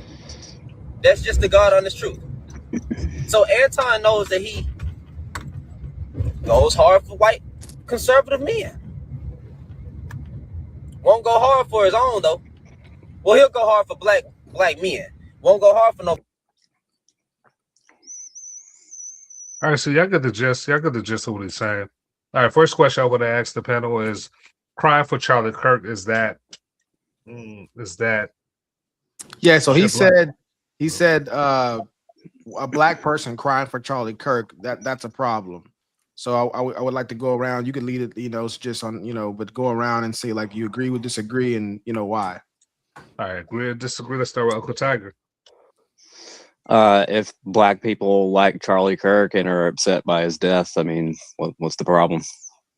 So you disagree? Yeah, He's disagreeing. Yeah. 2 reasons. Man, that's a tough one. I mean, to each his own. You want to warn somebody deaf? I can't knock him for doing it. I wouldn't do it personally, but I mean, you're allowed to feel how you feel. You know, people have a different viewpoint on Earth, and I gotta respect that. So, you know, it's kind of like one of those tough questions to ask because there's a lot of culture and a lot of different things that are involved. But if you ignore all those parameters, a person's entitled to mourn who they want to mourn. Would you say that he's wrong for telling black people that? No, you know, I mean he's entitled to that opinion too. He's entitled to that opinion too. From his observation, he's entitled to that observation. Okay, got you. All right, Dan. Well, it's true that he's entitled to that opinion, but not all opinions are true, and not all opinions are equally valid. You got a lot of those, right? But not all opinions are equally valid. So, I mean, to say, well, he's entitled to his opinion really doesn't tell anything, but it's a very safe course to take. Now, this guy, in all of his going on and on about, Anton Daniels this, and it's because he don't want that, and because he this, that, and the third, and blah, blah, blah. That is a myth that he's conjured up in his head based on his outside observations mixed with his presuppositions that he offered absolutely no logical support for outside of that's just what he thinks. And, you know, we've talked a good bit about the feminine mind. That's how feminine people think. When I think this story of Anton Williams, it gives me a positive emotional sensation, and that positive emotional sensation is evidence that the story is true. And then the feminine mind thinks of themselves as part of an we or an us. And we all agree to this. So that means it's true. And there's no logical evidence to support it.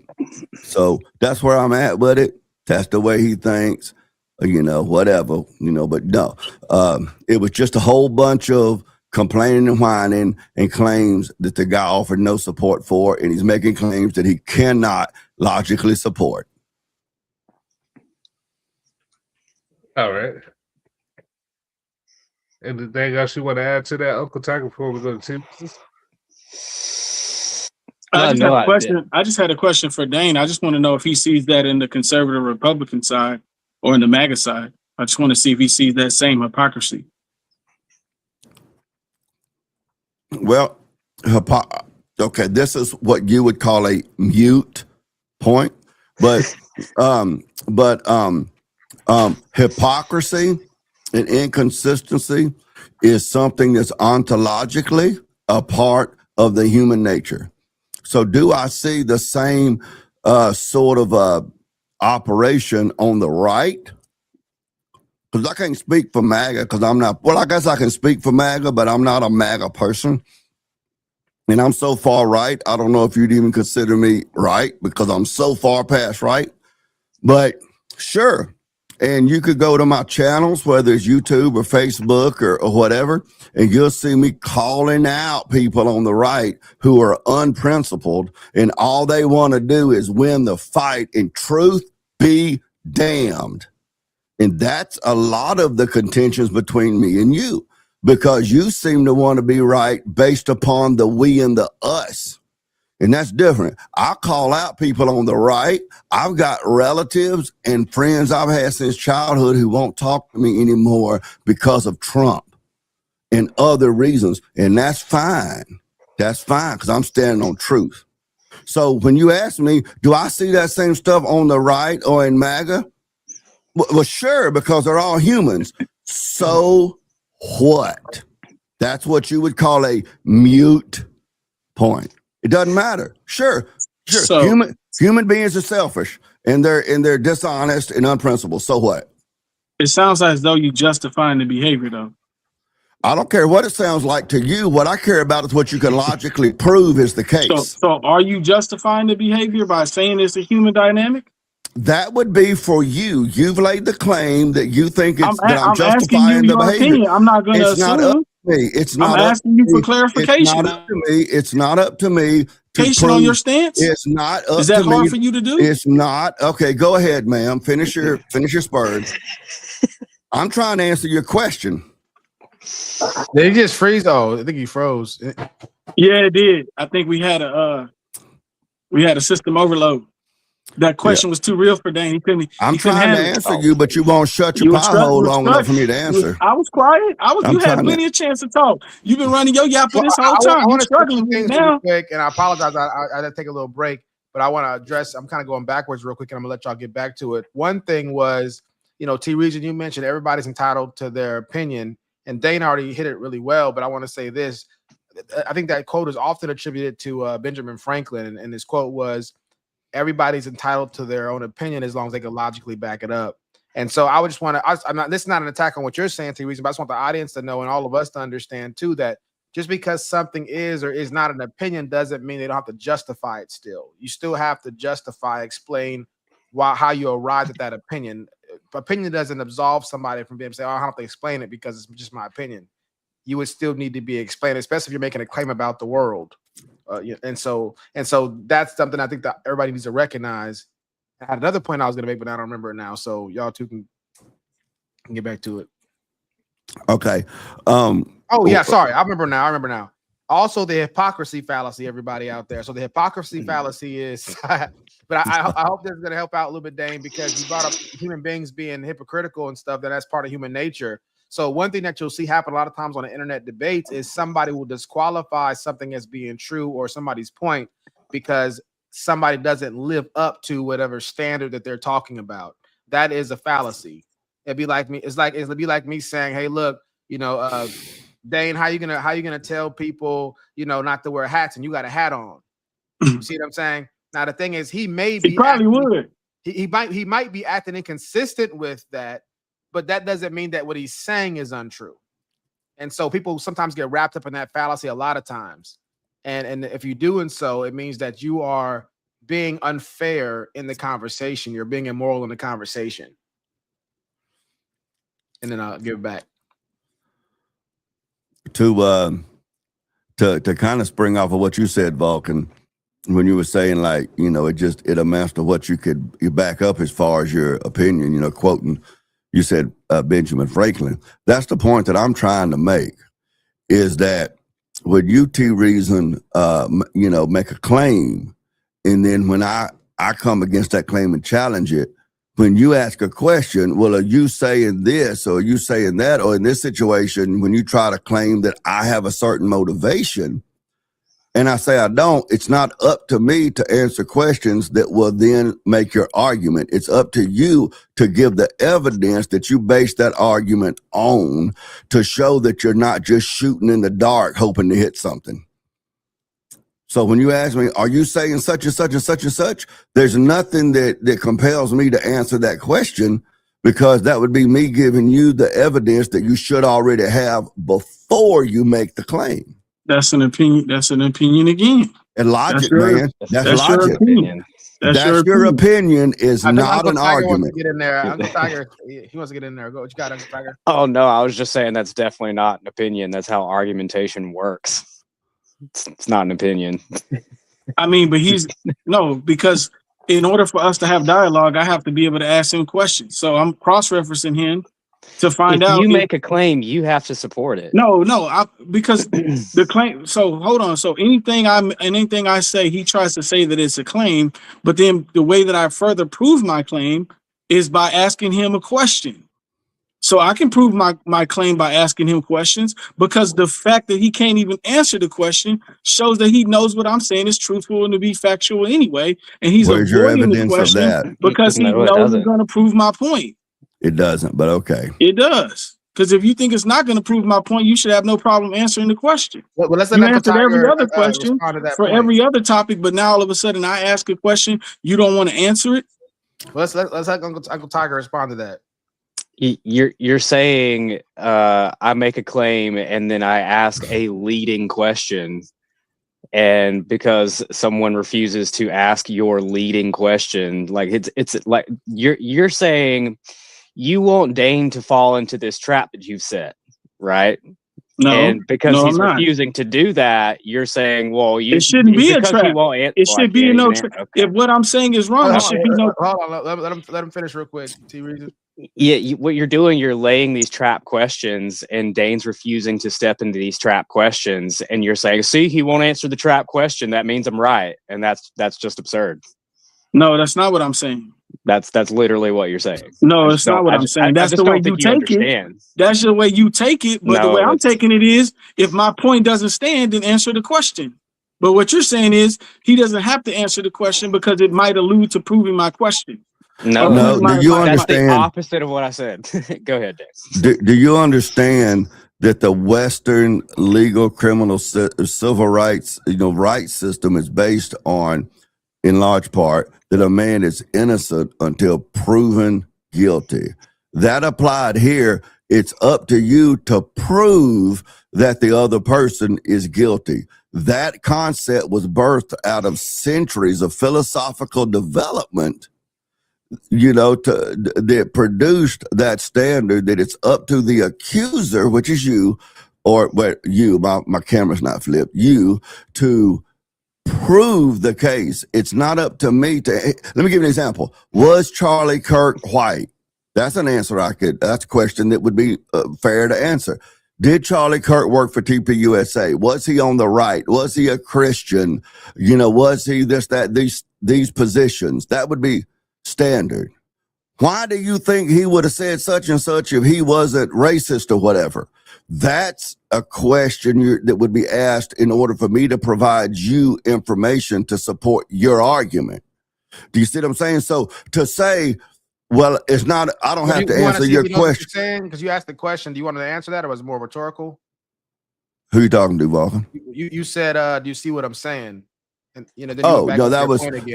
that was more rhetorical, but Okay, that's gotcha. neither here nor that's cool. I think I made my point. That just to say that the other person doesn't have to answer questions is not really true, because there are questions to explore. Socratic irony is when I'm asking someone questions that I already know or pretty sure I know the answer to, because I'm trying to lead them to a conclusion, a point I'm going to make. So questions are permissible in logic, but when those questions are geared to provide information that I can then flip around and use as evidence to support my point that I've already made, I need to have that information before I make the claim. From a logical perspective, I need to be able to already know that, and then I just present the claim, and that puts the other person on the defense. Let me address that real quick. We had a similar situation happen like this way back a long time ago. Me and Freshly got into a debate, and part of the challenge was he would ask me to substantiate or prove my case, and he said, "Now go ahead and prove it." And I was saying, okay, like I was asking him, what would you accept as proof? Was what I was trying to ask. He's like, no, I don't have to say anything. You made the claim, now prove it. And the question was, I said that European countries are more philanthropic than other countries, right? But so everybody kind of would have turned against me, and everybody was like, no, you made the claim, now you got to prove it. Don't ask any more questions. But later he and I were able to talk about it, and I was saying, well, look, first we got to define philanthropic. Are we talking about in the country, outside of the country? Those are things I would need to know how to hit the target. But the general consensus from everybody just hearing it was, see, you're violating it because you made the claim, and now you're asking him, when really you should be just trying to prove it. But he and I were able to discuss it, and he was like, you're right, I should have worded it differently. Because when I asked you to prove it, you would need to know what I would accept as proof or what the parameters are on philanthropy so that you can hit that target. And that's the rhetorical aspect of logical debate. And that's where a good, solid, which is hard to find, moderator can come in to kind of clarify some of that stuff. But yeah, that's a good point. Now, if I would hope that if I wasn't so emotionally, shout out to T Reason, invested in the argument at the time, that I would be able to kind of navigate through that, were I in your position to be able to say, well, the reason that to say, well, to me, philanthropic means ABC, and to support that, I could say XYZ and so on and so forth. But sometimes when you're in that back and forth, and it's a lot harder when you're in true blood sport debates, to keep that going, because typically I end up looking back, watching the tape after I've been in a true blood sport. I think, man, I should have said this, should have said that, should have said the third. That's one reason I encourage this little Rocky the Squirrel looking dude underneath me here to come in here, because he knows some stuff and he knows some logic, but he gets in Speakeasy and Cooley sometime, and it's like again, like I said, Chris Tucker on Rush Hour. Which one of y'all just hit me? That kind of stuff. So, I told him, I said, man, you need to come on and you kind of sharpen your skills. So, because sometimes you say it's stuff. a lot going on with that, because sometimes you got to sacrifice the optics to remain true to your value. If your values are to be a reasonable person, sometimes you got to sacrifice losing. Like I lost the example I brought up. I lost the optics.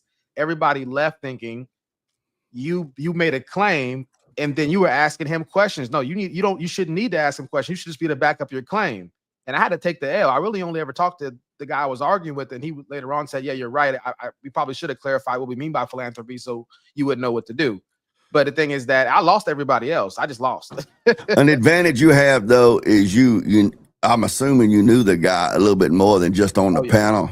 Most of these blood sport debates you get in, you don't know this dude except on the panel, so you don't have that option. But I have been known to fall on my sword to win the argument, in a sense. You see what I'm saying? That sort of thing. But that's just all in technique and stuff. I'm always going to choose to lose the optics to remain true to my values or my integrity, because I'm always thinking like God knows what I did or didn't do, even if nobody else saw it. So that's why that's why, like you said, Mitch, about the show, it's not going to be a massive success overnight, because I'll sacrifice that so that I can sleep well at night. Yeah. The worst blood sport I think I was ever involved in, and this was so blood sport that my wife ended up getting her feelings hurt over it, was the question of if you find out that your wife, I would say wife, but girlfriend too, I guess, but your wife cheated on you, do you divorce her? How do you respond to that? And my position is for better, for worse, for richer or poorer. You know, that I made a covenant, and my covenant is not, I'm not released from my vow just because she violated her vow. It was over on Speakeasy. Bruh, I'm talking about the Dukes came out, they released the police dogs on me. Yeah, you Man, got the stun guns, man, it was worse than an ICE protest. Did I be like the more permanence view of marriage? Yeah, man, I was Yeah. slugging it out, man. And in retrospect, I enjoyed the experience. My wife ended up getting her feelings hurt because chat. They're like, oh, they ain't saying that just cause his wife cheated on him, so they attacked her, reputation. That's unfortunate. But blood sports like that, man. You going at it. That's what I enjoy about this podcast, is it is a lot more moderated and refined and respectful. So one thing I want to go. So one of the questions was, and we can get back to this, was the guy said that a black person crying about Charlie Kirk, that's a problem. There's something wrong with that. So we can go there. The other question was, he talks about people kissing white people's behinds. So I do want to get everybody's opinion about, like, what do you think about that? How do you know when it's happening? Do you think it's happening as much as people say it is, or it's happening more than people are willing to admit that it's happening? And the T reason, I know you said a lot about that. You want to start that one off? Normally, you have the guy he was talking about does that all the time. He caters to the MAGA Republican, and that's the biggest grift right now on social media. If you align yourself with the money, you're gonna get paid, regardless of whether it aligns with your morals or values or what you know to be true. If you speaking to the audience that's gonna, echo like the echo chamber that they're in, you're gonna make some money. You know what I mean? So it's a grift. He's to me, he's a big grifter. And I think there was a lot of facts in what he was saying, even though he might have been speaking from emotion. A lot of what he's saying can be proven. You can go look at his content and see if he weighs both sides and holds them both to the same level of accountability. In which case he doesn't. Anybody want to cross-examine T Reason on that, or y'all agree? You agree? Call to cross-examine? I'm not really familiar with Anton Daniels, but I have seen some of his stuff, and I think Cooley actually did like a whole show where he reacted to that whole exchange, right? Anton came on panel.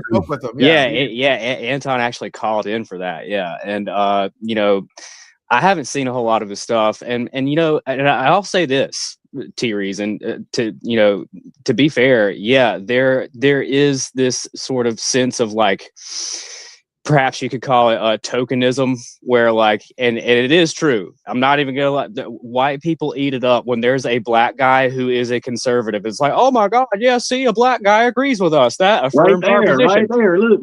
But however, that doesn't mean that it's always the case that this is just a grifter and he doesn't believe what he says.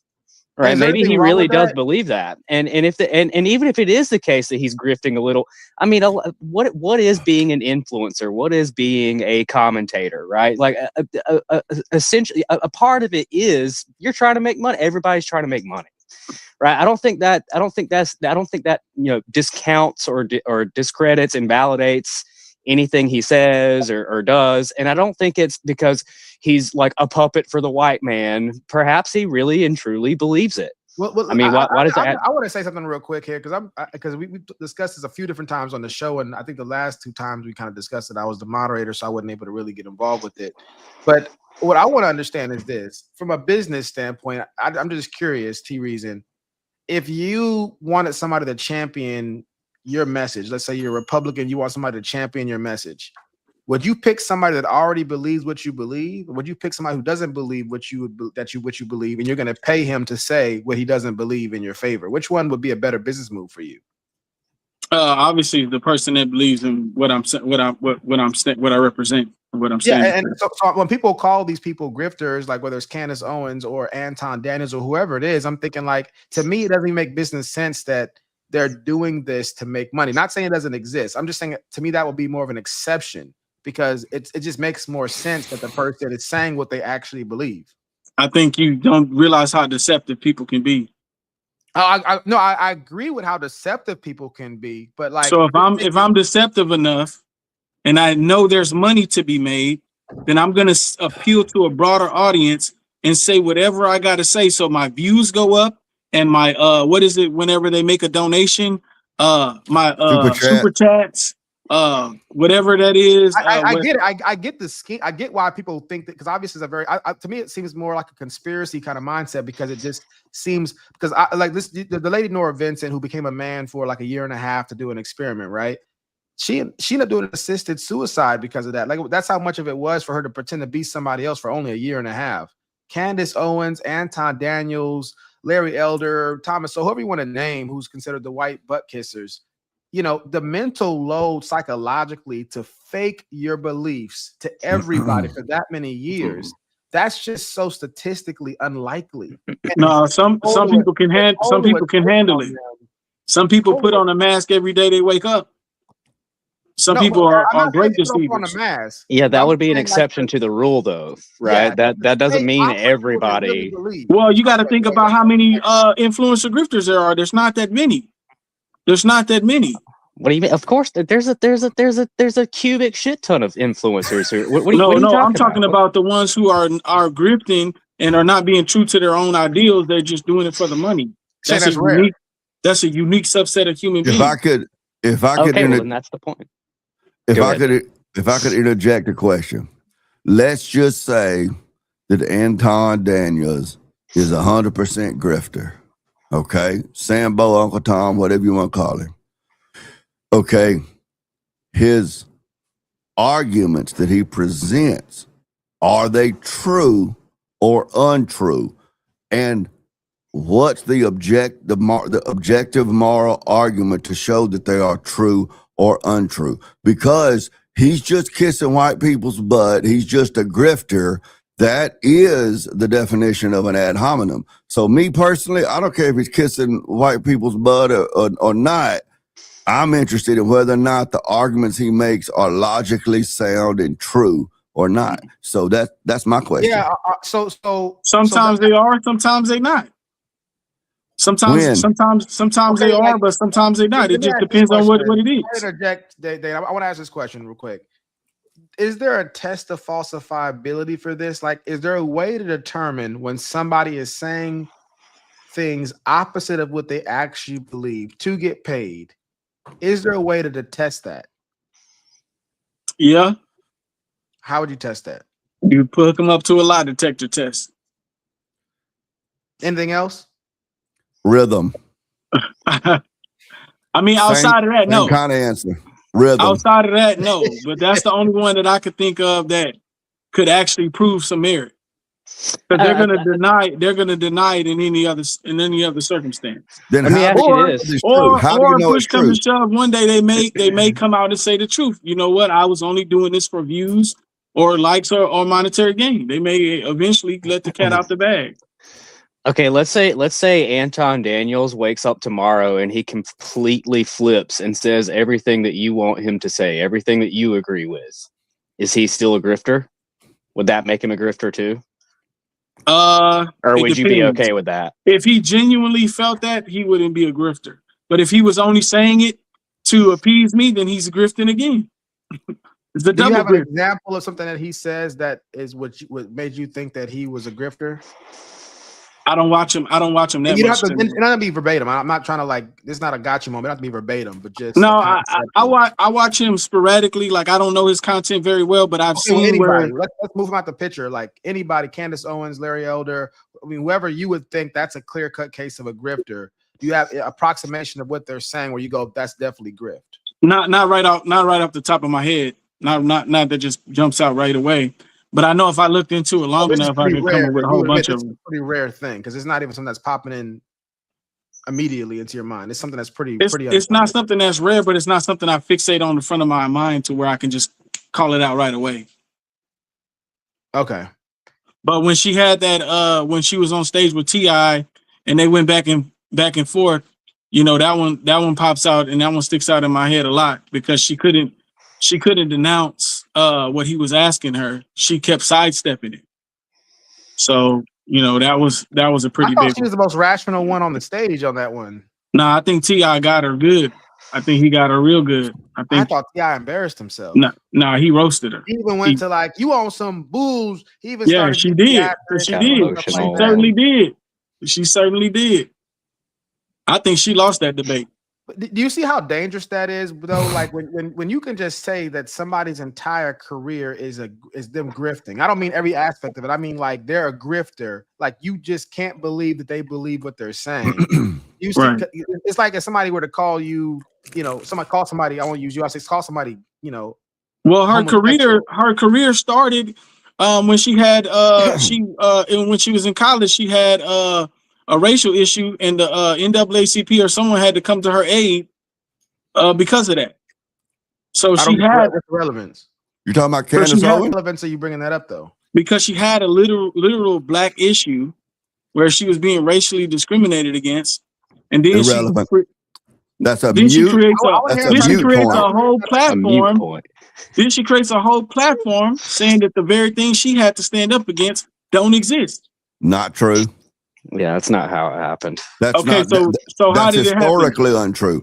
Okay. So how did it she happen? was at a slumber party or something along those lines, and when she was in high school, she was like 16 years old or so, and she started getting text messages from some anonymous people making racial slurs towards her and threats and that sort of stuff.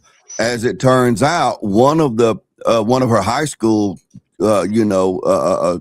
comrades or peers or whatever that was in the car. There were a lot of her high school classmates in the car, but one of them was the son of the governor of the state she was in, which I think she grew up in like Connecticut or something.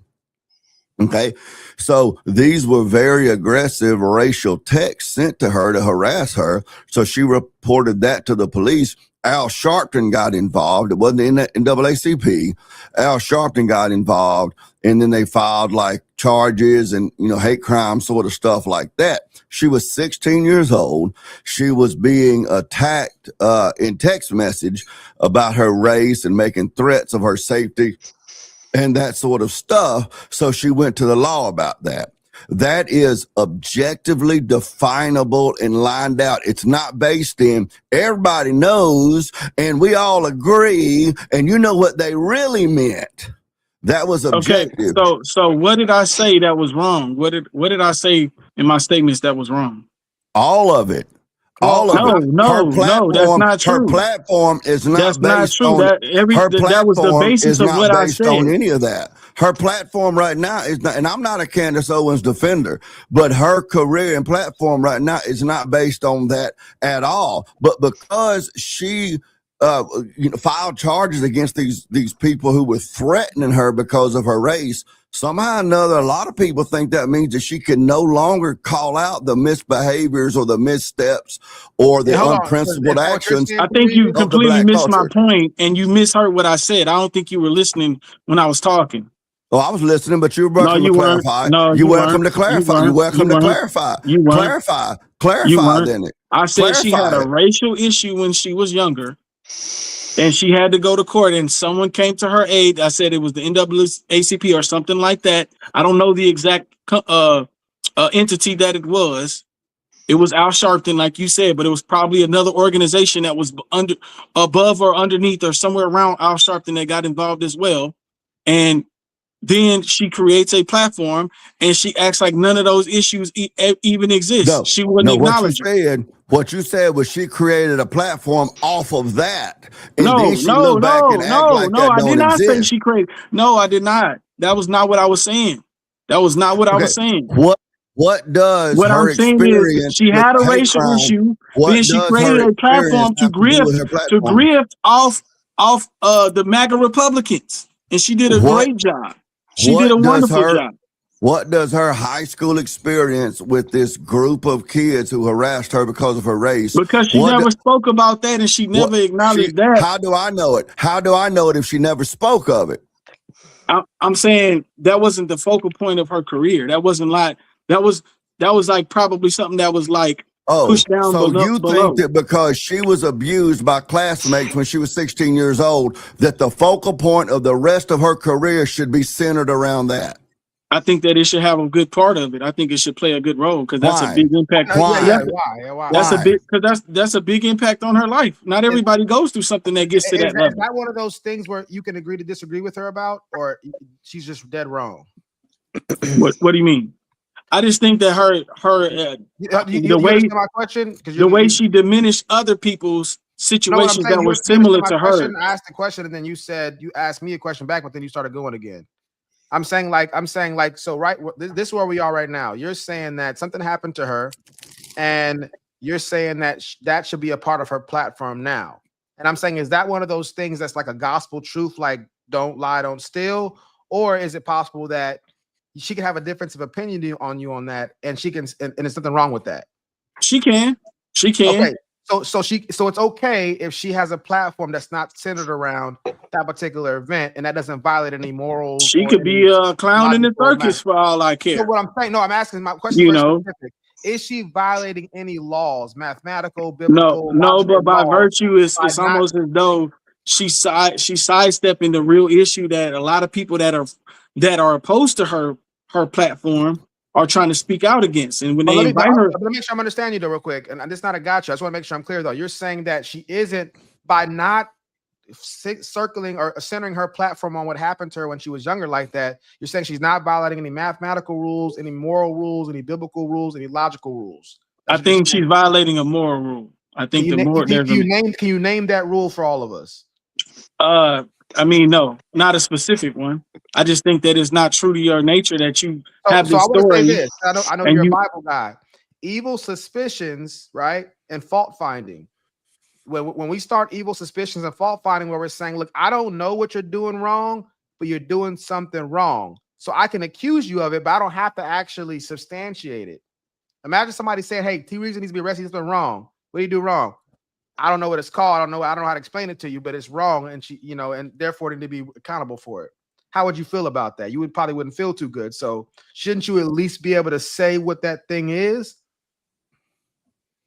And for the audience, questions. A lot of times we get on our, bully pulpits and we just monologue. There's a power. If it wasn't like in the heat of the moment where you and I are having a conversation, I could put all those facts on the table. Like if you want to put a pin in this conversation and come back to it later, I can give you all of that. But right now, I'm just telling you how I genuinely feel from what I've seen so far. Yeah, just so you know, we can put a pin in it. I don't mind doing this. Like I said, I'm not trying to do a gotcha. We could come back to this audience.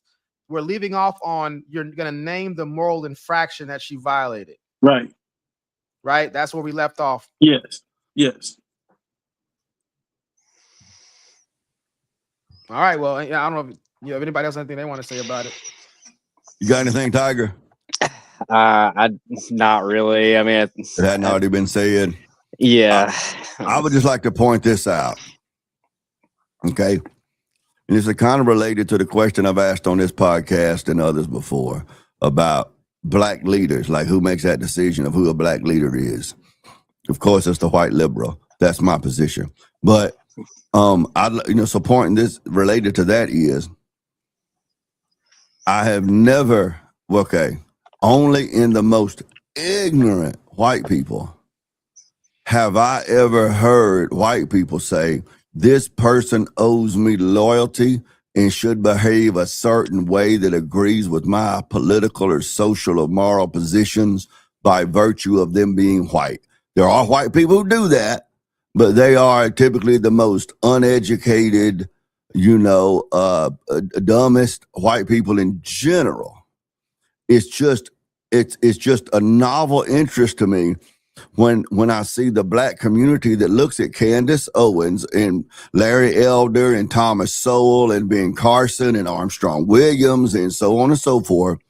And when they take a political or social position that's contrary to the status quo of the quote unquote black community or the political position or the Democratic Party, suddenly they're seen as a traitor. Enos is messaging me that we got to close it out. Sorry about that.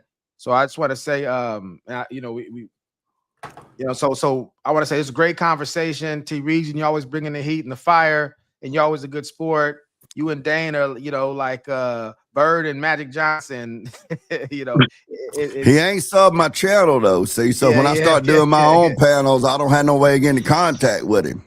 I got to get with you, man. I got to get with you on that for sure. Yeah, for sure. And Uncle Tiger, I see you bringing the heat, man, and you were playing the more background role, so we were able to let these guys go back at it. So next time, hopefully, you get to come in the forefront and knock it out the park. So Vulcan Soapbox, y'all, thanks for having us, and we're out.